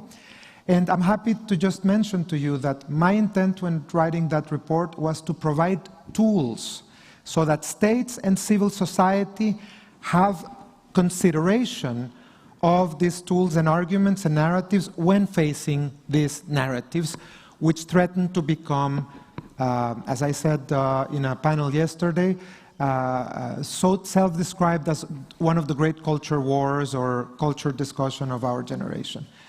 The only specific thing that I would like to underline in relation to this, to refer to Michael's point, the first one is my conclusion in general remains that gender and gender identity are solidly, robustly protected by a development of creation of international human rights law in a process that mirrored the conclusions in the Yogyakarta Principles, of which we have a very eminent co-author here. And secondly, that we need to interrogate the techniques of this self-identified anti-gender exclusionary movement, because I think that part of the techniques that it utilizes is to appear strong in numbers and to use that appearance as part of the strategizing. So I hope to have given you enough of tidbits so that now you will, after the session, run and download the report and let me know what you think about it. Yeah, and I was very... we were in a smaller meeting on Tuesday about the anti-gender movement. I was, intrigued by what you told, that you had looked into all the submissions you have had that had an anti-gender touch, and there were like hundreds of them, and they came from the same 10 resources. Yes. Part of the feature in the preparation of this report is that I received literally hundreds of submissions that proposed an exclusionary interpretation of international human rights law. And the analysis carried out by myself and the team that actually processed all of these inputs, we were able eventually to trace, I would say, a great majority, probably about 70%, but don't take me to task with that number because it's not exact, but about that proportion of submissions that actually could be traced back to 3 templates. 3, yeah. And a series of arguments that were relying, for example, on presenting an alleged number of cases of violence against women in segregated spaces, which, when interrogated, were found not to exist at all. Taken, for example, from sensationalistic media and so on and so forth. So that mapping is done there, that mapping of tracing, and eventually we were able to trace language, words, even formats, and in some cases origins that actually could be traced back to 3 sources, but claimed to be represented in over 180 in one case. So there's a campaign thinking that relies again on numbers and on the possibilities of a digital world where replication can be automatic and verification is not that easy. And of course, our friends from the fundamental rights agencies and the European spaces know the enormous challenges but promises of data management in this connection. So all of this is what I hope is providing tools to interrogate the narratives of exclusion, which, as we all know, it's not the way that human rights and human dignity progresses. And this is why I'm so happy that this is part of the motto of this conference, you're included, all is included, and how we're going to make that happen. Suzanne. Thank you. Salah, until recently we thought that the safety and the quality of EU's LGBT population was guaranteed to continuously move in the direction of improvement. It speaks a little bit to what Victor is saying, that it's not always easy to say, yes, we're going in a direction of improvement, because recently we've seen forces mobilizing to counter the progress that the Union has made. And some member states are actually and explicitly calling for revoking the rights of LGBT plus people. What will the Commission do going forward to ensure that LGBT plus people enjoy the same rights and the same freedoms as other European citizens? I would say that we have 3 issues that I will tackle. We still have to increase the rights still. Then we have to enforce the existing rights. That way to bring and then thirdly to use all the tools, so this type of the mainstreaming aspect. What I mean that we have to increase the rights. It was said that there is that the aggressive speech, hate speech, that when we are living in the online environment, all of us, it's easier to reach everybody in good and in bad, and specifically then in bad. And that is something that not yet in all member states, the hate speech on the basis of the sexual orientation is criminalized yet. One would think that that's something that it should be actually then crime everywhere in Europe, but that's not the case. So this is one example that we still want to develop. What we have now, we have created a code of conduct with the biggest platforms, which is actually then taking of this notice and take out, which is taking out and tackling some of the hate speech. But when it is something that goes so far that it is a crime, we think that that should also then cover not only what we have currently in the Europe, which is the racist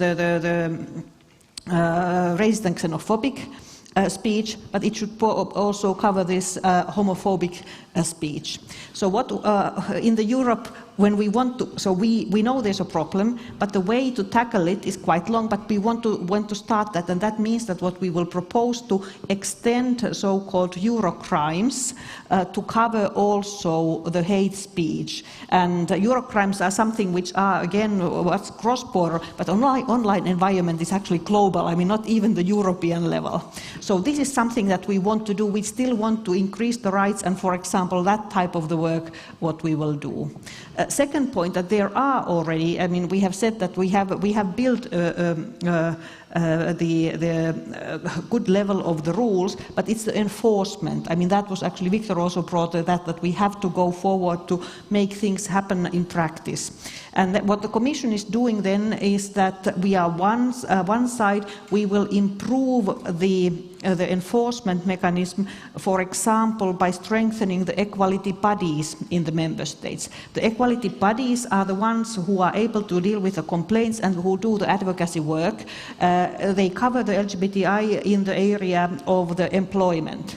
So when we are improving those, so that means that have the European level standards for their let's say the expertise, independence and resources, that we aim also to enforce then better the existing rights in the practical level. When we want to enforce something, we have the process of the infringement of the violation of the European law available. And we have used that, but this commission in place, when I talk this commission, I mean even the political commission currently led by the Ursula von der Leyen, we are using that also now actively, and when there have been member states, and that was the recently Hungary and Poland, that enacted legislation that we found was violating European law legislation, anti-LGBTIQ legislation. When we were able to assess that it violates the European law, we have launched infringement procedures. And again, it's a long process.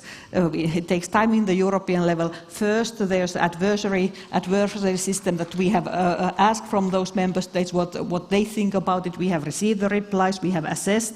We thought now that there is a violation of European law, for example, on the audiovisual directives.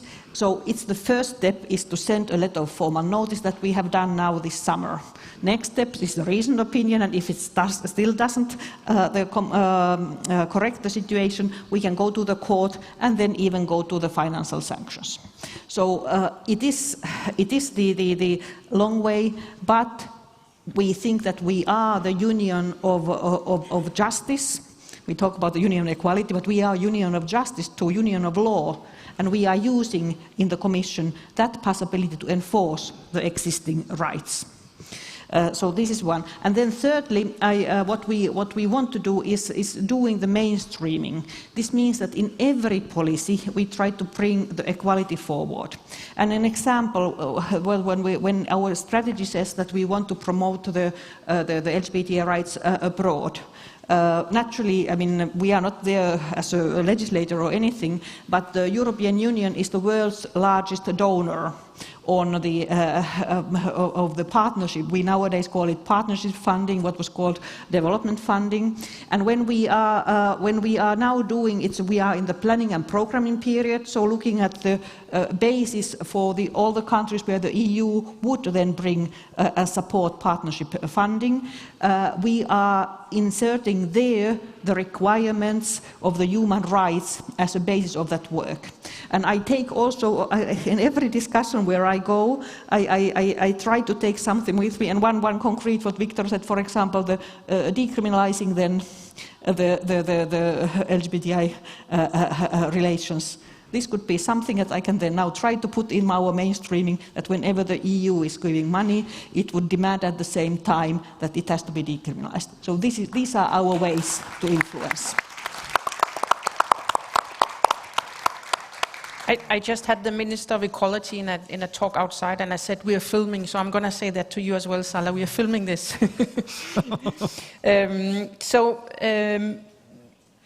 good to hear that those are, and then of course it also comes with some debates about, is that, I mean, can you force countries to do that without creating a backlash, I guess? It must be some of the thinking you have around enforcing some of these requirements. Sala? Yes, I mean, when we can put something on the general requirement, but then when we tackle it with country by country, yes, we have to tackle it with local governments and with the people there. And it is again a long time work. But it is something that these are our tools of give the direction. So this is something, it doesn't happen from day one, but we've done that in the European level also, and the situation has improved. So I give this as an example that just of being coherent. So if we have values, these values should be somehow reflected also in our external policies. Yeah. So working for LGBT Denmark, I've had a huge, it's been a huge help to have the surveys from the Fundamental Rights Agency, because it has been able for us to use it in policy work also in Denmark to show that these are not numbers we just have in Denmark. They are backed up by similar all European surveys. So they have been really milestones in documenting the significant struggles that the LGBT plus population of the EU continuously face. And you've been very outspoken about the need for further action. So in your opinion, what is needed to move forward, and how do we make the biggest impact? And who is responsible for what? Because when we hear Sala, it's like, if the activist in me says, okay, that's going to take a long time to create change, and I want change now. But who is responsible for making what changes in order to move forward?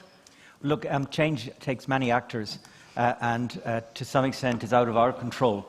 But there's still the question of what can we do, and it's that I'd like to address. The first thing I'd say, echoing what I said earlier, is that we have to re-examine what it means to use a human rights approach. And I have a few very specific dimensions in mind this afternoon. The first is to remember that we're dealing with law. We're not asking for favours. We're not asking for charity. We're demanding rights under law. And the breadth of those rights under law is wider than is often appreciated. Victor, through your mandate, you're constantly drawing to our attention exactly those issues. You spoke about the gender dimension a moment ago. But human rights law speaks to not being given food in a handout during COVID because you're trans. Human rights speaks to you not being able to get an apartment to live in. It's not just about torture. So the breadth of what has been committed to by states is impressive, and it's law. And I think we've lost somehow the energy or the fizz behind that demand. The second thing is, the second dimension of why law matters is critical to the discussions we've had here all week, is it guarantees the principle of self-identity. You belong to a group if you self-identify as being part of that group. And that speaks directly to some of the really tough issues that you've been debating here. And then the third, very closely related dimension is, in human rights law, founded on the dignity of the human being, there are no hierarchies.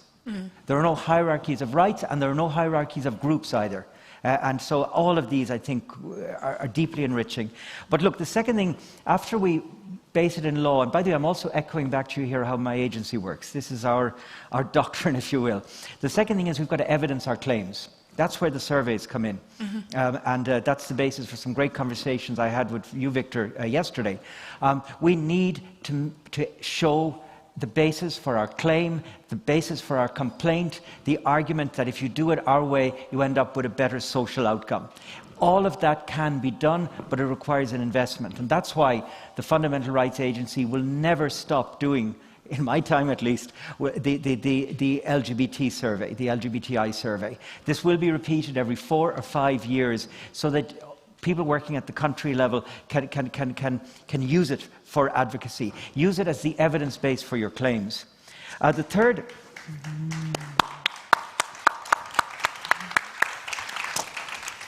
third thing, and I'm going to maybe annoy a few people in the room, because I'm going to criticize us.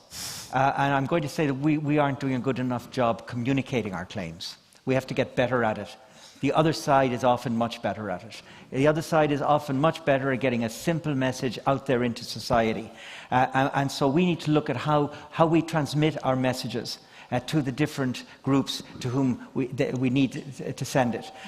Again, my agency is heavily invested for the last 4 years now in exactly that issue of how we do a better job of communicating human rights messages. So I'm criticizing us as well, obviously, but it's an area that needs attention because we're losing the communication war. Here I go with the military language again. I'm going to be really in trouble. And then the next thing I would say, and it touches exactly on what Salah said, is that we have to demand accountability, personal accountability for crimes, for instance. It's shocking the extent to which, including within the EU, somebody who pronounces a hate speech which crosses the line of criminality will not be either investigated or prosecuted. And so here and everywhere else, we need to insist on judicial accountability when crimes are committed. And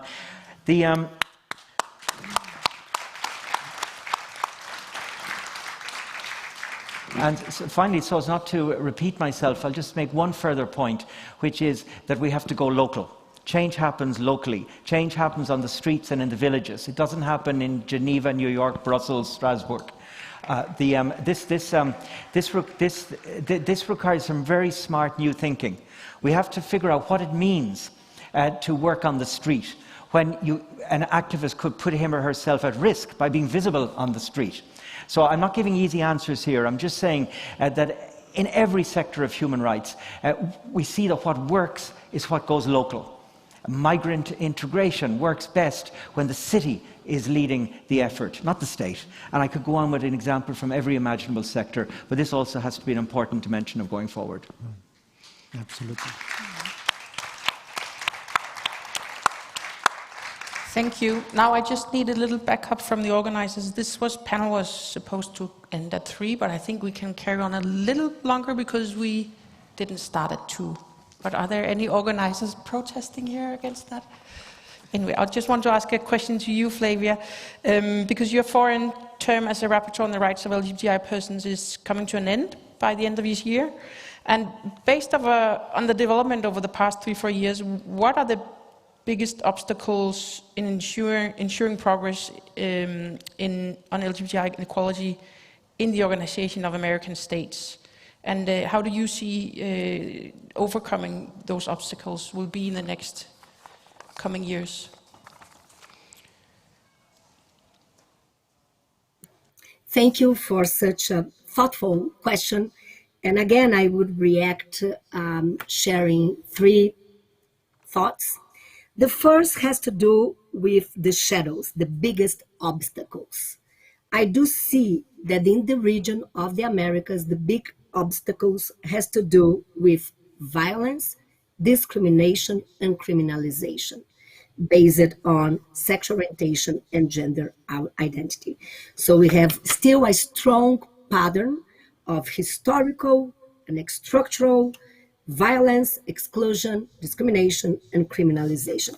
And we have a very solid report and a solid research which demonstrates that laws which criminalize fosters hostility, violence, discrimination, and serious and grave violation. And again, and I do share Michael's point, we have to dismantle this doctrine of superiority based on difference. We have to dismantle doctrines which create hierarchy among human beings, neglecting human dignity. So I think this is the first thought that I'd like to share.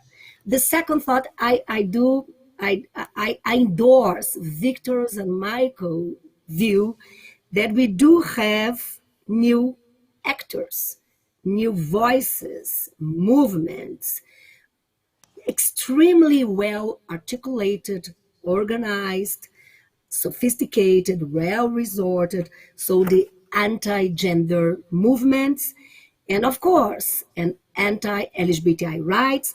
And I do see that those movements, from a historical point of view, dealing with the struggle for rights and justice, they are there because rights were achieved, meaning there is an anti-gender movement because we achieved gains, we achieved rights. So that's the dynamic. And those movements, they proliferate disinformation campaigns and hate speech, as it was mentioned, hate speech, online hate speech and online discrimination. I do believe, especially dealing with pandemic, that is really urgent to bring human rights, rule of law, democracy, and accountability into cyberspace, meaning digital rights have to be protected as well as the rights, I mean the human rights in the real world, not the digital world. So I think this is a really emergent challenge that we are facing. And finally, my third comment has to do with the question how to react, how to overcome, how to dismantle, how to address those challenges. And I do share the view of my colleagues, of my friends of this panel, that we have to endorse the solid legal narrative based on the human rights language and equation. For example, as a commissioner at the Inter-American Commission on Human Rights, we adopt the language of human rights and the language of state legal duties, meaning there is the duty to combat violence based on sexual orientation and gender identity, ensuring the right to be free from violence, and demanded the states the duty, the legal obligation to prevent, to investigate, to punish, and to provide reparations for violence based on sexual orientation and gender identity, adopting all necessary measures and due diligence. And the same rationality applies to discrimination. The duty to combat discrimination and to ensure the right to be equal and demanding, the duty, the obligation, the legal obligation of states to prevent, investigate, punish, and provide reparations for discriminations motivated by sexual orientation and gender identity, enacting anti-discrimination laws, gender identity laws. But I do believe that we have to combine a solid legal narrative, this human rights approach, but in a very solid and consistent basis. We have to, I'd say, to use, and I do agree with Michael, we have to adopt new tools and to create new tools of a better communication. And we also have to foster, I would say, education and cultural initiatives. We have to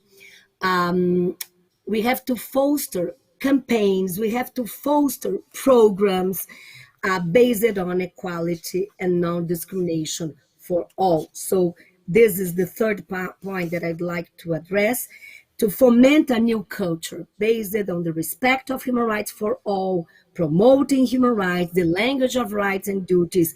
I do see that the right of education is a human rights per se, but is an empowerment right, meaning it has impact in the other rights. So we have this challenge of promoting social change. And at the Commission, we are finalizing a new report about educational and cultural rights and LGBTI rights, because we do see this is a very important dimension of our struggle. Thank you so much.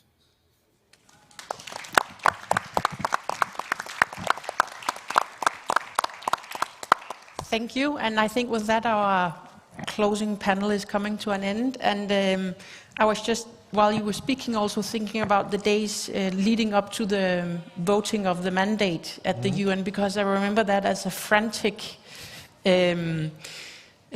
global effort of mobilizing and being in the night, making sure people signed up and the votes were collected and all that. I think that just reminds me that we need everybody on board for this struggle, the activists on the ground, the high-level pressure, the allies providing data, and the politicians and structures in place to keep moving. And I think today gave me a sense that we stand together, and that also gives hope. So thank you very much for your participation. Thank you. Thank you, Susanne. You're welcome.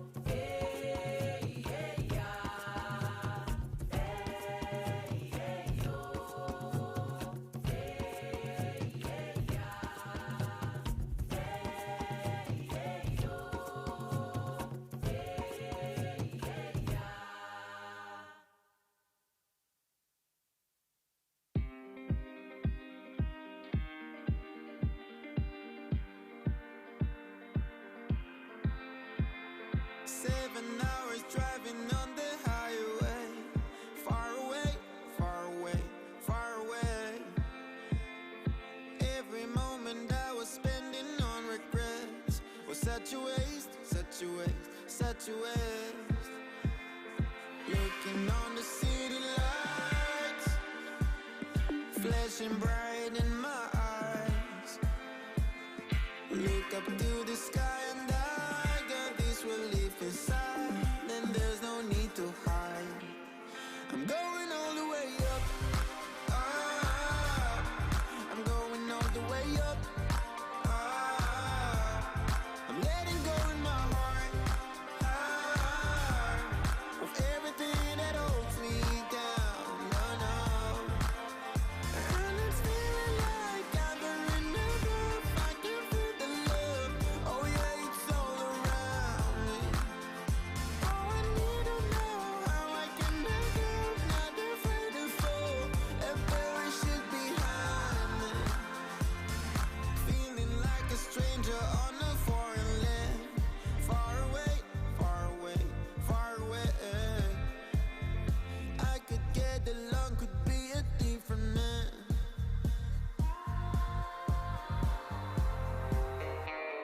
Looking on the city lights, flashing bright in my eyes. Look up to the sky and I got this relief inside. Then there's no need to hide. I'm going all the way up. I'm going all the way up. I'm letting go in my heart of everything that holds me down. No, no. And it's feeling like I'm in the groove. I can feel the love. Oh yeah, it's all around me. Hi, everyone. Thank you again to those panelists. That was wonderful, a wonderful way to finish up our last plenary.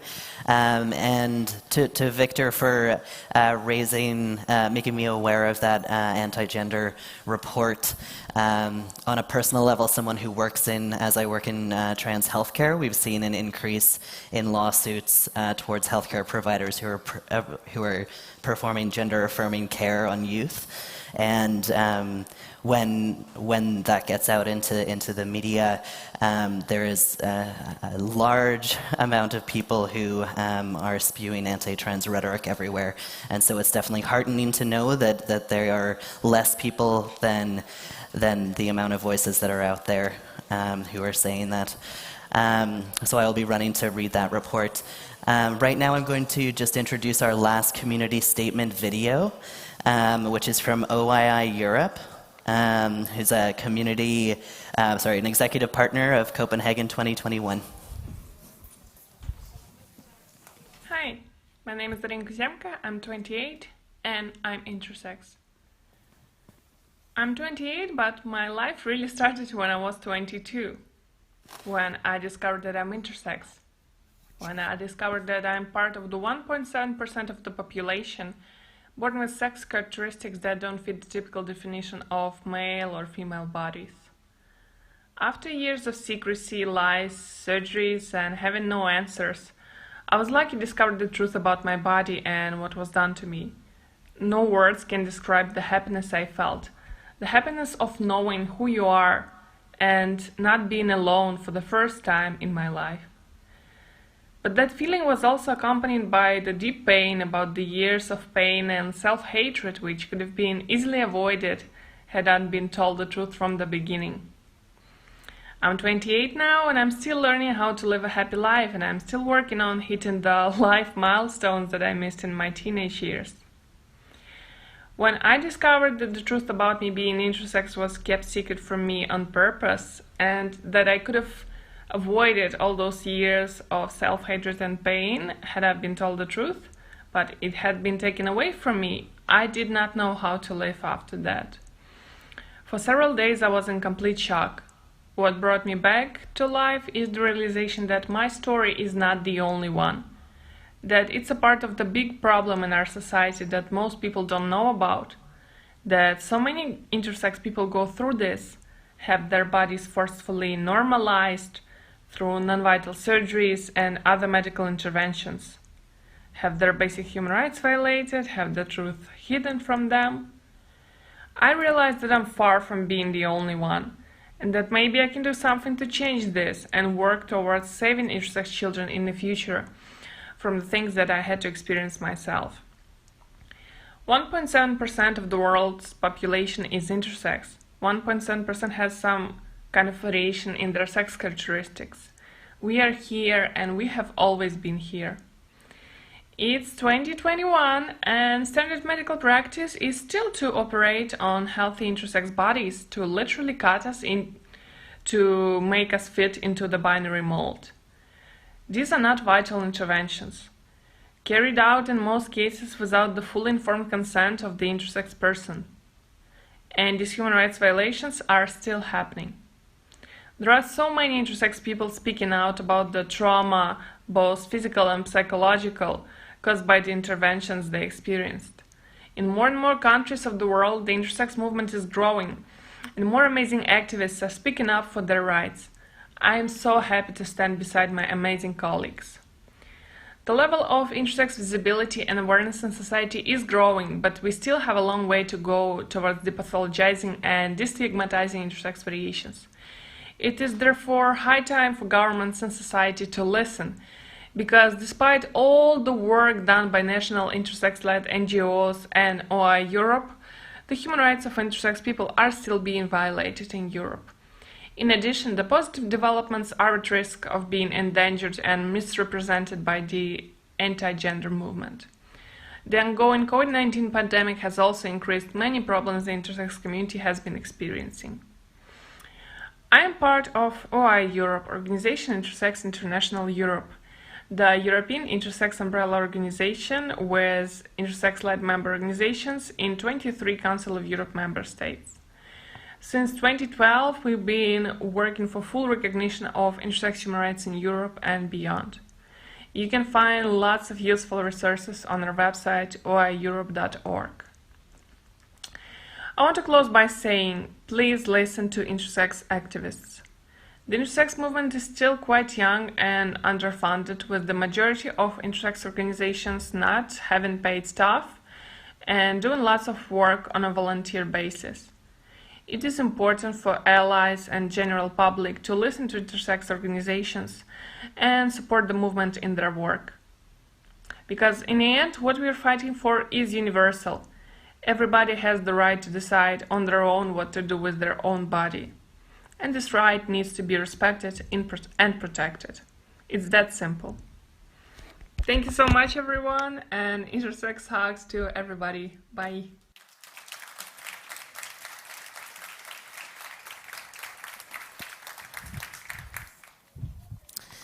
As we're getting to the end of this Human Rights Conference, I just personally want to say a thank you to the whole team that put on this incredible event. Aaron, Patrick, Milena, everyone. I think that we should give them a little bit of a...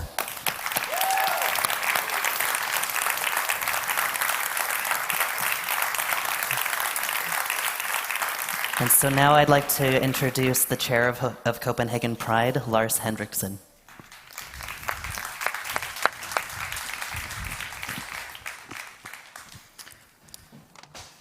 Dear friends and fellow activists, Your Excellencies, ministers, hosts, panelists, everybody who has contributed over the last 3 days. When 5 years ago, we sat down, 3 people, to write our bid for a World Pride in Copenhagen, the most important thing for us was to put human rights at the front and center of the event.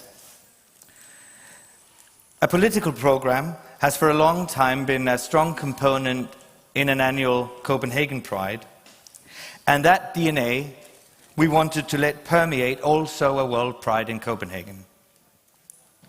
But never did we back then imagine that we would be able to create not 1, but 6 major human rights events. The biggest and the most comprehensive scholarship program ever at a World Pride, a fully digitalized conference that allowed us to reach all corners of the earth, and an extensive embassy engagement program, all under the umbrella of the Human Rights Forum. We are proud of that, and we're grateful to all who have contributed to achieving this. All of you here, those who have engaged with us digitally from around the world, all our executive partners, the governing boards, and more than any, the human rights team of Copenhagen 2021, who have, please,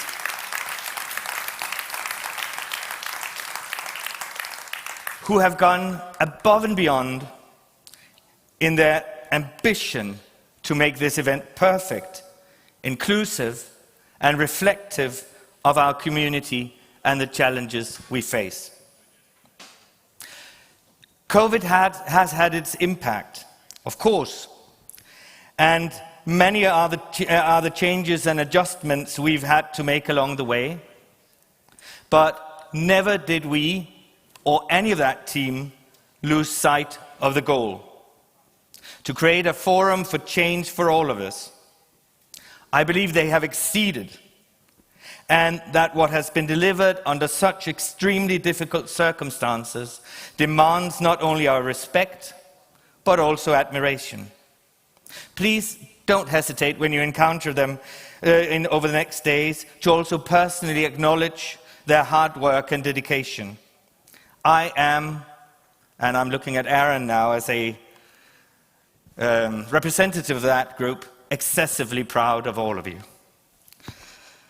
You've turned adversity into stern determination, and what an achievement. And to all of you participants, we have learned so much. Heard stories that are both heartwarming and horrendous. We're not naive people. We know that freedom comes at a cost. I hope that this conference, and that we were finally, after so long, again able to meet in person, has given new strength, new friendships, new collaborations, and that we are stronger when we again disperse than we were when we came. Together, we can achieve unimaginable things, and the family that is the Pride movement has again shown its compassion and solidarity. Thank you all for that. We are now about to hand over the baton to Sydney. Before I do this, I want to remind you of the conference document, the Øresund Declaration, that is accessible on our website. Please go there to sign it, as it is a part of the legacy of this conference and will be delivered to Sydney to make sure it will be carried forward. The more signatures, the stronger a document. Because this was never about us in Copenhagen. We have, throughout the preparations, seen ourselves as the tool to help create change. World Prides are like pearls on a string. The long line of World Prides form a piece of jewelry, and each World Pride adds a gem to the whole. We now need Australia to put an opal on that string. It's my solemn hope, and I have great confidence that that will be delivered. That you, Kate, and your team will have drawn inspiration from our approach, and that we can continue to support you, and I guarantee that all our experience will be put to your disposal. A successful Sydney 2023 is our next ambition. So this is it. The Copenhagen 2021 World Pride Human Rights Conference is at its end. Thank you so very, very much. It has been an honor and a privilege to work to live up to the trust that you put in us. Thank you.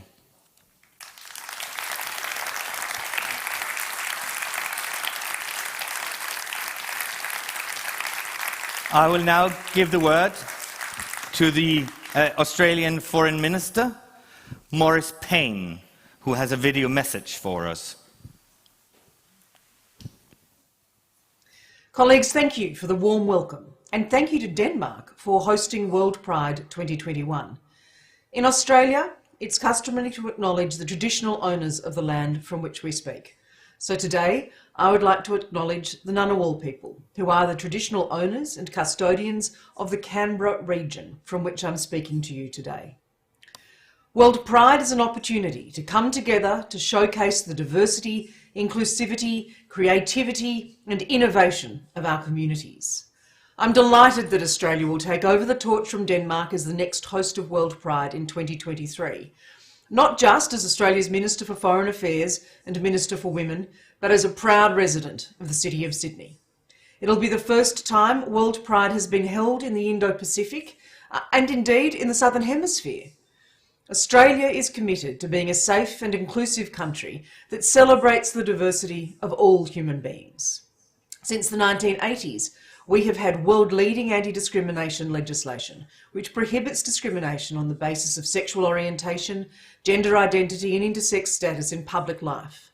Our Sex Discrimination Act set the scene for the emergence of a proud Australian gay and lesbian culture, an emergence that required Australia to grow and continue to change through what were, for many parts of our LGBTI community, difficult times. Friends, during times of crisis, we have to work harder than ever to promote and protect the values and principles that we know to be true. That human rights are universal, fundamental, and central to all aspects of national and international governance. The COVID-19 pandemic has presented challenges to the protection of human rights. One of the most important measures of the success of our complex modern societies is whether we are advancing human rights, dignity and legal protection for all people, regardless of their sexual orientation or gender identity. When people are left out or isolated, they can be left behind, and our societies are poorer as a result. For societies to be secure, stable and prosperous, we must address discrimination against LGBTI communities and tackle gender inequality. I welcome the strong focus of this WorldPride Human Rights Conference on Indigenous peoples.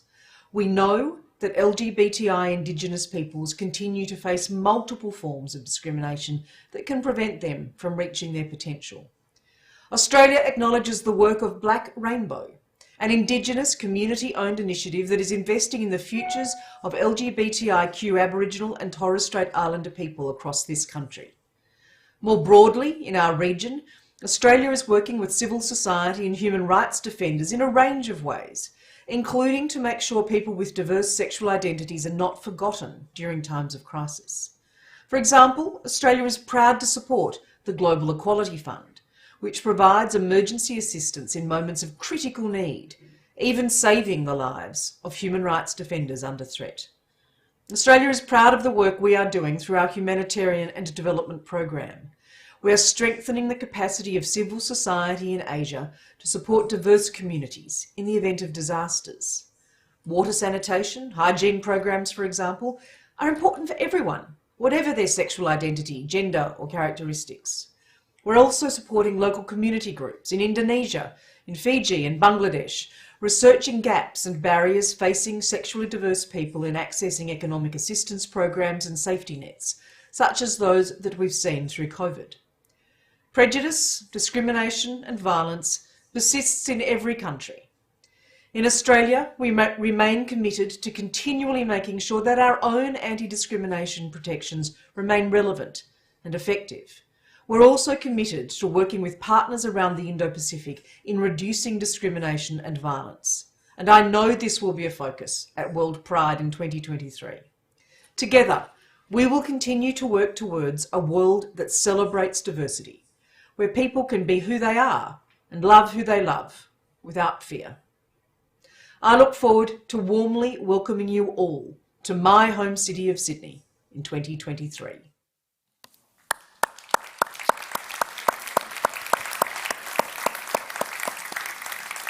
And all that remains for me now is to relieve ourselves of the heavy burden of responsibility and place it upon the strong shoulders of Sydney Gay and Lesbian Mardi Gras. Kate, please. We know that the event is in safe hands with you. Thank you, Lars. Unfortunately, a number of our team couldn't be here today. However, we have come together and made you a short film, so please enjoy.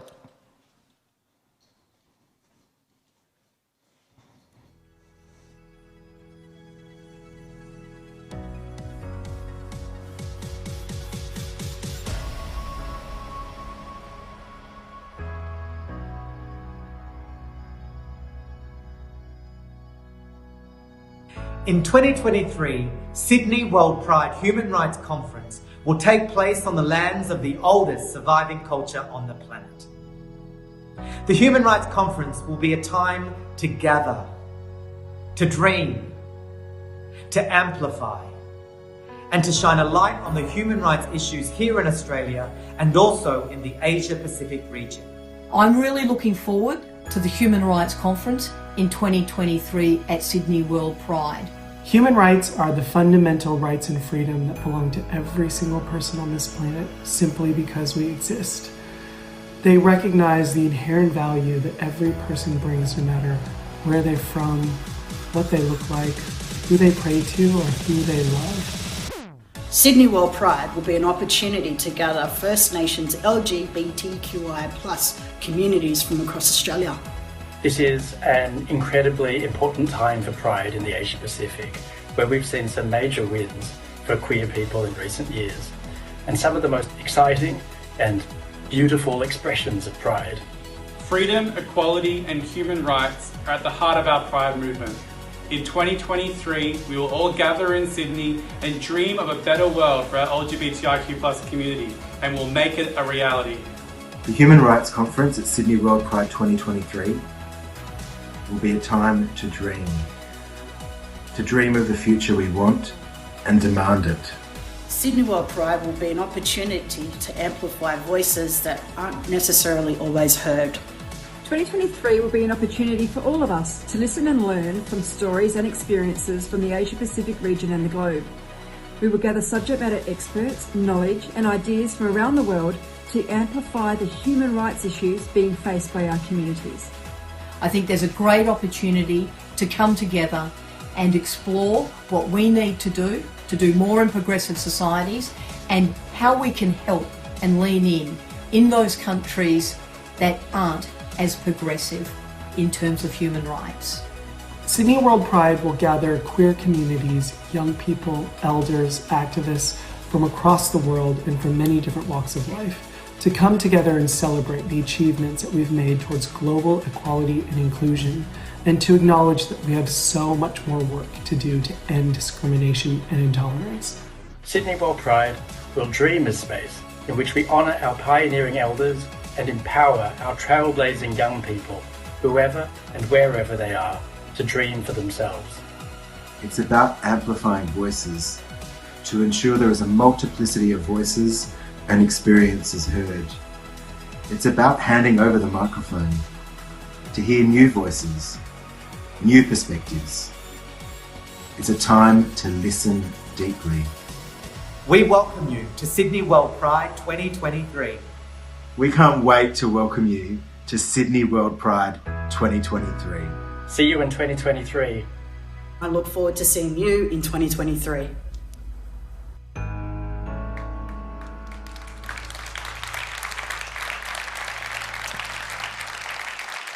I too would like to start by acknowledging the tremendous work that the Copenhagen team have undertaken over the last several years, in which has now culminated in the last few days of work and effort. Just an incredible effort in a time where there's challenge and changing environments every day. So congratulations, well done.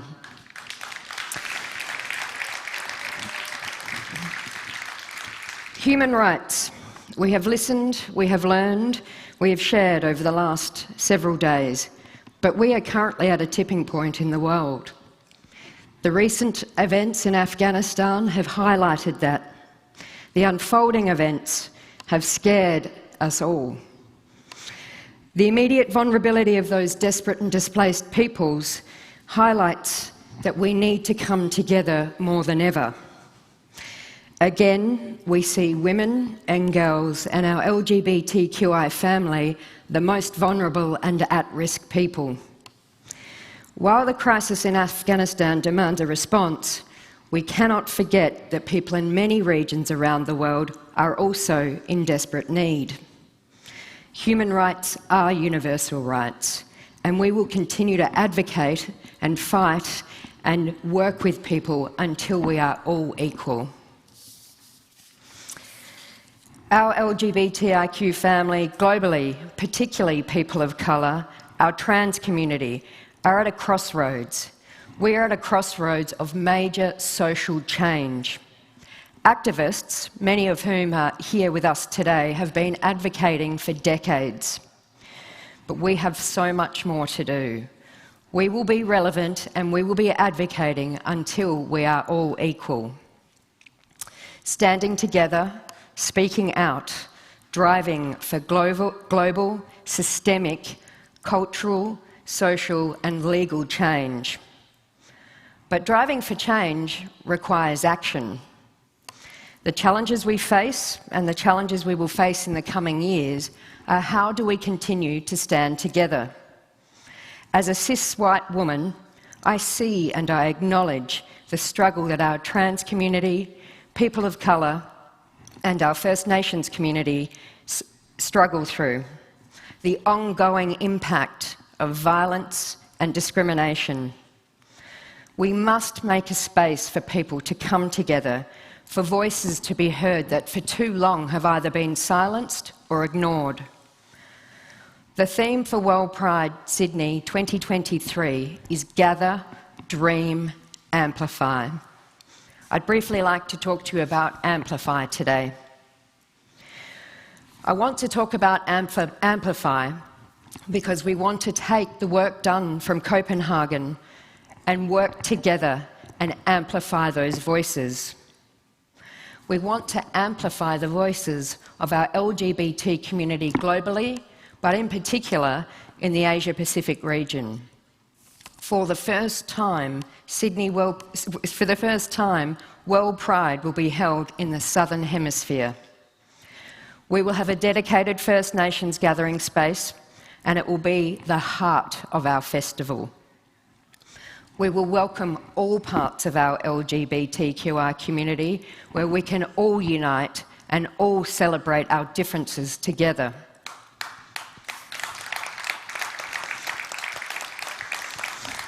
It is only through listening and sharing of those stories that we can continue to learn, empathise, respect, and be respected. Much work has been done, but we have much more to do. The Pride movement, particularly WorldPride, must use this unique and global opportunity and platform to advocate for all parts of our community, showing leadership through driving change, through action, not just through words and discussion, but tangible action.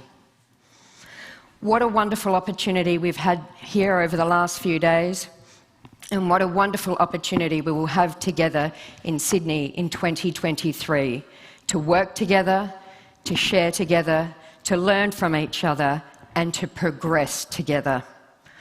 I look forward to welcoming you to Sydney in 2023, where we can gather, dream, and amplify. Thank you, Copenhagen.